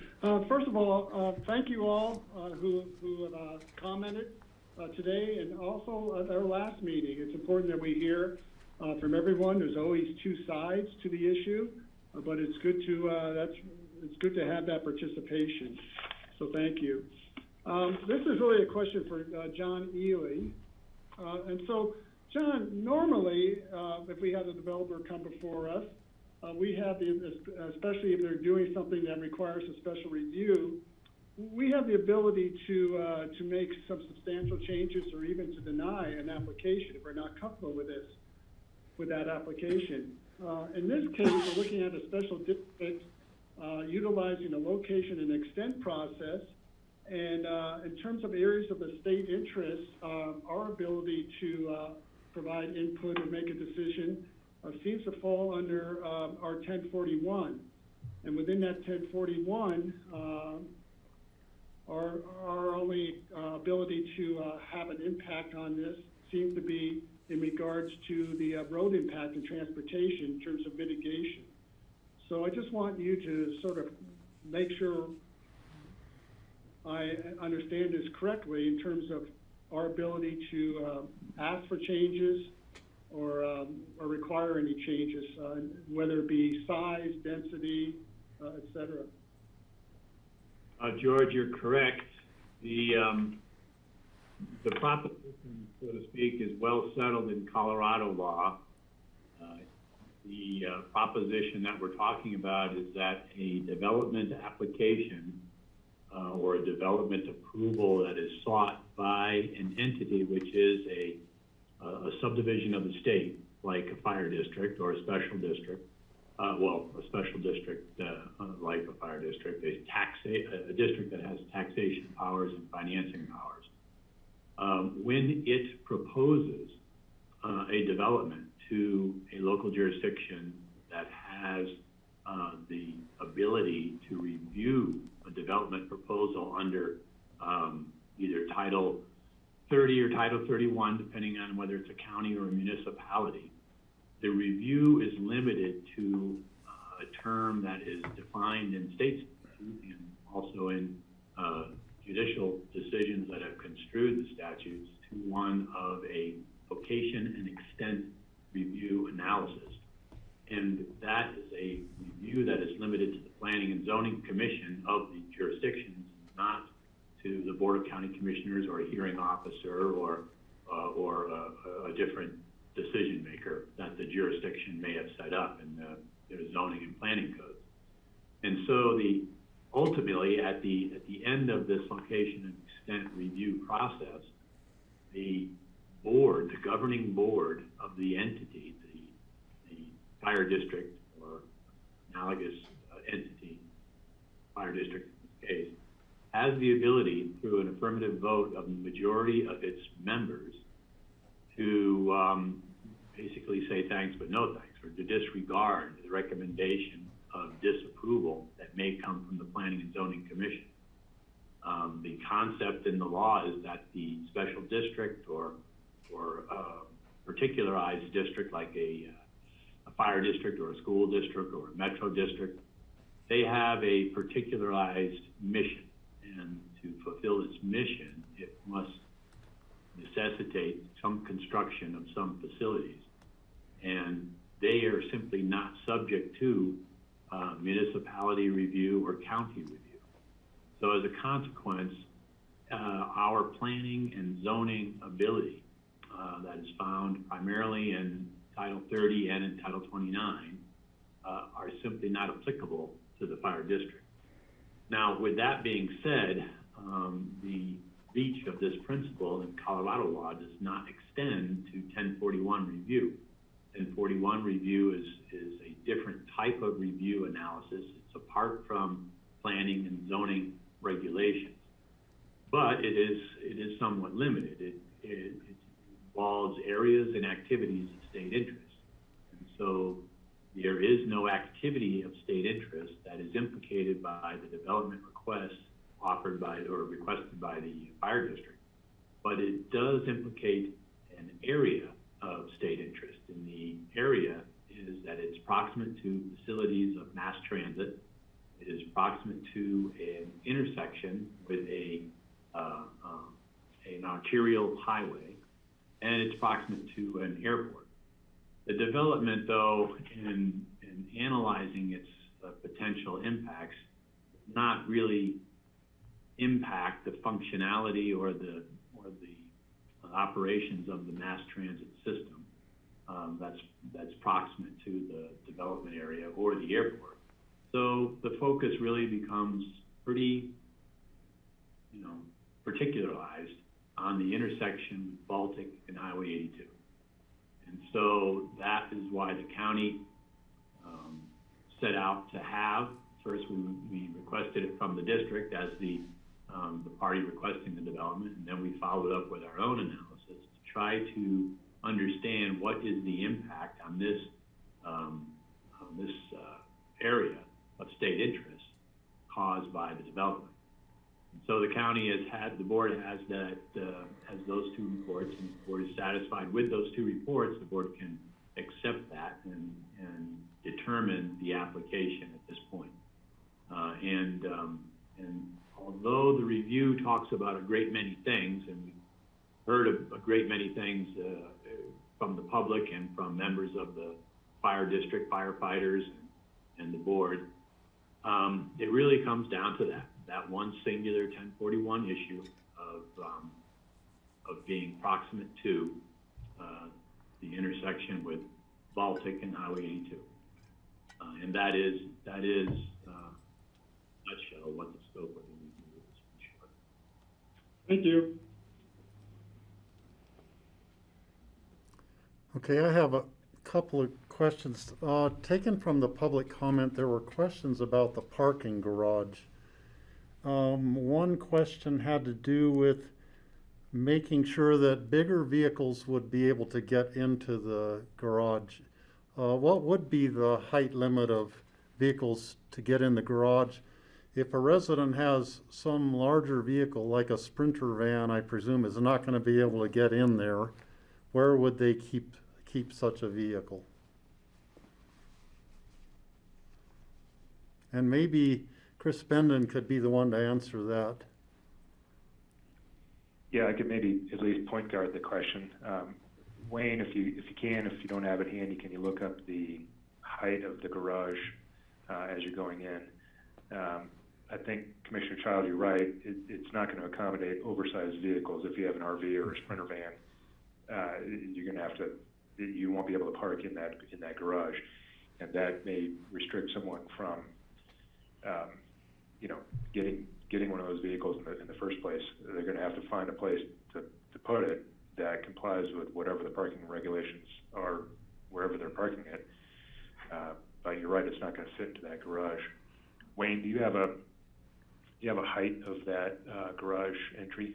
Yeah, we're at 8 feet 2 inches, which is pretty generous. It'll handle, most vehicles would not handle a Sprinter, or would not handle a tall van with a box on it. On the other side, SGM has reviewed the ramp itself, and it will handle very low clearance vehicles.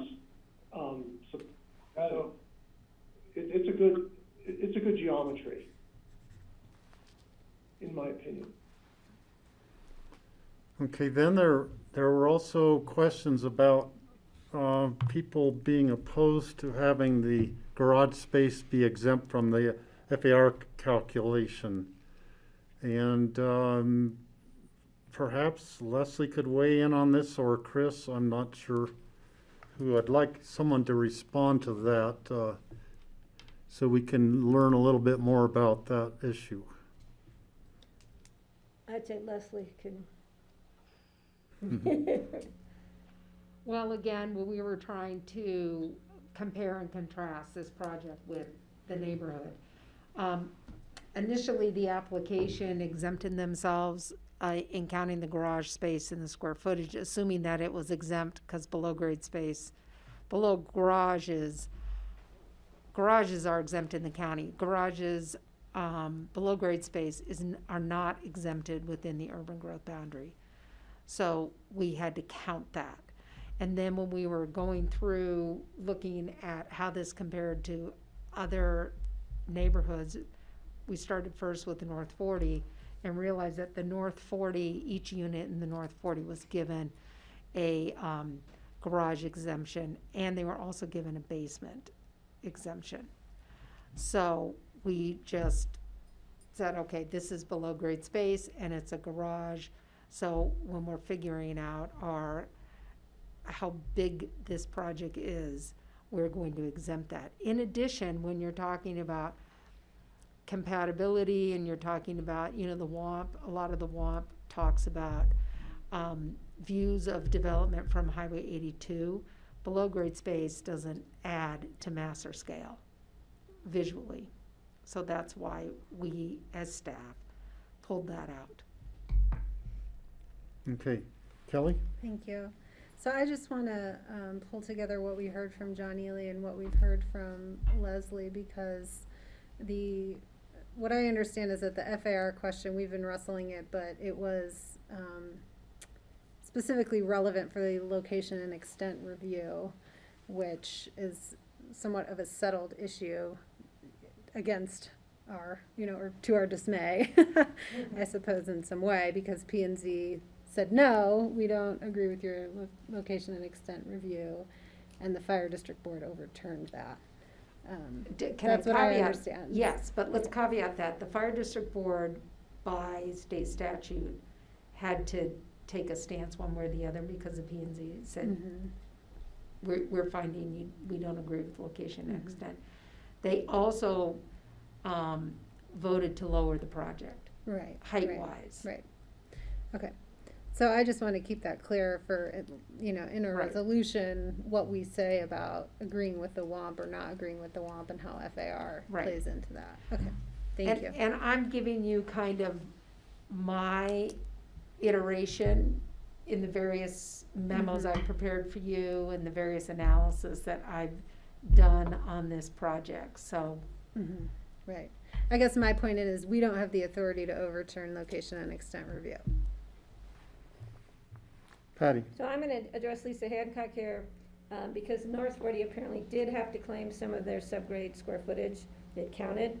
I don't know if that was specific to their planned unit development or whatever, you know. It was specific So to that was their a PUD. specific agreement to their development that had, anything over 800 square feet had to be counted as part of their Right. square footage.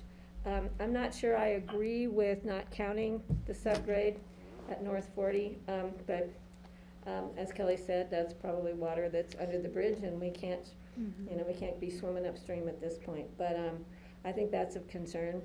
I'd rather see the parking underground than above grade. And Steve, just for you to note, the fire department's always been very gracious with their volunteers to allow them to park recreational vehicles or whatever in any excess parking spaces they may have at the fire stations. So they could probably accommodate. But to tell you the truth, if somebody can afford a Sprinter van, they can probably afford to pay, you know, market value rent, because those things do not come cheap. But I think that's of concern because we'd like to fit the cars in the garage as much as possible. And I wanna just keep going with that. In the fitness rooms, there's already a fitness room in the North 40 substation. I believe there's still one downtown. So, I'm not sure if they need room, but, you know, if they have additional square footage in the basement, I'd like to see it used for keeping cars off the road and keeping them in the basement parking area. And honestly, I think that was just a designation when the architects were doing their plans. Yeah. I see that extra building, building 5. Hopefully it's a community space. Yeah, I think that would be great. So,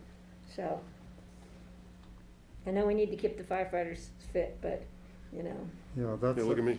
The fitness room absolutely is an essential part of it. If I have a family member who needs to be carried down a ladder or something in a fire, I want the biggest, strongest guy or woman who could carry them down safely and get them all out safely. Can I brag on our guys one They need to time? be pumping some iron and doing No, fitness that's when they just training. toss you off and hope somebody catches you, Steve. But now, I did have that question about if you have 2 fitness rooms, but then if you have more people living there, you maybe would actually need more space for that. They have one downtown that's really nice. They have a big one there, and I don't know if they put one in it. Yeah. I don't know, but anyway. We don't have one we got a weight bench at Starwood. But I've seen anyway, that. so just that to be known. But I think we need to move on because we've been on this for a while. So I think the fitness room is definitely not in the area of state interest discussion either. Bringing it back to the board, if no one else is going to weigh in, I'm going to start weighing in. You know, I'm ready to move this project forward. I think the fire district, this is not the project I would have built if I were in charge, but I'm not in charge. They have a board of directors in charge of the fire district. They're looking at special needs of the fire district, which are different than anyone else's needs out there. And I think the project, when I look at the iteration of the project now, it is really good looking. The whole thing's been made less tall, which allowed the rooms to have taller ceilings, which I was actually concerned about that. If you know, we have these essential public workers living in a place where they're feeling cramped and claustrophobic, to me would not be a good situation. Raising the ceiling up some, I think, is really a good move, and I'm really glad the fire district was able to find that solution. And I think it makes the whole project actually look nicer, having a little bit lower profile that more matches what the fire station is. I don't totally agree with spending so much money on the parking garage, and yet it makes the project look really nice. You don't have a bunch of cars parked all over there on the property, which, I mean, that should be a positive point for the neighborhood, that the parking is underground, out of sight, and it helps keep the neighborhood looking nicer. As long as the fire district works on the pedestrian access to getting over to Baltic Avenue and to the bus stop, because I really hope that the firefighters and their families do walk places, do ride their bicycles places as much as possible. That's good for the community. The commissioners support affordable housing across the board. It's something we're in need of for the community. And I'm really glad that the fire district has stepped up to the plate and is working on providing affordable housing. Dave Myler again. Let's see. Where's that feedback coming from? There's somebody who has it muted and they're chatting. And then I muted and he unmuted, so. Okay. In terms of the traffic generation and the situation at, the intersection with Highway 82, that's something we have to address with or without this project. 15 more units here is not adding that much more traffic to that intersection. I still would like the county to look at extending the road down to the service center road, having that be an additional way for traffic from there to get onto Highway 82 going down Valley especially. I think that would help alleviate the congestion at the intersection of the traffic light intersection. In terms of the FAR and the density and all that, we've talked about it a bunch. I'm totally happy. I feel the fire district is really close to what would be allowed. Some people consider it too dense, but we are doing affordable housing for essential workers, and having a little denser housing is actually, that's okay in my estimation. So I'm prepared to vote yes on this project today and pass it on to the other commissioners. Okay. Kelly? Thank you, Steve. Thanks to the fire district first, just all of your work you do, all of your volunteers who serve our community, in very difficult situations. And I have lots of empathy for folks who feel cramped in their affordable housing in our community. It's just always trade-offs here, and I can, we have a good space in my family, but it is tight with 4 of us too. So I get where you're coming from. And, I support affordable housing. I don't support affordable housing just blanketly without some discrimination about how it's designed, where it's placed, all that stuff. And so just from a big picture perspective, I do think all of our development projects have to fit well in our community and serve our community well. And that's one of the things that's most frustrating about these location and extent reviews is that, the Board of County Commissioners is limited in how we can best advocate for the community here, because when we have these overlapping, government jurisdictions, our powers are restrained. And so therefore they really rely on the best collaborative approaches. And, I think this project could have been served even better by more collaboration. I think a 10 to 12 unit project would probably have hit little speed bumps along the way. But, here we are. And I do appreciate the improvements that I think have been made at every iteration of the dialogue, and, want to acknowledge that coming together. So I will note there are some things in the that, I'm ready to support the permit application, though there are some things in the resolution I'm not ready to support. With regards to alliance with the WAMP, yes, it meets the height, so I appreciate that. I don't think that it meets the WAMP's requirements for articulated roof lines. An articulated building is not the same as an articulated roof line. And I'm not ready to say that as far as the FAR, it comports. So those are, other commissioners may disagree with me when it comes to sussing out all that specific language, but that's where I'm at on it. Thank you to GR for the traffic work, the traffic study that actually looked at the broader implications, not just of this project, but of the whole neighborhood and other potential projects coming online. So even if, even when the fire district's role in traffic ends with their $80,000 check, the county's role with traffic continues forward, and our persistence for solutions and, I think maybe higher standards than a grade D will need to be, thoughtfully and again, collaboratively figured out, because, this affects all of our overlapping jurisdictions in this area. And so that is the bigger work, I think, to do ahead. So that's where I'm at on this, and, we'll suss out the language, I think, after we hear from everybody. Greg? Thank you. I think I'll be brief because I pretty much agree with Steve, what I heard from Steve and from Kelly.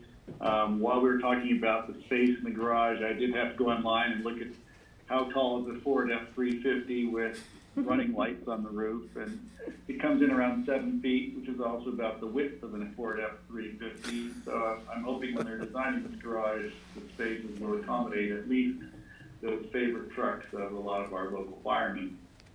Maybe it's not an F-350, but it's a big ass truck with lights and stuff all over it, and it's pretty wide. I hope too. he doesn't need to afford it. It'd be nice to see them parked in your garage. Once you get that expensive $100,000 garage, too, no. so.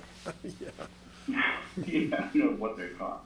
And I really do appreciate the deliberation and the detail that everyone's gone to and what has been brought up by the neighbors, and the articulation that, we don't have as much authority and control here as I think any of us would like. But I do see fire department making some consolations, and I do see the neighbors having some understanding. I think going forward, this is a small project, right? We're talking 15 units now here. Down the road, we're looking at a lot more with the city's planning to come in. And what I'm hoping is that we do have a cooperation with the developers of these other projects going, because it would be really easy to make a big mess of this part of our valley. And if the county doesn't have the ability to really influence it in a positive way, that would be a real shame for everyone, and it will be an ongoing shame for quite a long time. So this has been painful, I know, but it also has been necessary. But I think that's it for me. Steve? Patty? Yeah, first, I have a long history with the fire department. It goes back 40 years, actually. Before most of the firemen that are firefighters and fire women were involved in this department. So I actually got married in the old fire station. And my father-in-law let me ride on a truck, which was not allowed at that time, around Wagner Park when they were having a rugby game. So it goes way back, lots of memories, lots of family involvement. And I have to admit, lots of times I drove Tommy to fires in my Volkswagen Scirocco because we were driving my car. So I remember those days. We had his gear in the trunk. But anyway, that all being said, I do support firefighter housing for the volunteers. I think it's critical. We need them. They do an amazing job. I don't have any questions or qualms about supporting that. And I do appreciate the fact that the department came down for height reasons, though, came down 2 units from 17 to 15. I would like to have seen more units decreased so that the impact to the neighbors and the neighborhood was less. But be that as may, we are down to 15 units.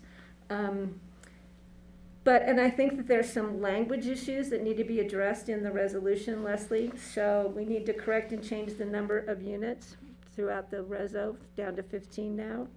And also the height, which is on page 212A, needs to be corrected to the 28 feet. It still says 32, and I believe we're coming to 28.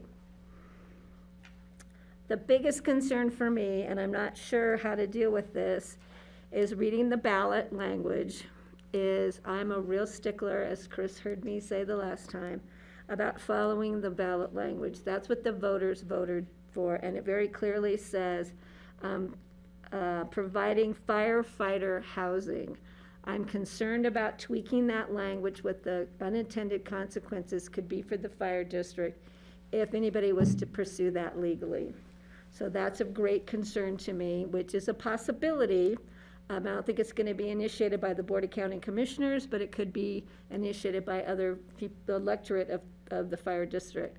So I don't know how we clarify this in the resolution, unless we just put it on the public record. I, myself, am not comfortable with changing that language in the resolution that doesn't follow the language in the ballot. So those are pretty much my points.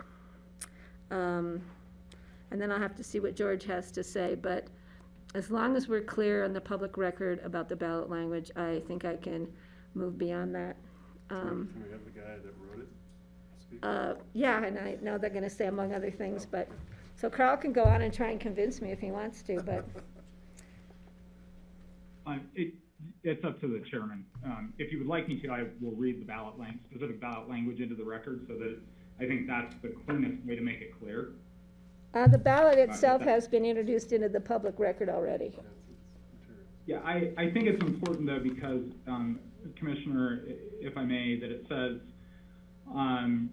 in order to fund district capital needs and to meet the operational costs of providing fire protection, medical, rescue, and other emergency services, including, among other things, so it is not exclusive, it's inclusive of the list that follows, providing firefighter housing, replacing and updating firefighting and emergency equipment, establishing an emergency fire disaster fund, and maintaining and training adequate staff and volunteer firefighters.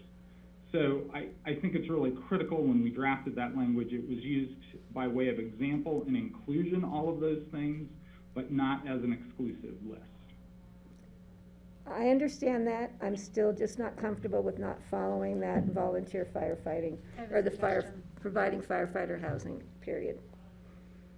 I just want to make it clear, I don't want the fire department to get into unintended consequences after the fact if we're going to move forward with this project, and I want to make sure that the Board of County Commissioners, just has it in the public record, which I think we've done, so thank you.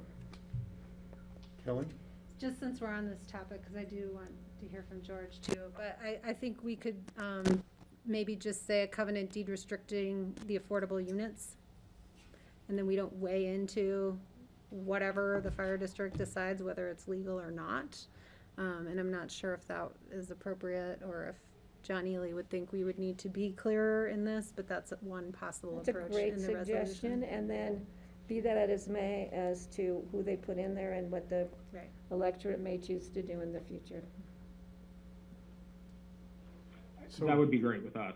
I'm comfortable with our interpretation, so a covenant, that we would include a covenant related to the property, I think would be fine. Thank you. I think that's a good idea. John Ely, given the locations and extent process, could we put that condition into our resolution? It's like us telling the fire district what. They've already got it in there. We're just clarifying the language. They already have a covenant in the reso. I would say yes, Steve, particularly given the comments that Carl just offered right now, that it would be something that's acceptable to the applicant as well as the board. Okay. Thank you. Thank you, Kelly. George, you haven't weighed in. Yeah, I think that everyone in our community appreciates and supports our firefighters, our first responders. That was never, ever the issue. And similar to Patty, I'll have to show you, Patty, but I have a long relationship with fire departments as well. I don't know if you see this. This is my dad's gold medal, 50 years lifetime member as a volunteer fire department volunteer. So I certainly appreciate our first responders and volunteers as well. As I alluded to with my question to John Ely, if this had been a private application, I would have denied it, or at least I would have been able to, I think as a board, we would have been able to come up with some negotiation to compromise to fewer units and less density, as Kelly has suggested. I think in the back of my mind, and perhaps all of ours, even the neighbors, 10 to 12 units was I think, something that would have been acceptable very quickly with the neighborhood. And so this was sort of drawn out, I think, unfortunately. But there were also a couple, at least one good comment that I wrote down, and that was in terms of the affordable housing. And Kelly and I both serve on APSHA, as does John Ward. And as was stated, that first responders do get priority in APSHA housing. And what this does is this actually opens up additional housing for first responders in APSHA, because the fire department is actually providing 32 bedrooms, so 15 units. So that helps our overall housing program, and I thought that was good. And one other comment that I would respond to is in terms of the fiscal responsibility, and it also piggybacks off of the last concern that you had, Patty, in terms of ballot language. The fire district is a special district. The board of directors are elected by the public, by the electorate within that district. So there is accountability to their constituents, whether it's fiscally responsibility or following the ballot language. There is accountability, just like we're accountable as elected officials. So given all that, I'm going to support this. I think that there's more pros and cons in this case. I think that hopefully those other special district entities that are looking at, I think, one particular, the city, which is looking at a very, very large scale development just down the street. I think that they hopefully have been hearing the concerns and some of the issues, and have a more of a cooperative partnership, as Greg has mentioned, to really try to address all the needs and the impacts as our community goes forward. So those are my comments. Thank you.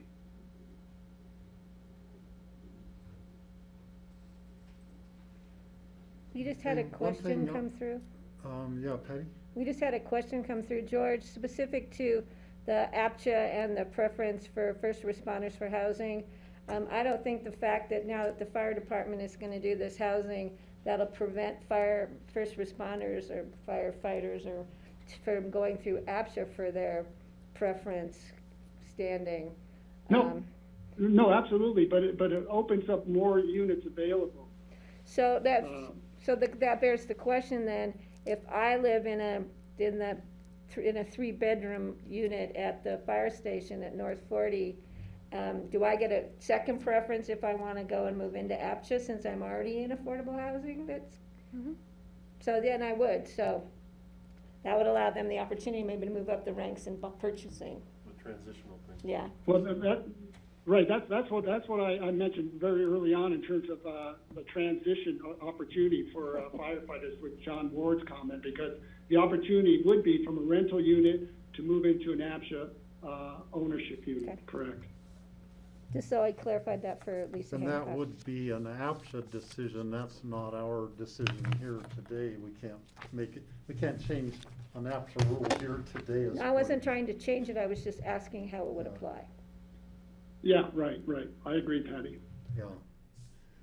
But I agree with Kelly's points that are still kind of unresolved, maybe.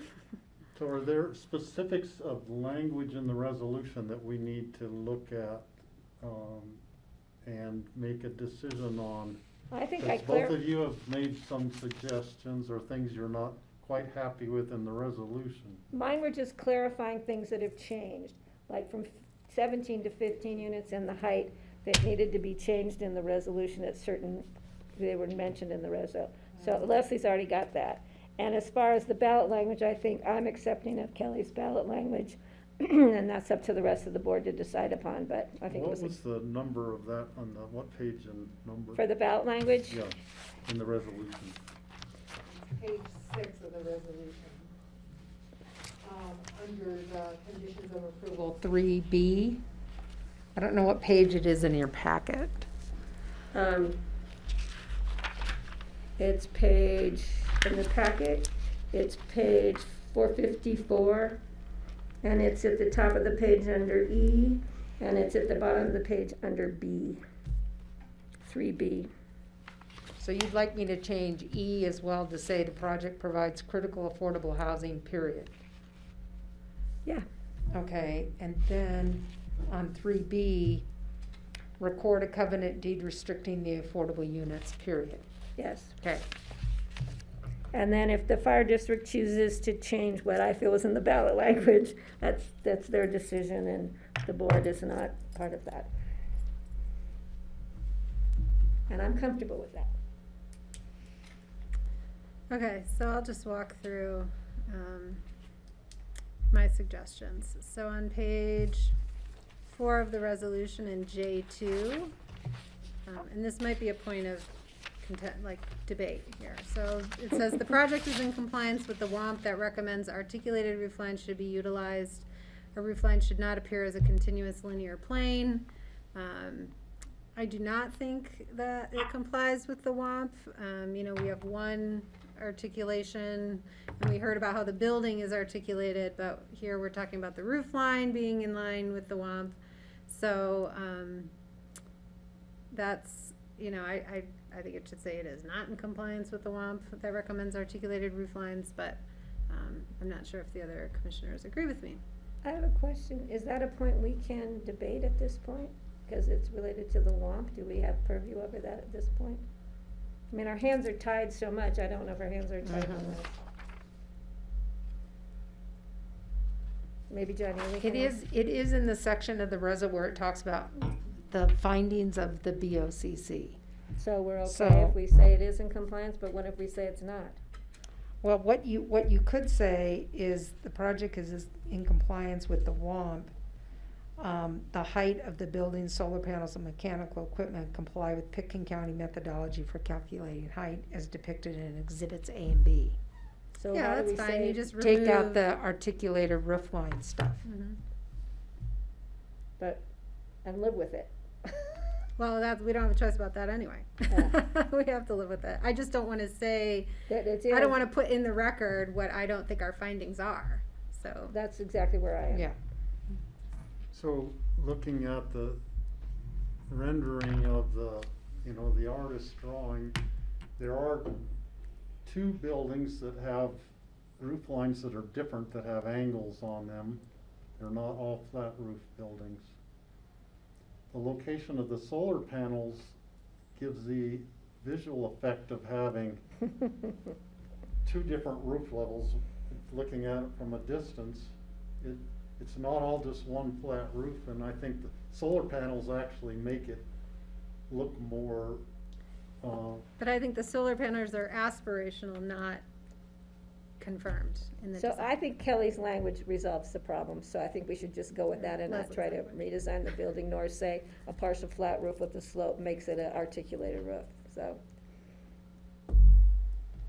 Okay, so again, Leslie's recommendation is just to say the project is in compliance with the WOMP, and to skip forward The height of the height of Yeah. the buildings. Leave out that part about the roofs, So and I'm that's okay with fine? that, I don't know how the rest of the board feels. so I think I'm okay with doing that too. Can you, I'm trying to follow you, Kelly, on Oh, this. sure. Let me pull this up. So would you state that again, please? Yeah, so page 4 of the resolution. It's 452 J- in the I got packet. Yeah, I've got that. Okay, so then, item J2, Yes?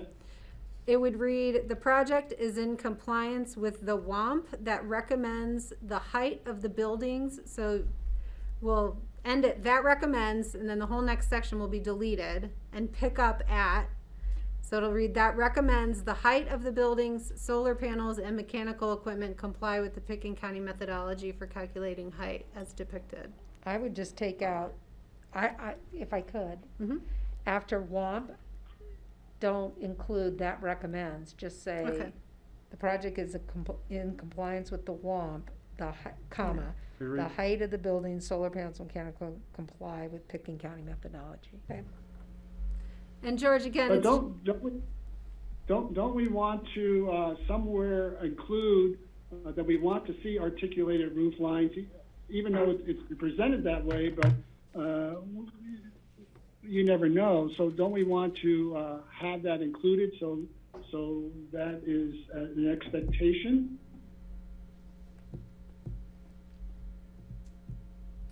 it's a very good point. I'm looking to Leslie about how we might do Well, that. that's not the design that's been presented to you. Yeah. And I think this reso This is on the public record, this design. this design is on the public, this is the design that this resolution is memorializing. And it's allowing them loft areas in that building, which they wanted to do for ceiling height. So I don't think they're gonna take it out now that we haven't articulated it. Did we lose George? No, I'm here. Oh, okay. I'm looking at the Sorry, I I'm just don't looking at see the you. reso. I'm flipping back and forth. Okay, well, that was only my concern, so we're comfortable with that, there's no way that the fire department would be able to change that design to have no articulation in the buildings. Mm-hmm. Okay. Then my next question or concern is on page 5 under L. I'm wondering if number 3 should or could be pulled out as its own standalone. Because L reads, the project will not cause a nuisance. And then 3 says, will increase the amount of traffic. So they're just confusing. So if we just pulled 3 out as its own number, as its own letter, so that would be L, 1, 2, and then M. John, Ely, does that traffic have to be connected to a nuisance statement, or can it stand alone? Okay. What did he say? What did he say? I can't hear you, John, but I hear an airplane or something. Oh, that's me, Well, you and John live right next to each other too, don't you? So, okay, so I'm sorry, John, does that have to be connected to the nuisance statement, or can it stand alone? It can stand alone. Okay. So let's have it stand alone and have that section run to Q instead of end at P. Yep. Yep. And then I think this is my last one. Further down that page under 19C,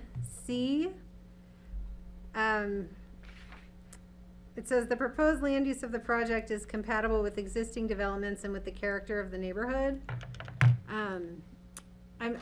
That's not my finding here. I don't agree with that as the BOCC finding. Can we just eliminate it? That's C? That would be fine with me, but I don't know what that does. I mean, do we have? Which letter, which one are you looking at? 19C? C, 19. C is in cat. Yes. Unless we need to have that sentence in there, I would be comfortable just eliminating it. Sometimes it's better to say less than it is to say more.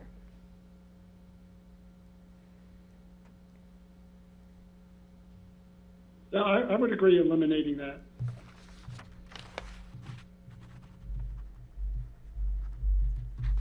And John doesn't have a problem with that. I don't have a problem with Okay, that. that's it for me. And I'd be all right with eliminating that.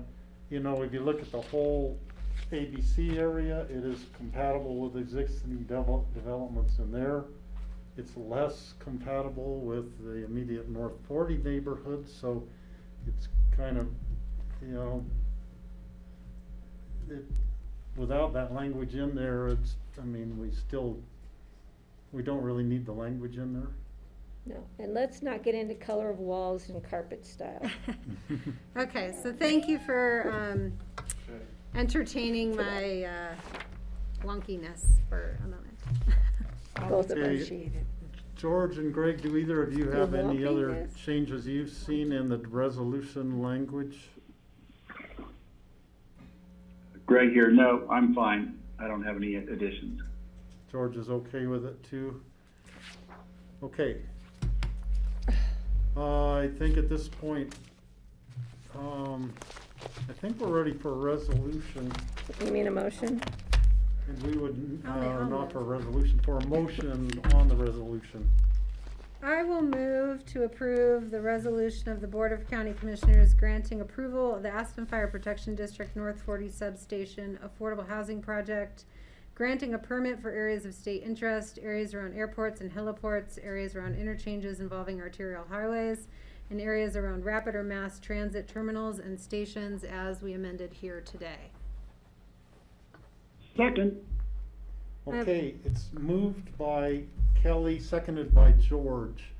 Comments? I have a comment. Patty? Yeah, as I think was mentioned, I think it was George, if this had come through at a lower density, 10 or 12 units, I think it would have been a hands down. I think that would have met the, the issues with the neighbors. I was in a meeting when I was running for one of my last terms, when the fire department presented this, and the density issue just seemed to arise. So I'm glad again that we got it down to 15, but I think the lower density would have been greatly appreciated and shown good neighbor policy. So let's hope that the neighbors can work together in the future out there.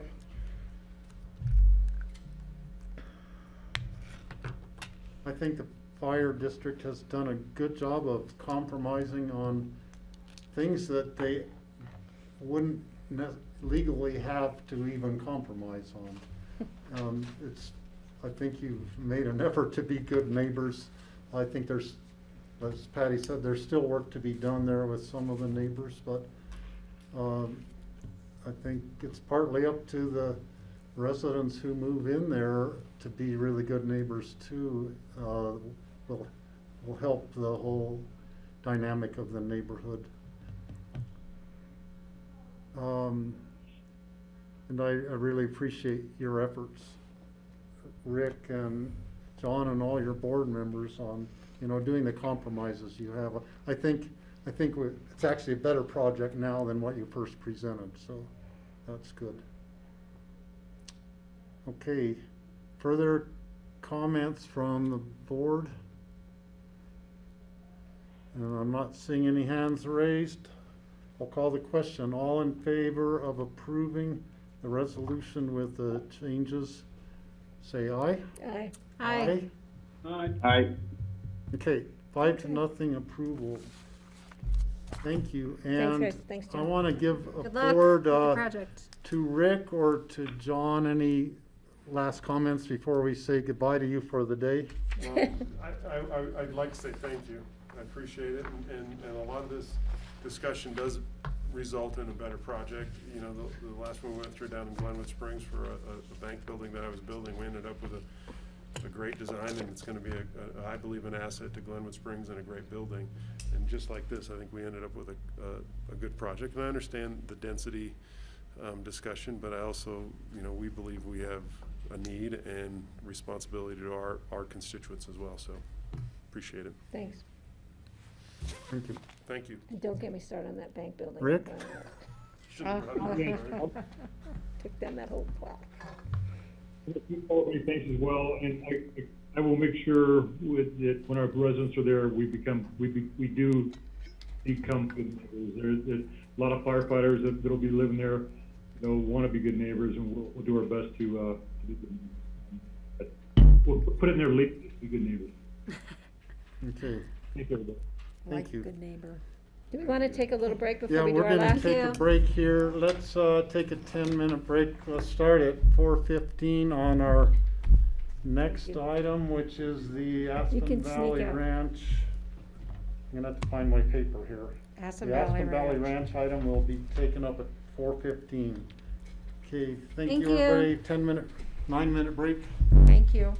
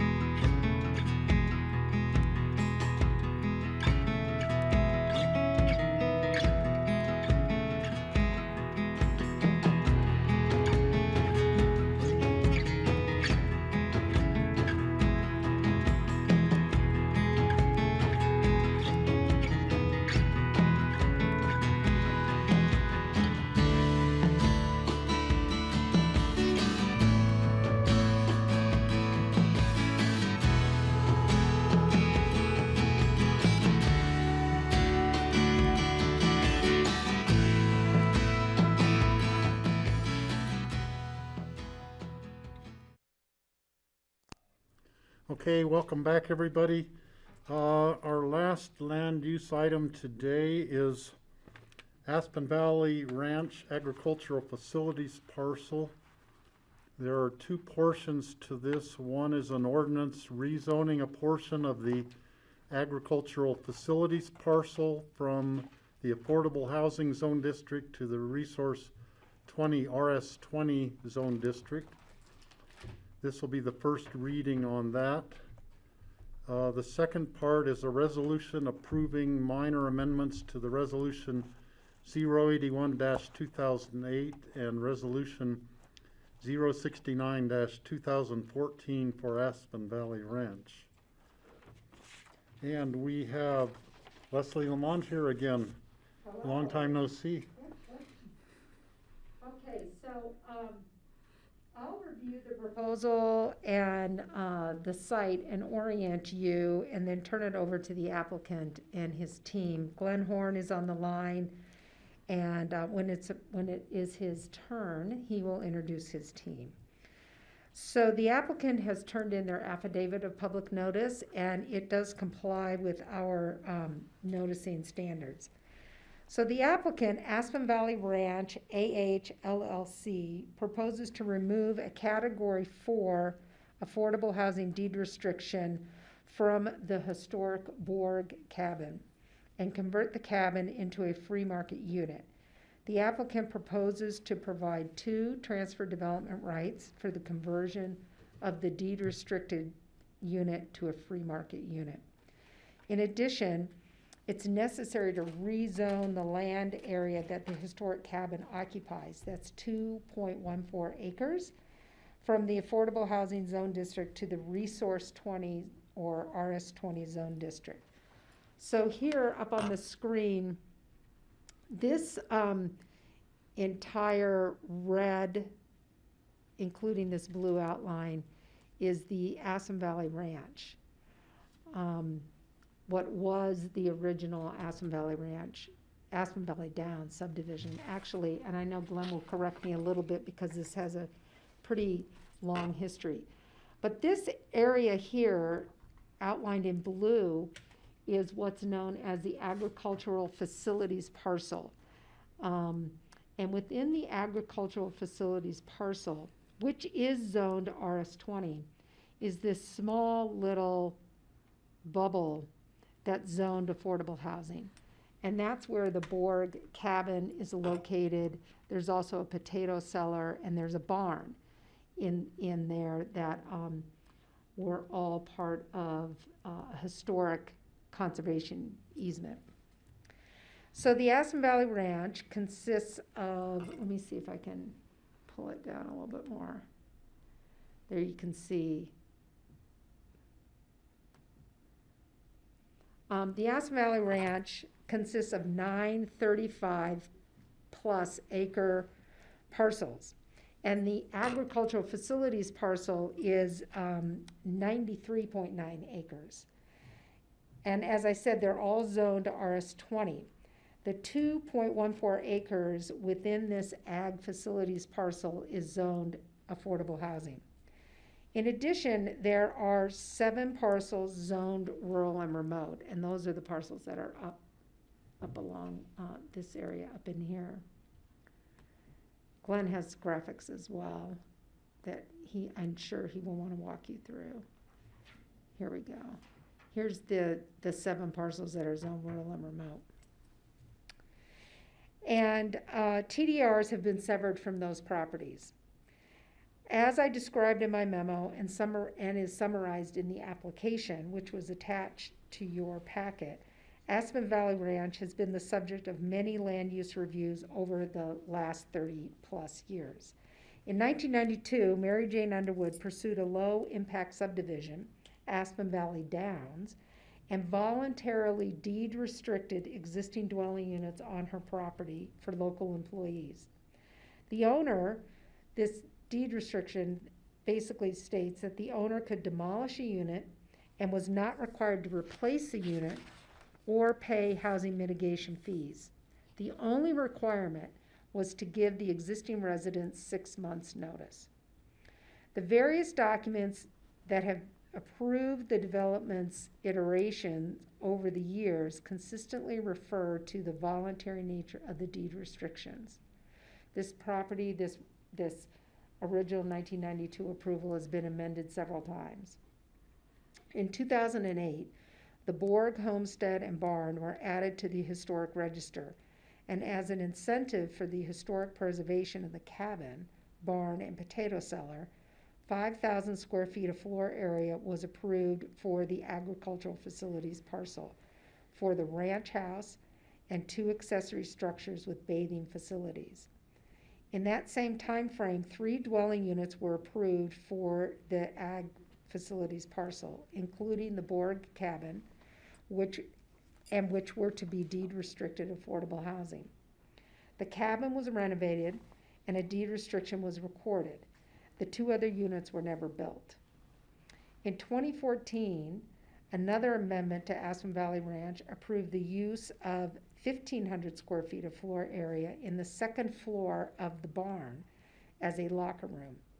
The barn was improved, and rather than building the 2 accessory structures with bathing facilities, which had previously been approved. Throughout all of these reviews, as I said earlier, the stipulation that the affordable dwelling units were voluntary and could be removed at any time was never amended. This review considers an amendment to previous approvals to remove the deed restriction from the cabin, converting the cabin into a free market unit, and accepting 2 TDRs for the development of the floor area that was added to the ranch house and the historic barn. That floor area was originally provided as an incentive for historically preserving the cabin, the barn, and the potato cellar. Now the applicant proposes to swap incentives, so to speak, and to use two TDRs for the removal of the deed restriction on the affordable housing unit. So rather than purchase TDRs to add that additional floor area for the renovation of the barn and create the locker room, they did that because they historically preserved the cabin and the barn. Now, to eliminate the deed restriction to the Borg cabin, they're providing 2 TDRs to be extinguished as an incentive. Secondly, this is a rezoning review because we have to change this AH area that's zoned to AH. The proposal is to rezone it to RS20 because there's not going to be any more deed restricted units on the property. The P&Z reviewed this application and recommends approval to the BOCC of this application subject to the conditions outlined in the resolution. The P&Z found that the deed restrictions were voluntary in nature. The deed restrictions were not required employee housing mitigation. The cabin is restricted with a historic covenant agreement for preservation of the historic resource, and the cabin and barn restorations are complete. The applicant is willing to extinguish 2 TDRs from within the Woody Creek area, reducing further development in the area. And my resolution outlines the conditions of approval that would apply to the cabin.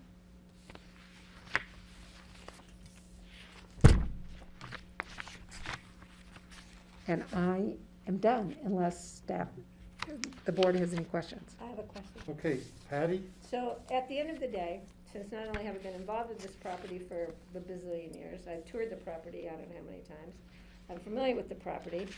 The restoration of the barn, the cabin are beautiful, the potato cellar. The bottom line is, since it was a voluntary deed restriction for AH, the county really isn't losing anything because they volunteered to do that deed restriction. I just want to make sure we're not losing any opportunity for affordable housing mitigation or compensation or development or whatever. In 1992, those deed restrictions were placed on the existing trailers, really. I remember, so the employees could live in them and run the ranch. And there were no restrictions on those deed And restrictions. that has carried forward Yes. through all of the other iterations of this. So we, technically, the county is not losing any benefit of affordable housing because it was voluntarily given to us in the first place. Right. Without any mitigation requirements through the changes over the years. Right. And the county is gaining the extinguishment of the two TDRs. Which may have just come from up dry woody. Right, Okay. maybe. Okay, Kelly and then George. Thanks. So just to follow up on what Patty's saying, so any of the subsequent development that took place there mitigated in a different way? They didn't use any of this as a credit? Yes, Okay. they did not use it as a credit. Thank you. Okay, George? Yeah, I'm a little confused. Along with Patty, this has been sort of a long, ongoing, tortuous, continuing change in process with this property. But I thought that when we put on the historic designation at that time, that was part of the that application. What was it, 2011 or so? And there was sort of a give and take on that. And I thought at that same time it was understood that that cabin was going to be still designated as a deed restricted affordable housing unit. Is that not the case, Leslie? Well, it was, the deed restriction still applied. But it was voluntary. But there's nothing in the deed restriction, George, there's nothing in the documents that expanded that deed restriction to that maybe changed it to say that the deed restriction was mitigation for, and therefore, could never be released. But even if it was voluntary, wasn't that in the approval that it was designated as a deed restricted affordable housing? Yes, there were a couple different times that deed restrictions were to be placed in this AH bubble. 2 of those units were never built, but they were not units that were required as part of mitigation. They were never required. Oh, okay. That's the key word. They were voluntarily not required. They were never, yeah. So. And even the historic cabin was never designated in the record as a deed restricted affordable housing unit? I thought it was. Well, it was one of those that the deed restriction was applied to.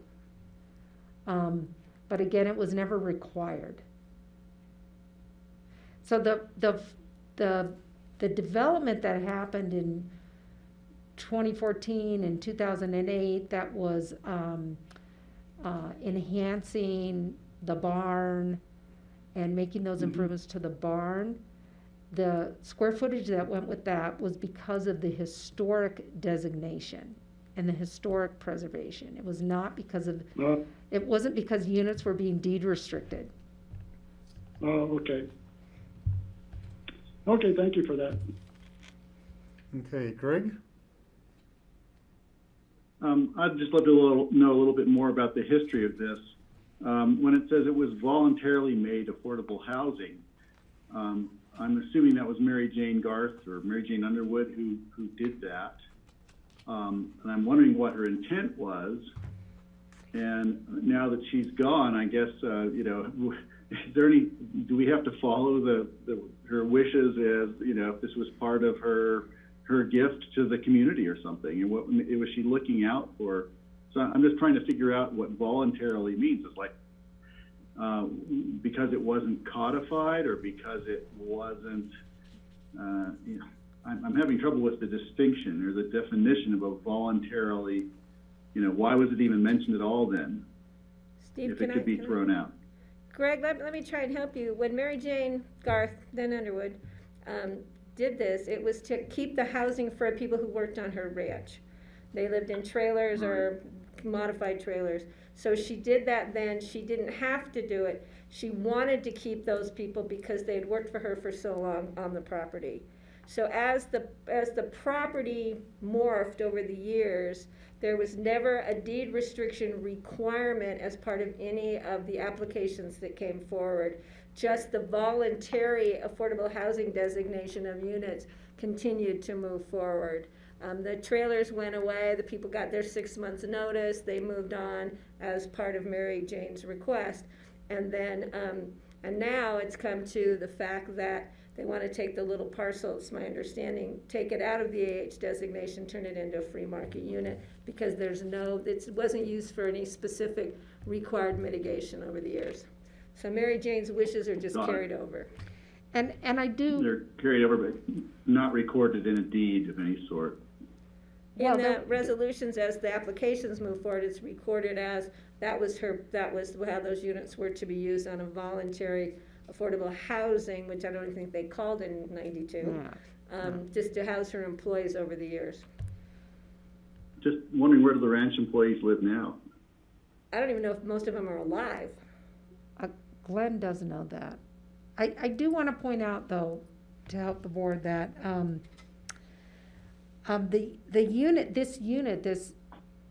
this ultimately, if it's the board's wish, this free market unit would not be subdivided separately from the ag facilities parcel, and it would not be sold separately from the ag facilities parcel. But the ag facilities parcel is a separate parcel within the ranch. All of it's lumped in. Yeah.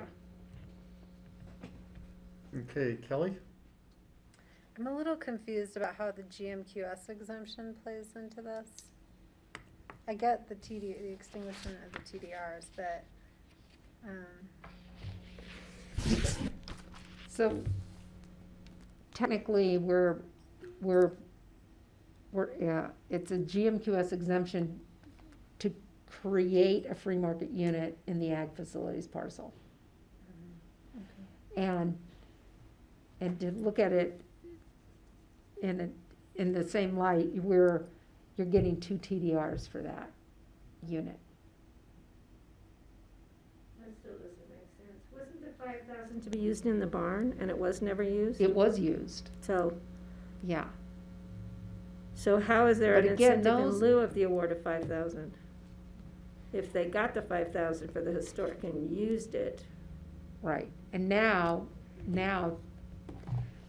the 5,000 was obtained because of the historic conservation of the property. Now, the applicant is offering 2 TDRs. For the free market designation. For the free market designation. oh, so it's like in reverse. They Yeah. would have said, They're we want, swapping the yeah, incentives. okay. Yeah. I get it. So they could have gotten the GMQS exemption when they made it historic to create that free market unit, and then Yes. use TDRs for the Yes. square footage. Right. But they did it in reverse. Now they're Right. doing it in So they, reverse. yeah, got it, okay. And the deed restriction That makes did sense. live with APCHA. I mean, it wasn't. But it was never utilized. It wasn't an rural myth that this deed restriction was out there. I mean, it did live with APCHA. And APSHA's approving of this change. Yes. Okay, any further questions for Leslie? No, but now that we've done all of Glenn's work for him. No. Okay, Glenn, you can take the rest of the day off now. Glenn Glenn's Horn, going to welcome, explain good to it. see you. Okay, thank you. Can you hear me? Yep. Yes. Okay, because I am relying on Leslie for all my technical advice that shows you how That's scary. So I'm going to try to share my screen before I get started. So you have to bear with me. I'll see if I can do this. I'm going to click share the screen. Oh, you cannot share some other. And I'm going to. Leslie just stopped. Can you see what's on my screen? Try sharing it again. Yeah, share again. Leslie had her thing up, she had to take it down. Okay, well, let me see. I'll hit share screen, and then I'll click on it and see. Can you see it now? Not yet. Well, I'll tell you what, we have a backup plan. Can you put up my first slide when I get to it? I'm your backup plan, right? Uh-oh, this is really scary. Okay, yeah, can you put it up, Leslie, when we get to it? Oh, Is that Glenn's slide? so if I My first close slide.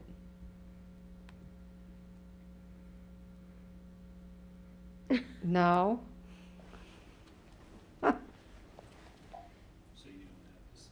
I have a slide, but he doesn't want it up on the screen yet. Well, Glenn, we're just gonna put it up on the screen now.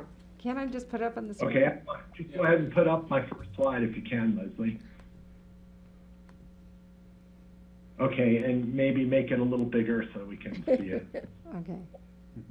Okay. Good All right, job, I see it. I'll start now. Sorry for the problems, these technical issues. My name is Glenn Horn, and I'm the land use planner for Aspen Valley Ranch. Along with me on this Zoom conference, or I guess this computer internet conference, are Dave Myler, the attorney for the ranch, and Brooke Peterson, who represents the Suki family. The ranch is owned by AVRAH LLC, as Leslie said, and that's an entity controlled by the Sukis. It's a two-part proposal, as Leslie explained, the rezoning component, and I think the term that Leslie used and Kelly used, an incentive swap, is really the second component of it, where we're asking to swap the incentives that were granted for the historic designation of the Borg Homestead Cabin, the Borg Barn, and the Borg Potato Cellar. As you well know, the typical incentive that's granted when someone historically designates is usually that someone's granted the capability to build a free market unit. Generally, it's under $5,750 or maxed out at $5,750. So what we're asking for is to just swap the incentives that were granted, awarded to the project back in 2004 and 8, when actually it was 2008 and 14, when the Borg cabin, the Borg barn, and the potato cellar were historically designated. At that time, the award was an additional 5,000 square feet of floor area that was ultimately built in the Borg barn on the second floor, and in a building that's called the clubhouse or the ranch house, which is a common building for the Suki family where they will gather or entertain. With regard to this background, Leslie touched upon it fairly well. It's an 809 acre ranch, and it's composed with several parcels. The green parcels there, 1 through 9, are the Aspen Valley Ranch homestead. And then in the upper right-hand area of the screen, you've got the Dry Woody Creek parcel, which is 185 acres, and all of that is preserved as TDR sending sites, and some TDRs were shifted off of that parcel for the initial development rights on Aspen Valley Ranch parcels 1 through 9.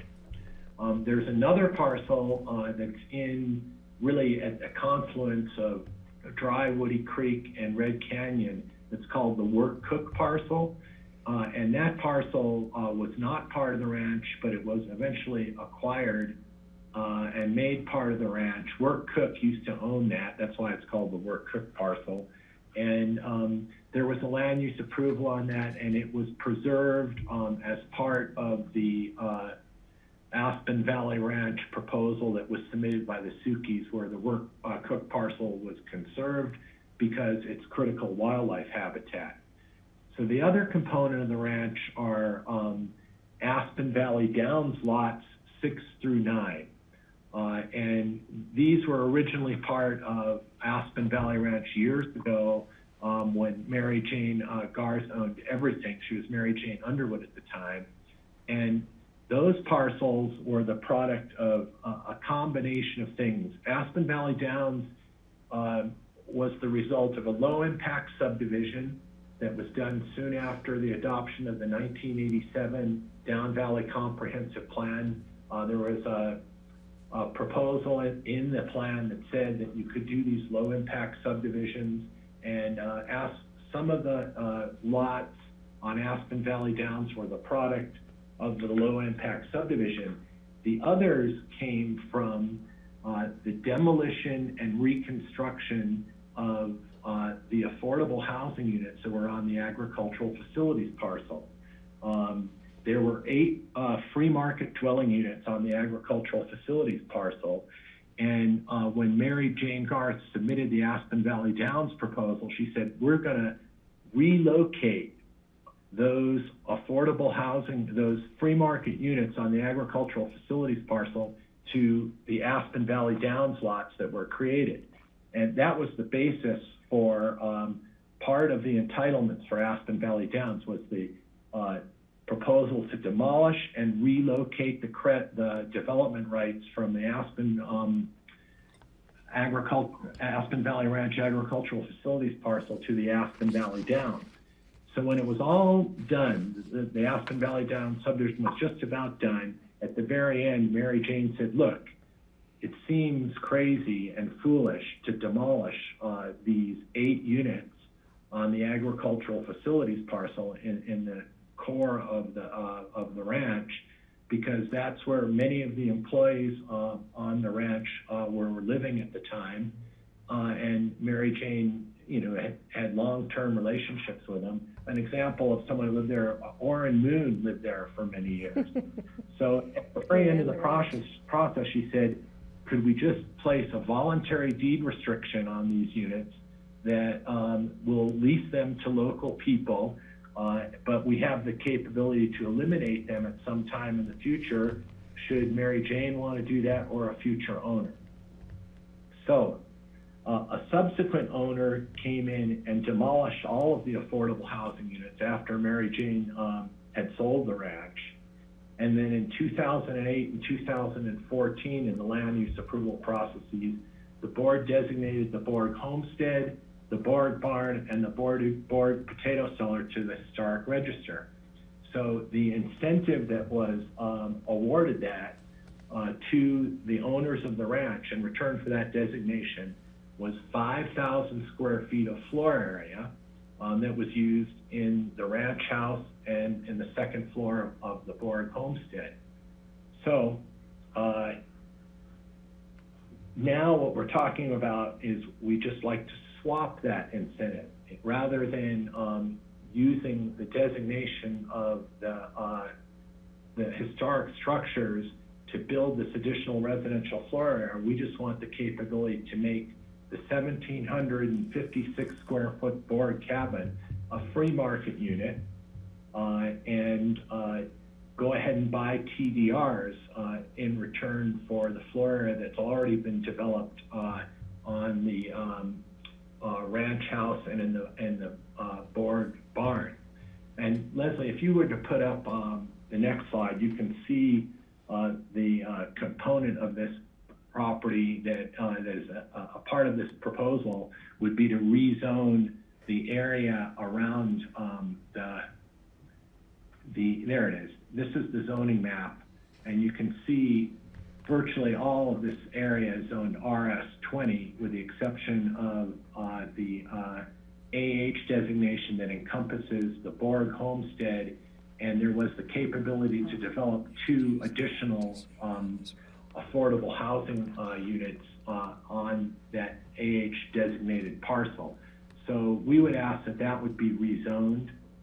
You can see that the Dry Woody Creek parcels are zoned RR, and the rest of the property is zoned RS20. Sorry. So what we're seeking is a minor amendment to the approval to do this incentive swap keep in mind that the Borg homestead's only 1,756 square feet, and we're saying that that will be the limit, and it will not be improved, and it will not be increased in size. We'll buy 2 TDRs from the Woody Creek area for 5,000 square feet that's already been developed. Leslie, could you put up the last slide, which is, shows the... Okay, there we go. That was your. Slide 3. Yeah. There should be one Yeah. more slide. Is that it? There we go. There's one more that shows our commitments. There you go. Yeah. And Let me just I don't know, find a way a to. little large on my screen. Can you make it smaller? Yes. Or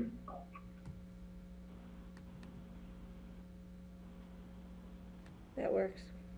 Does that work? all right. I'm getting good, there. Leslie. Getting there. Oh yeah, you got to make it smaller again.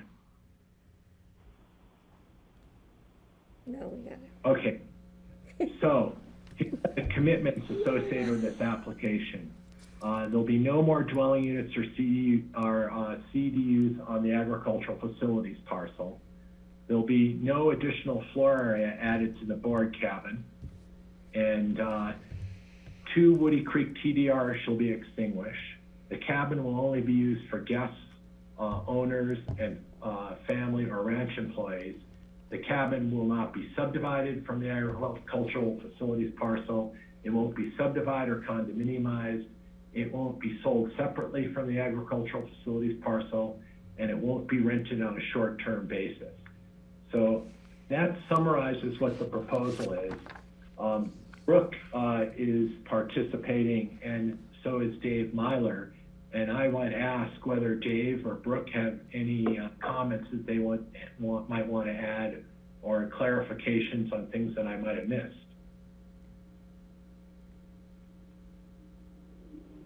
You're muted, Dave. Poor Dave.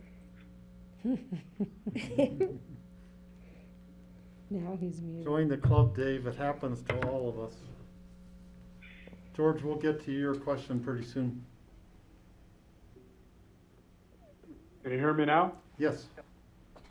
Hey, thank you. Good to see everybody, although virtually.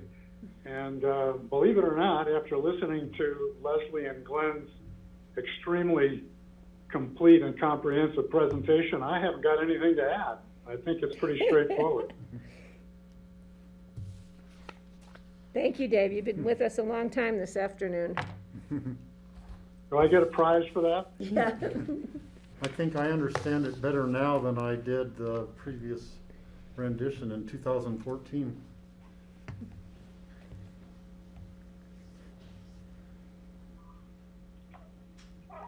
Brooke? I don't have anything to add.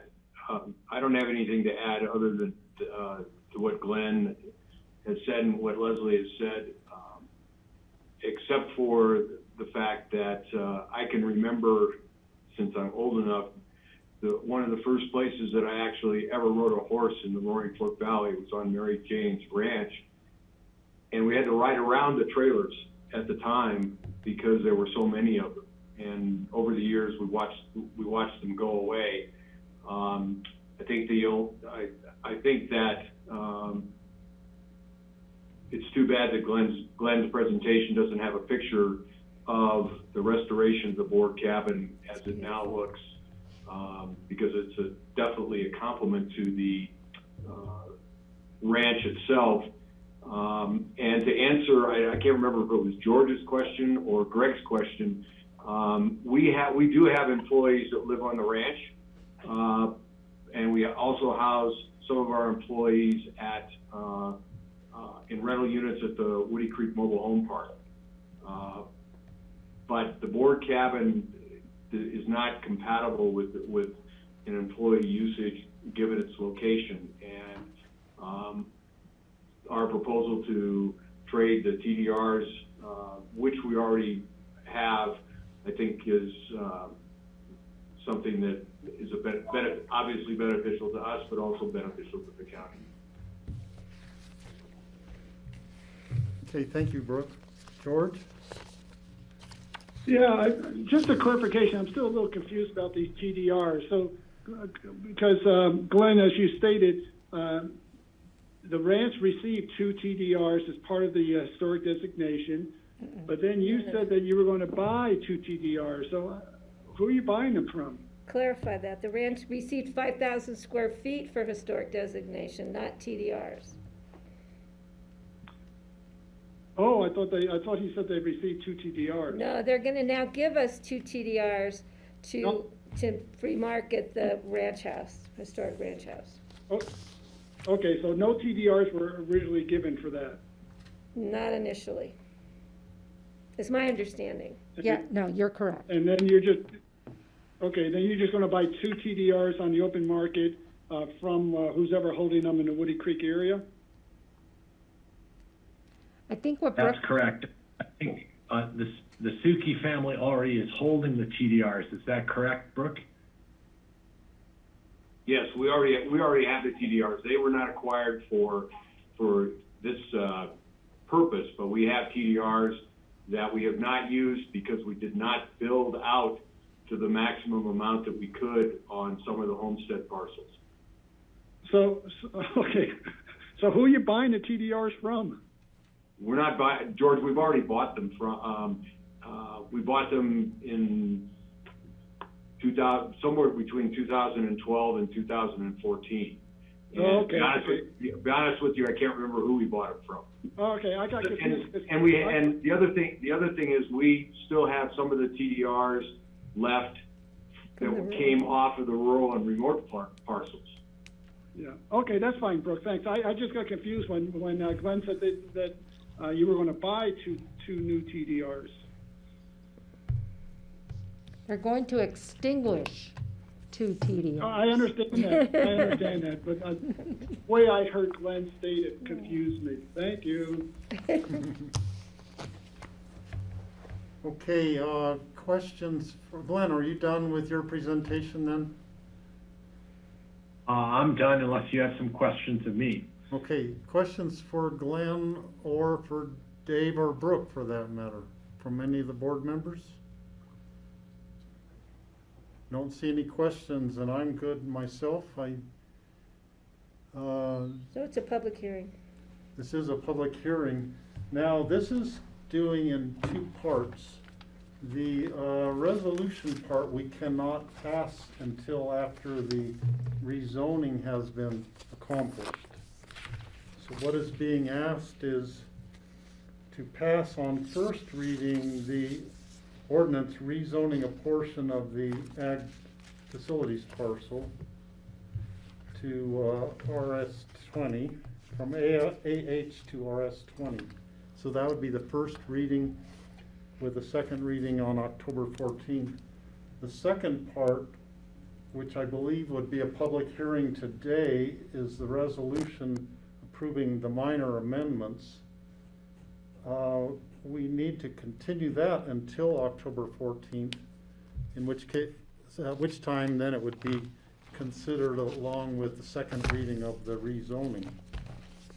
So at this time, I'm going to open up the public hearing for the resolution approving minor amendments to Resolution 81-2008 and Resolution 69-2014 for Aspen Valley Ranch.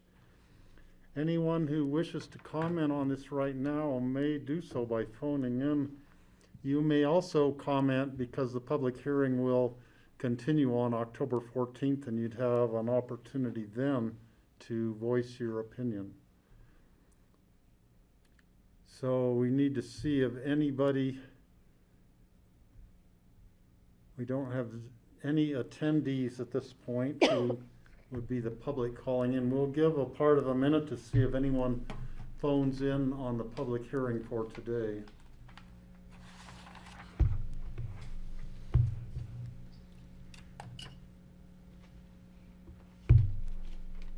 And while we're waiting, just to clarify, on October 14th, it'll be a public hearing on the rezoning also as at the second reading. I presume that would be public hearing on that. On the rezoning? Also, Yes. So there will be a public hearing yeah. for the rezoning. Okay, and On not the seeing 14th. anybody phoning in today. presumably if they're, they'll have another chance on October 14th.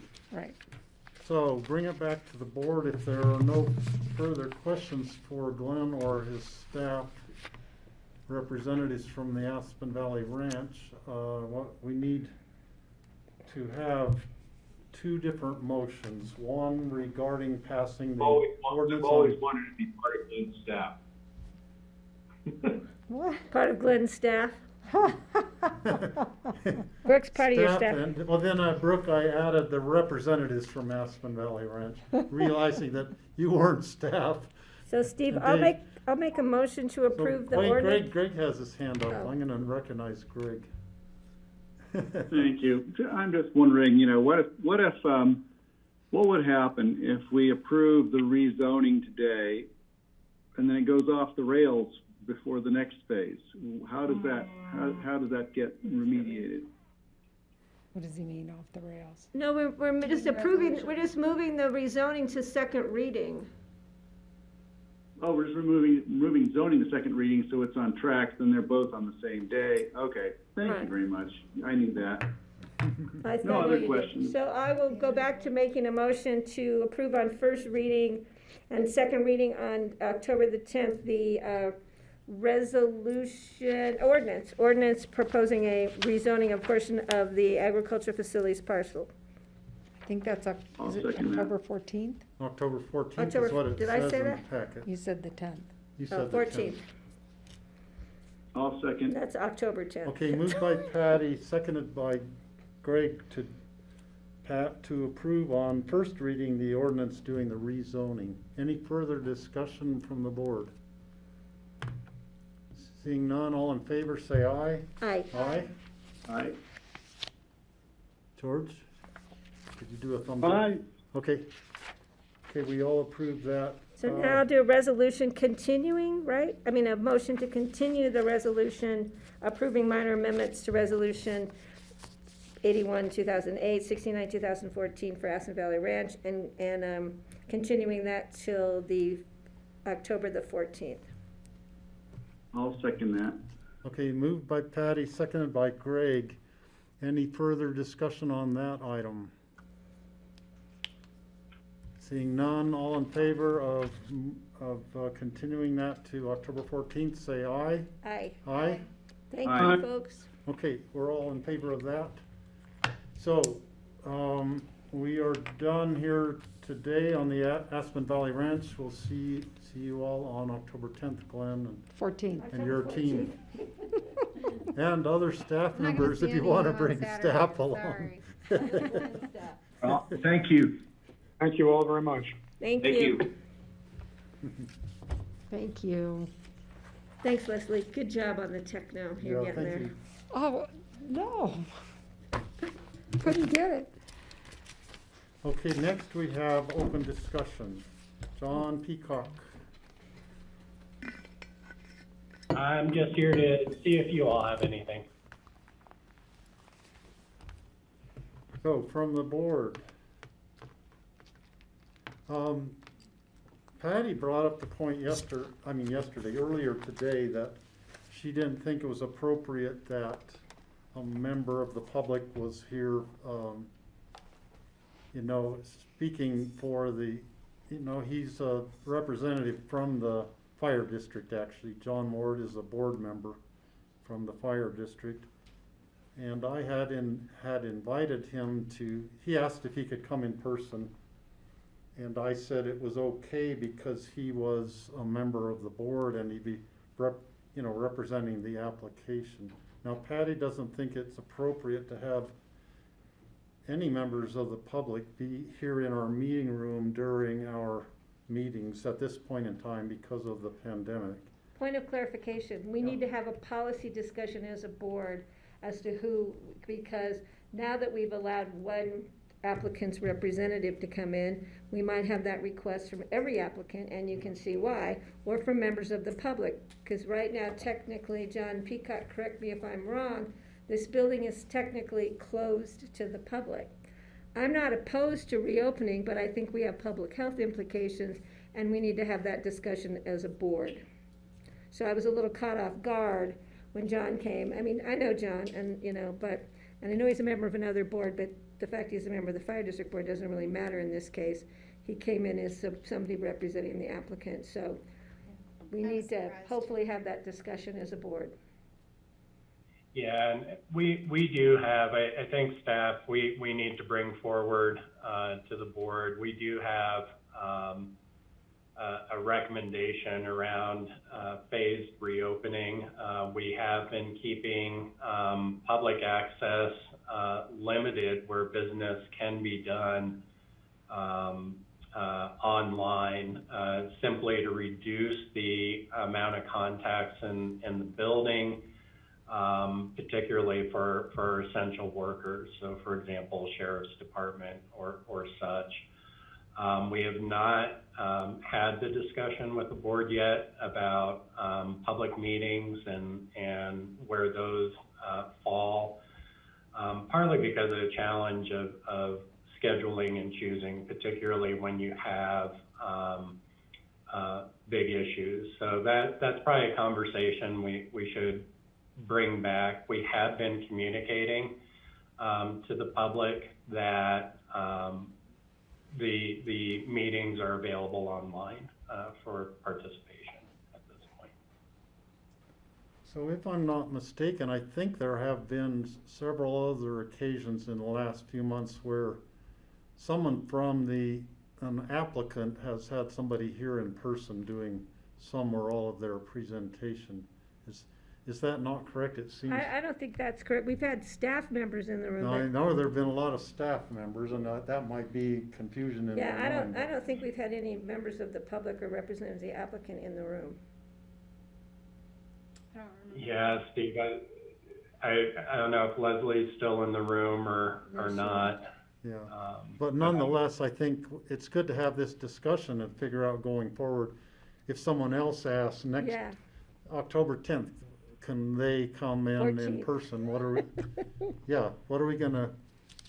We need to have a policy on it, even though it might be just a temporary policy. Yeah, right now at the staff level, we're going to revisit the reopening plan. We have a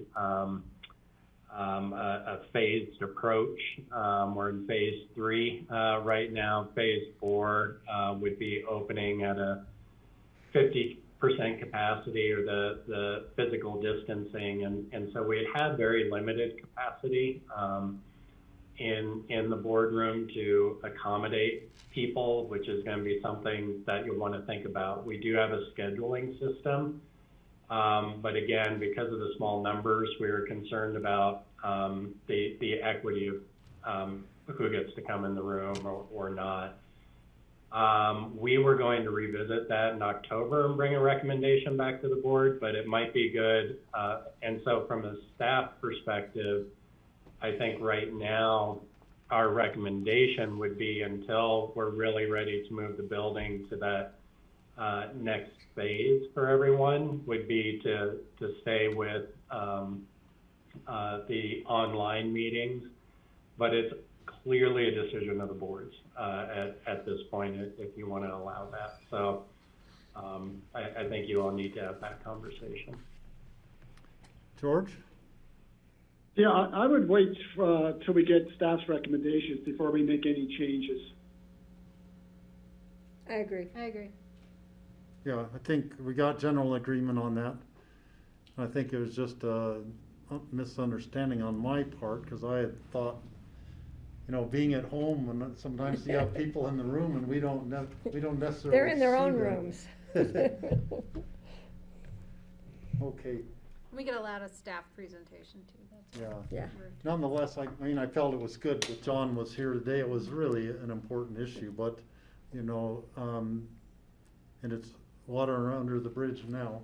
Yep. He did wear his mask very religiously and did a wonderful job. As long as the public knows that we need to have this discussion, and right now we're going to keep our meetings online, except for staff and us. Yeah. Now, the discussion I had with John Ely was that John Ward was not just a member of the public, he was part of the applicant's team, and we had this little discussion about members of residents of the North 40 feeling like they should be allowed to be here in person. Yeah.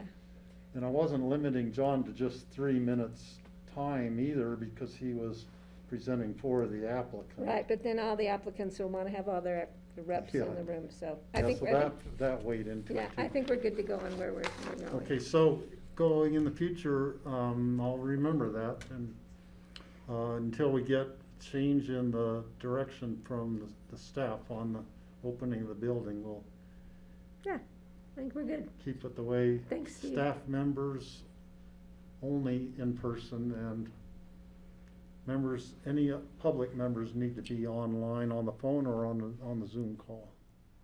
Okay. Any other open discussion items for today? Greg? Yeah, thanks. Just looking at today's paper, it's good to see that our public health department and the restaurant community are meeting of the minds,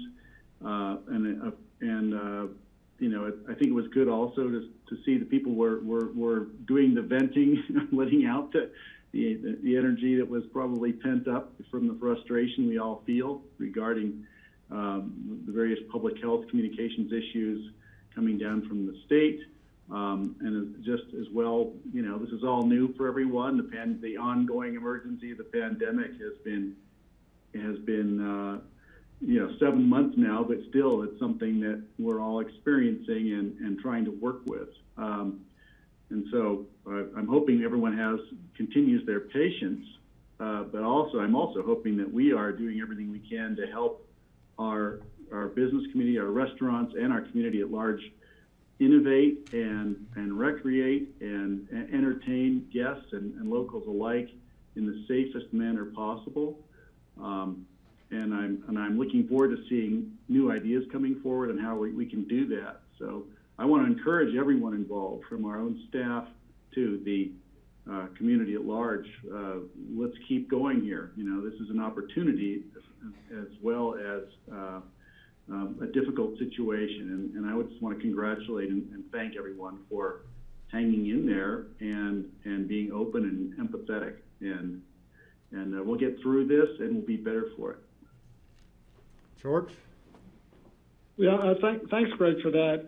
That just brought up a reminder that when the ski company makes a decision in terms of how they're going to operate this winter, John, I think it would be really beneficial to get them on our agenda in front of us. Yeah, and there's a couple processes going on right now. The state had their first meeting of a work group to help put together state guidelines. And we are currently, we have been working with SKICO and the municipalities to try and do winter planning. So we can definitely bring that forward as we get that finalized. I do think, the planning is going on now. So I do think there will be some decisions made about product mix and that sort of thing for SKICO. But the operating guidelines and such, as far as going into the winter, again, take a little bit longer. So we'll definitely keep that on our radar screen. And I think we typically, right ahead of ski season, usually have an update from SKICO anyway. So we'll try and keep that.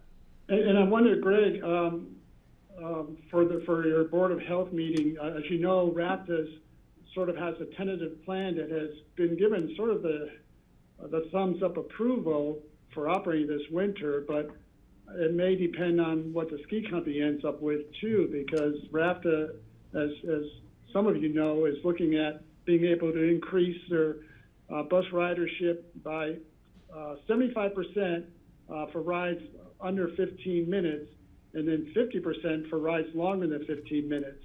And of course, I had expressed concern at that RAPTA board meeting that looking at this winter, when we have guests coming from around the country and in a lot of states that have not done a very good job in terms of following protocol, we're going to be transporting them, and that's going to be a whole nother level of concern, I think. So that should be part of that. I'm sure that will be part of that conversation with the Board of Health and with the ski company. But I think that's critical in terms of how, not only how ski companies going to address social distancing and safety on the mountains, but how they're going to do that in terms of moving people around the community. And George, that's been a big topic. RAFT has certainly been at the table, as well as the municipalities, which also have that kind of last mile transit responsibility in some cases. Sorry, Greg, I may. Yeah, no problem. Yeah, no, that's fine. George, just so you know, it did come up. I don't know if you were on. I think you may have been on, but Marky and I discussed that briefly, and at least gave a heads up to the board and expressed our concern with public health staff that this is certainly something that needs to be addressed. And I'm really grateful that RAFT has been doing that, innovating and trying to figure out how they can really improve the efficiency of the bus system back to something closer to what we had before. And so, of course, as you heard, George, I'm super eager that RAFT to do some innovating, and apparently they have, and I think I'm enthusiastic about it. And we're not there all the way, but we're getting closer. And we're trying to spend a lot of time thinking about aligning those different capacities so that we don't have unintended consequences of people maybe congregating where it becomes more of an issue, whether it be in town or in backcountry areas or what have you. It's a really complicated mix to figure out, obviously, in a short period of time. But we've got clear at the table. The trade-offs are interesting to contemplate. Like just hearing today that the schools will open a little bit later so they can do 2 runs for the school buses. So you're thinking, okay, the buses will be on the highway longer. There'll be more buses on the highway. What does that do with traffic and safety and all the other issues? So everything comes with trade-offs, and we're going to see that this winter. I just keep telling everybody to prepare to bundle up. It's going to be an outdoor season. We're going to be spending our party time outdoors perhaps more than we used to, and that's okay with me. And Kelly? Yeah, I thought maybe, John, maybe this was a good opportunity to just summarize the conversation that you and I recently had about possible funds that might be available just due to some of the shifting with the CARES Fund reimbursement. Because I had brought up with John that,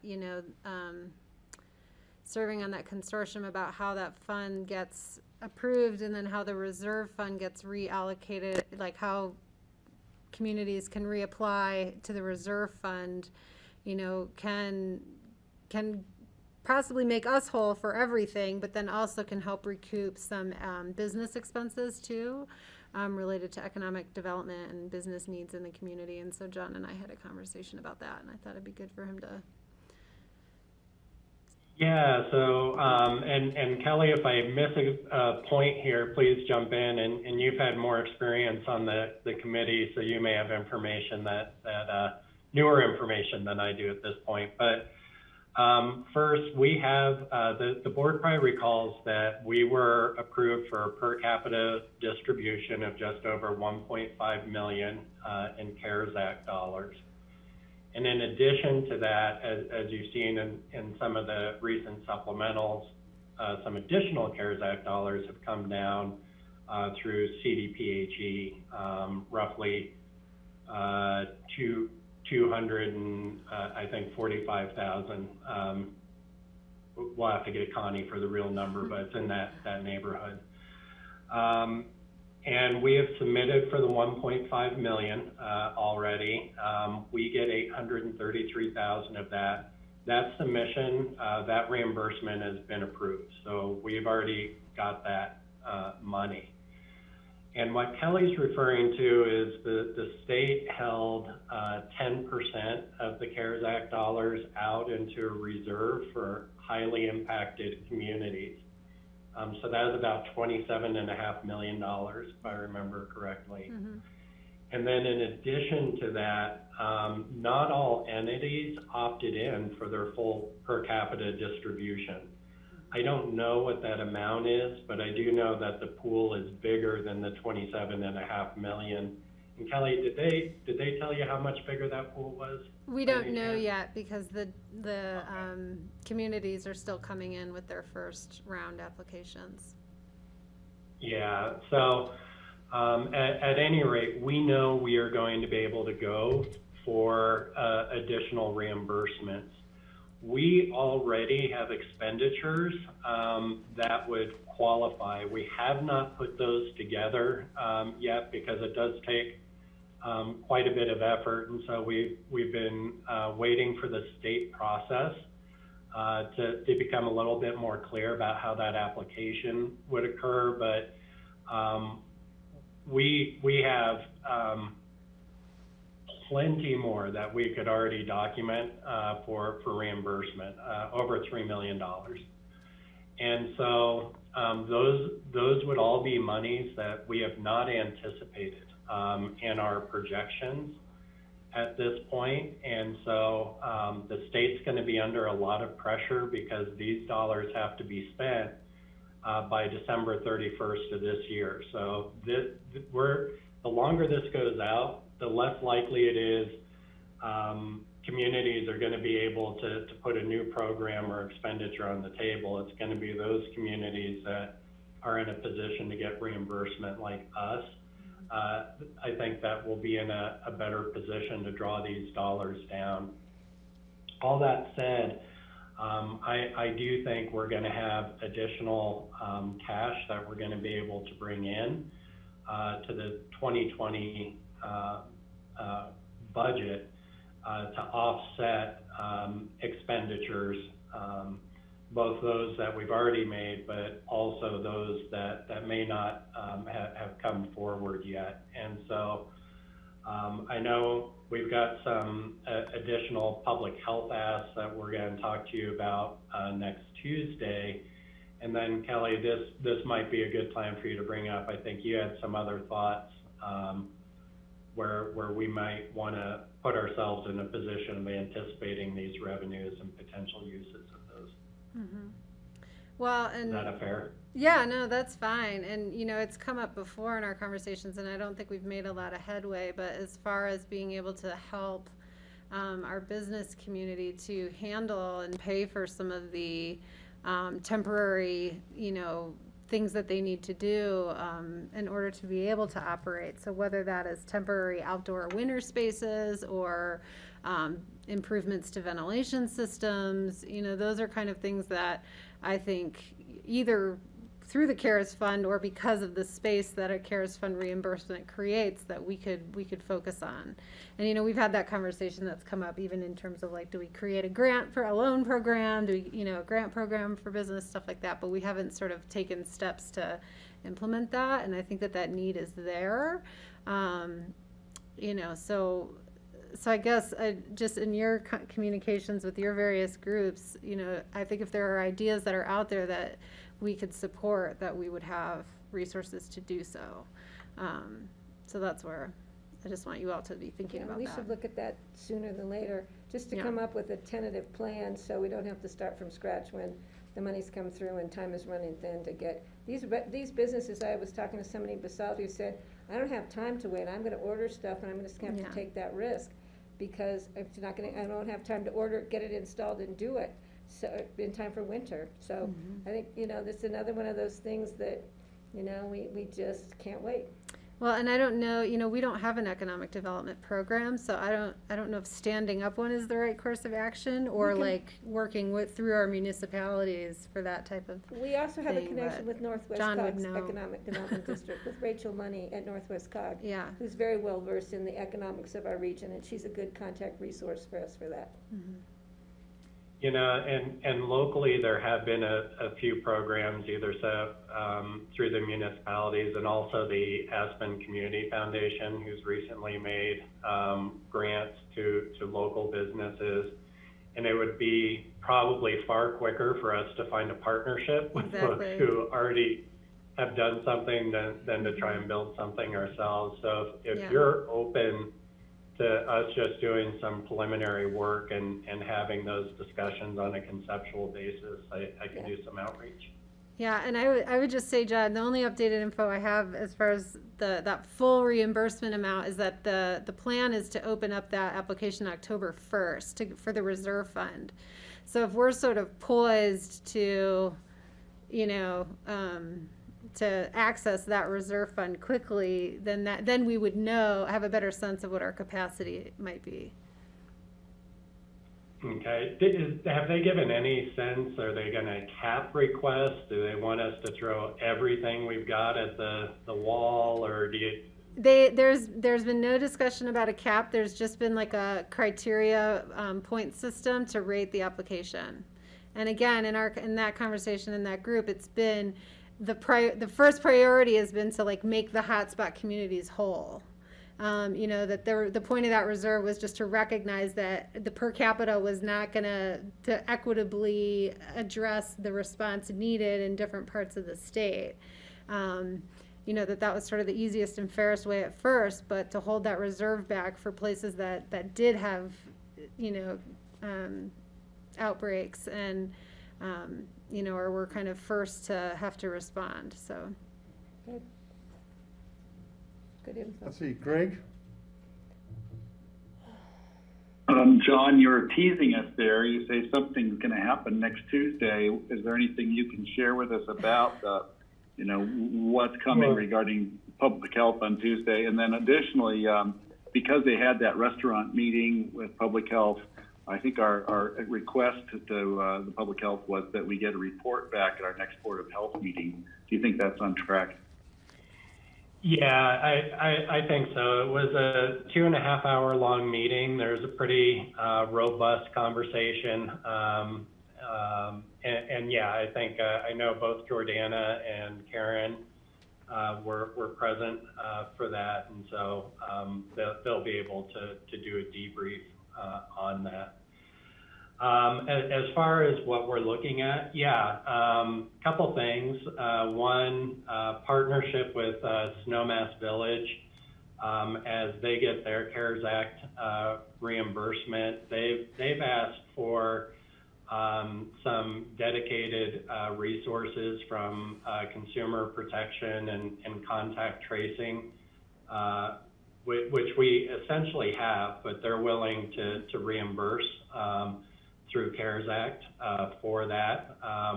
We, with the reopening of schools, are very concerned about our contact tracing capabilities there. We may look at some of that funding to continue to build the contact tracing capacities, especially, and see if we can get some dedicated resources for the schools. So that'll be one discussion. I think we've got a funding source for that that won't load the general fund. I just don't have it all put together for you guys in a nice package. The other piece, and we keep getting hammered on this, but it is a testing coordinator. We are looking at, we keep finding we have people who have other jobs who are trying to fit this in, and it's not coming together in the way that I think as quickly, there's just so many pieces to this, and it's complicated. So we want to propose putting a testing coordinator position to help us figure out the next steps on building capacity and coordinating resources in the community. So that will be one, and then we'll be foreshadowing some of what we're doing in this year that may have impacts in 2021. So just pursuant to like the CARES Act conversation we just had, there is so much documentation that's happening on the back end, and so many grant dollars, as you've seen, have been flowing in for human services and public health, which we expect to continue through 2021. Our financial accounting is overwhelmed with that, so we're going to need some back end support for those grants, and that's likely to be long term. So those are types of things we're looking at. It's more about capacity building. George? And we think we've got revenue streams now to cover it. George, did you have something? Well, I think John covered it, but I was just going to say, along with the contact tracing, what we can help within our community in terms of testing, from the schools to the ski company who's looking at trying to figure out how they're going to test 3,000 employees, and I think that's where I would like to see us put our dollars and energy between those two. And we've definitely, and that's part of what's really, I think, brought into sharp relief the need for this resource. We are convening a discussion around testing with large entities in the valley, and to see, how that may help support broader community testing and looking at options there. What has been a challenge for us is, as we're all aware of the availability problems, but the next challenge then is economies of scale, right? How much volume we bring, which is why it's been hard for us to make the case to the state to have one of the testing centers that, is just open to everyone, like we have in Grand Junction right now and such. So if something is going to be effectively built in a community as small as ours, we need to find a way for all of us to work together and be doing the same thing. Right, and that goes back to my earlier comment regarding RAFTA. So when we look at what our winter visitation may look like in terms of a population explosion, that puts us into a whole nother category than the little old sleepy mountain village, right? Yeah, and we've certainly been, we continue to make that point in every forum that we can. I know we've had that with the Board of Health. We talked a little bit about our population projections for the winter, which we see peaking out. This isn't like every day in the winter, but peaking out probably closer to 41 to 43,000 potentially if we follow the summer pattern. And so that's the population we need to manage to, and the testing capacity we need to build. The case investigation, contact trace capacity we need to build, so on and so forth. Yeah. The CARES Act dollars, and that's to Kelly's point about the reserves in highly impacted communities. That's why they have a reserve, and that's our case for being highly impacted and why we've had the expenditures that we have had. Yeah, good. So I hope that's a good overview. I always like to have it baked a little bit better before bringing it forward, but that's the general thinking. Okay, thank you for all that, John. Appreciate it. Is there anything else from the board? And if not, I would accept the motion. I'll make a motion to adjourn. I'll second, and just wanted to say for future discussion, the Aspen Times already has a heads up that the fire department, fire district proposal has been approved. So we've hit the news. That's the quickest I've ever seen Jason put something out. But that was my You second. must have a hot date tonight. Okay, Patty moved, Greg seconded to adjourn. All in favor, say aye. Aye. Aye. Okay, thanks, Right, guys. thank you, Grassroots. you. Thank you, Andrew, Great day. for holding down the fort on the aye.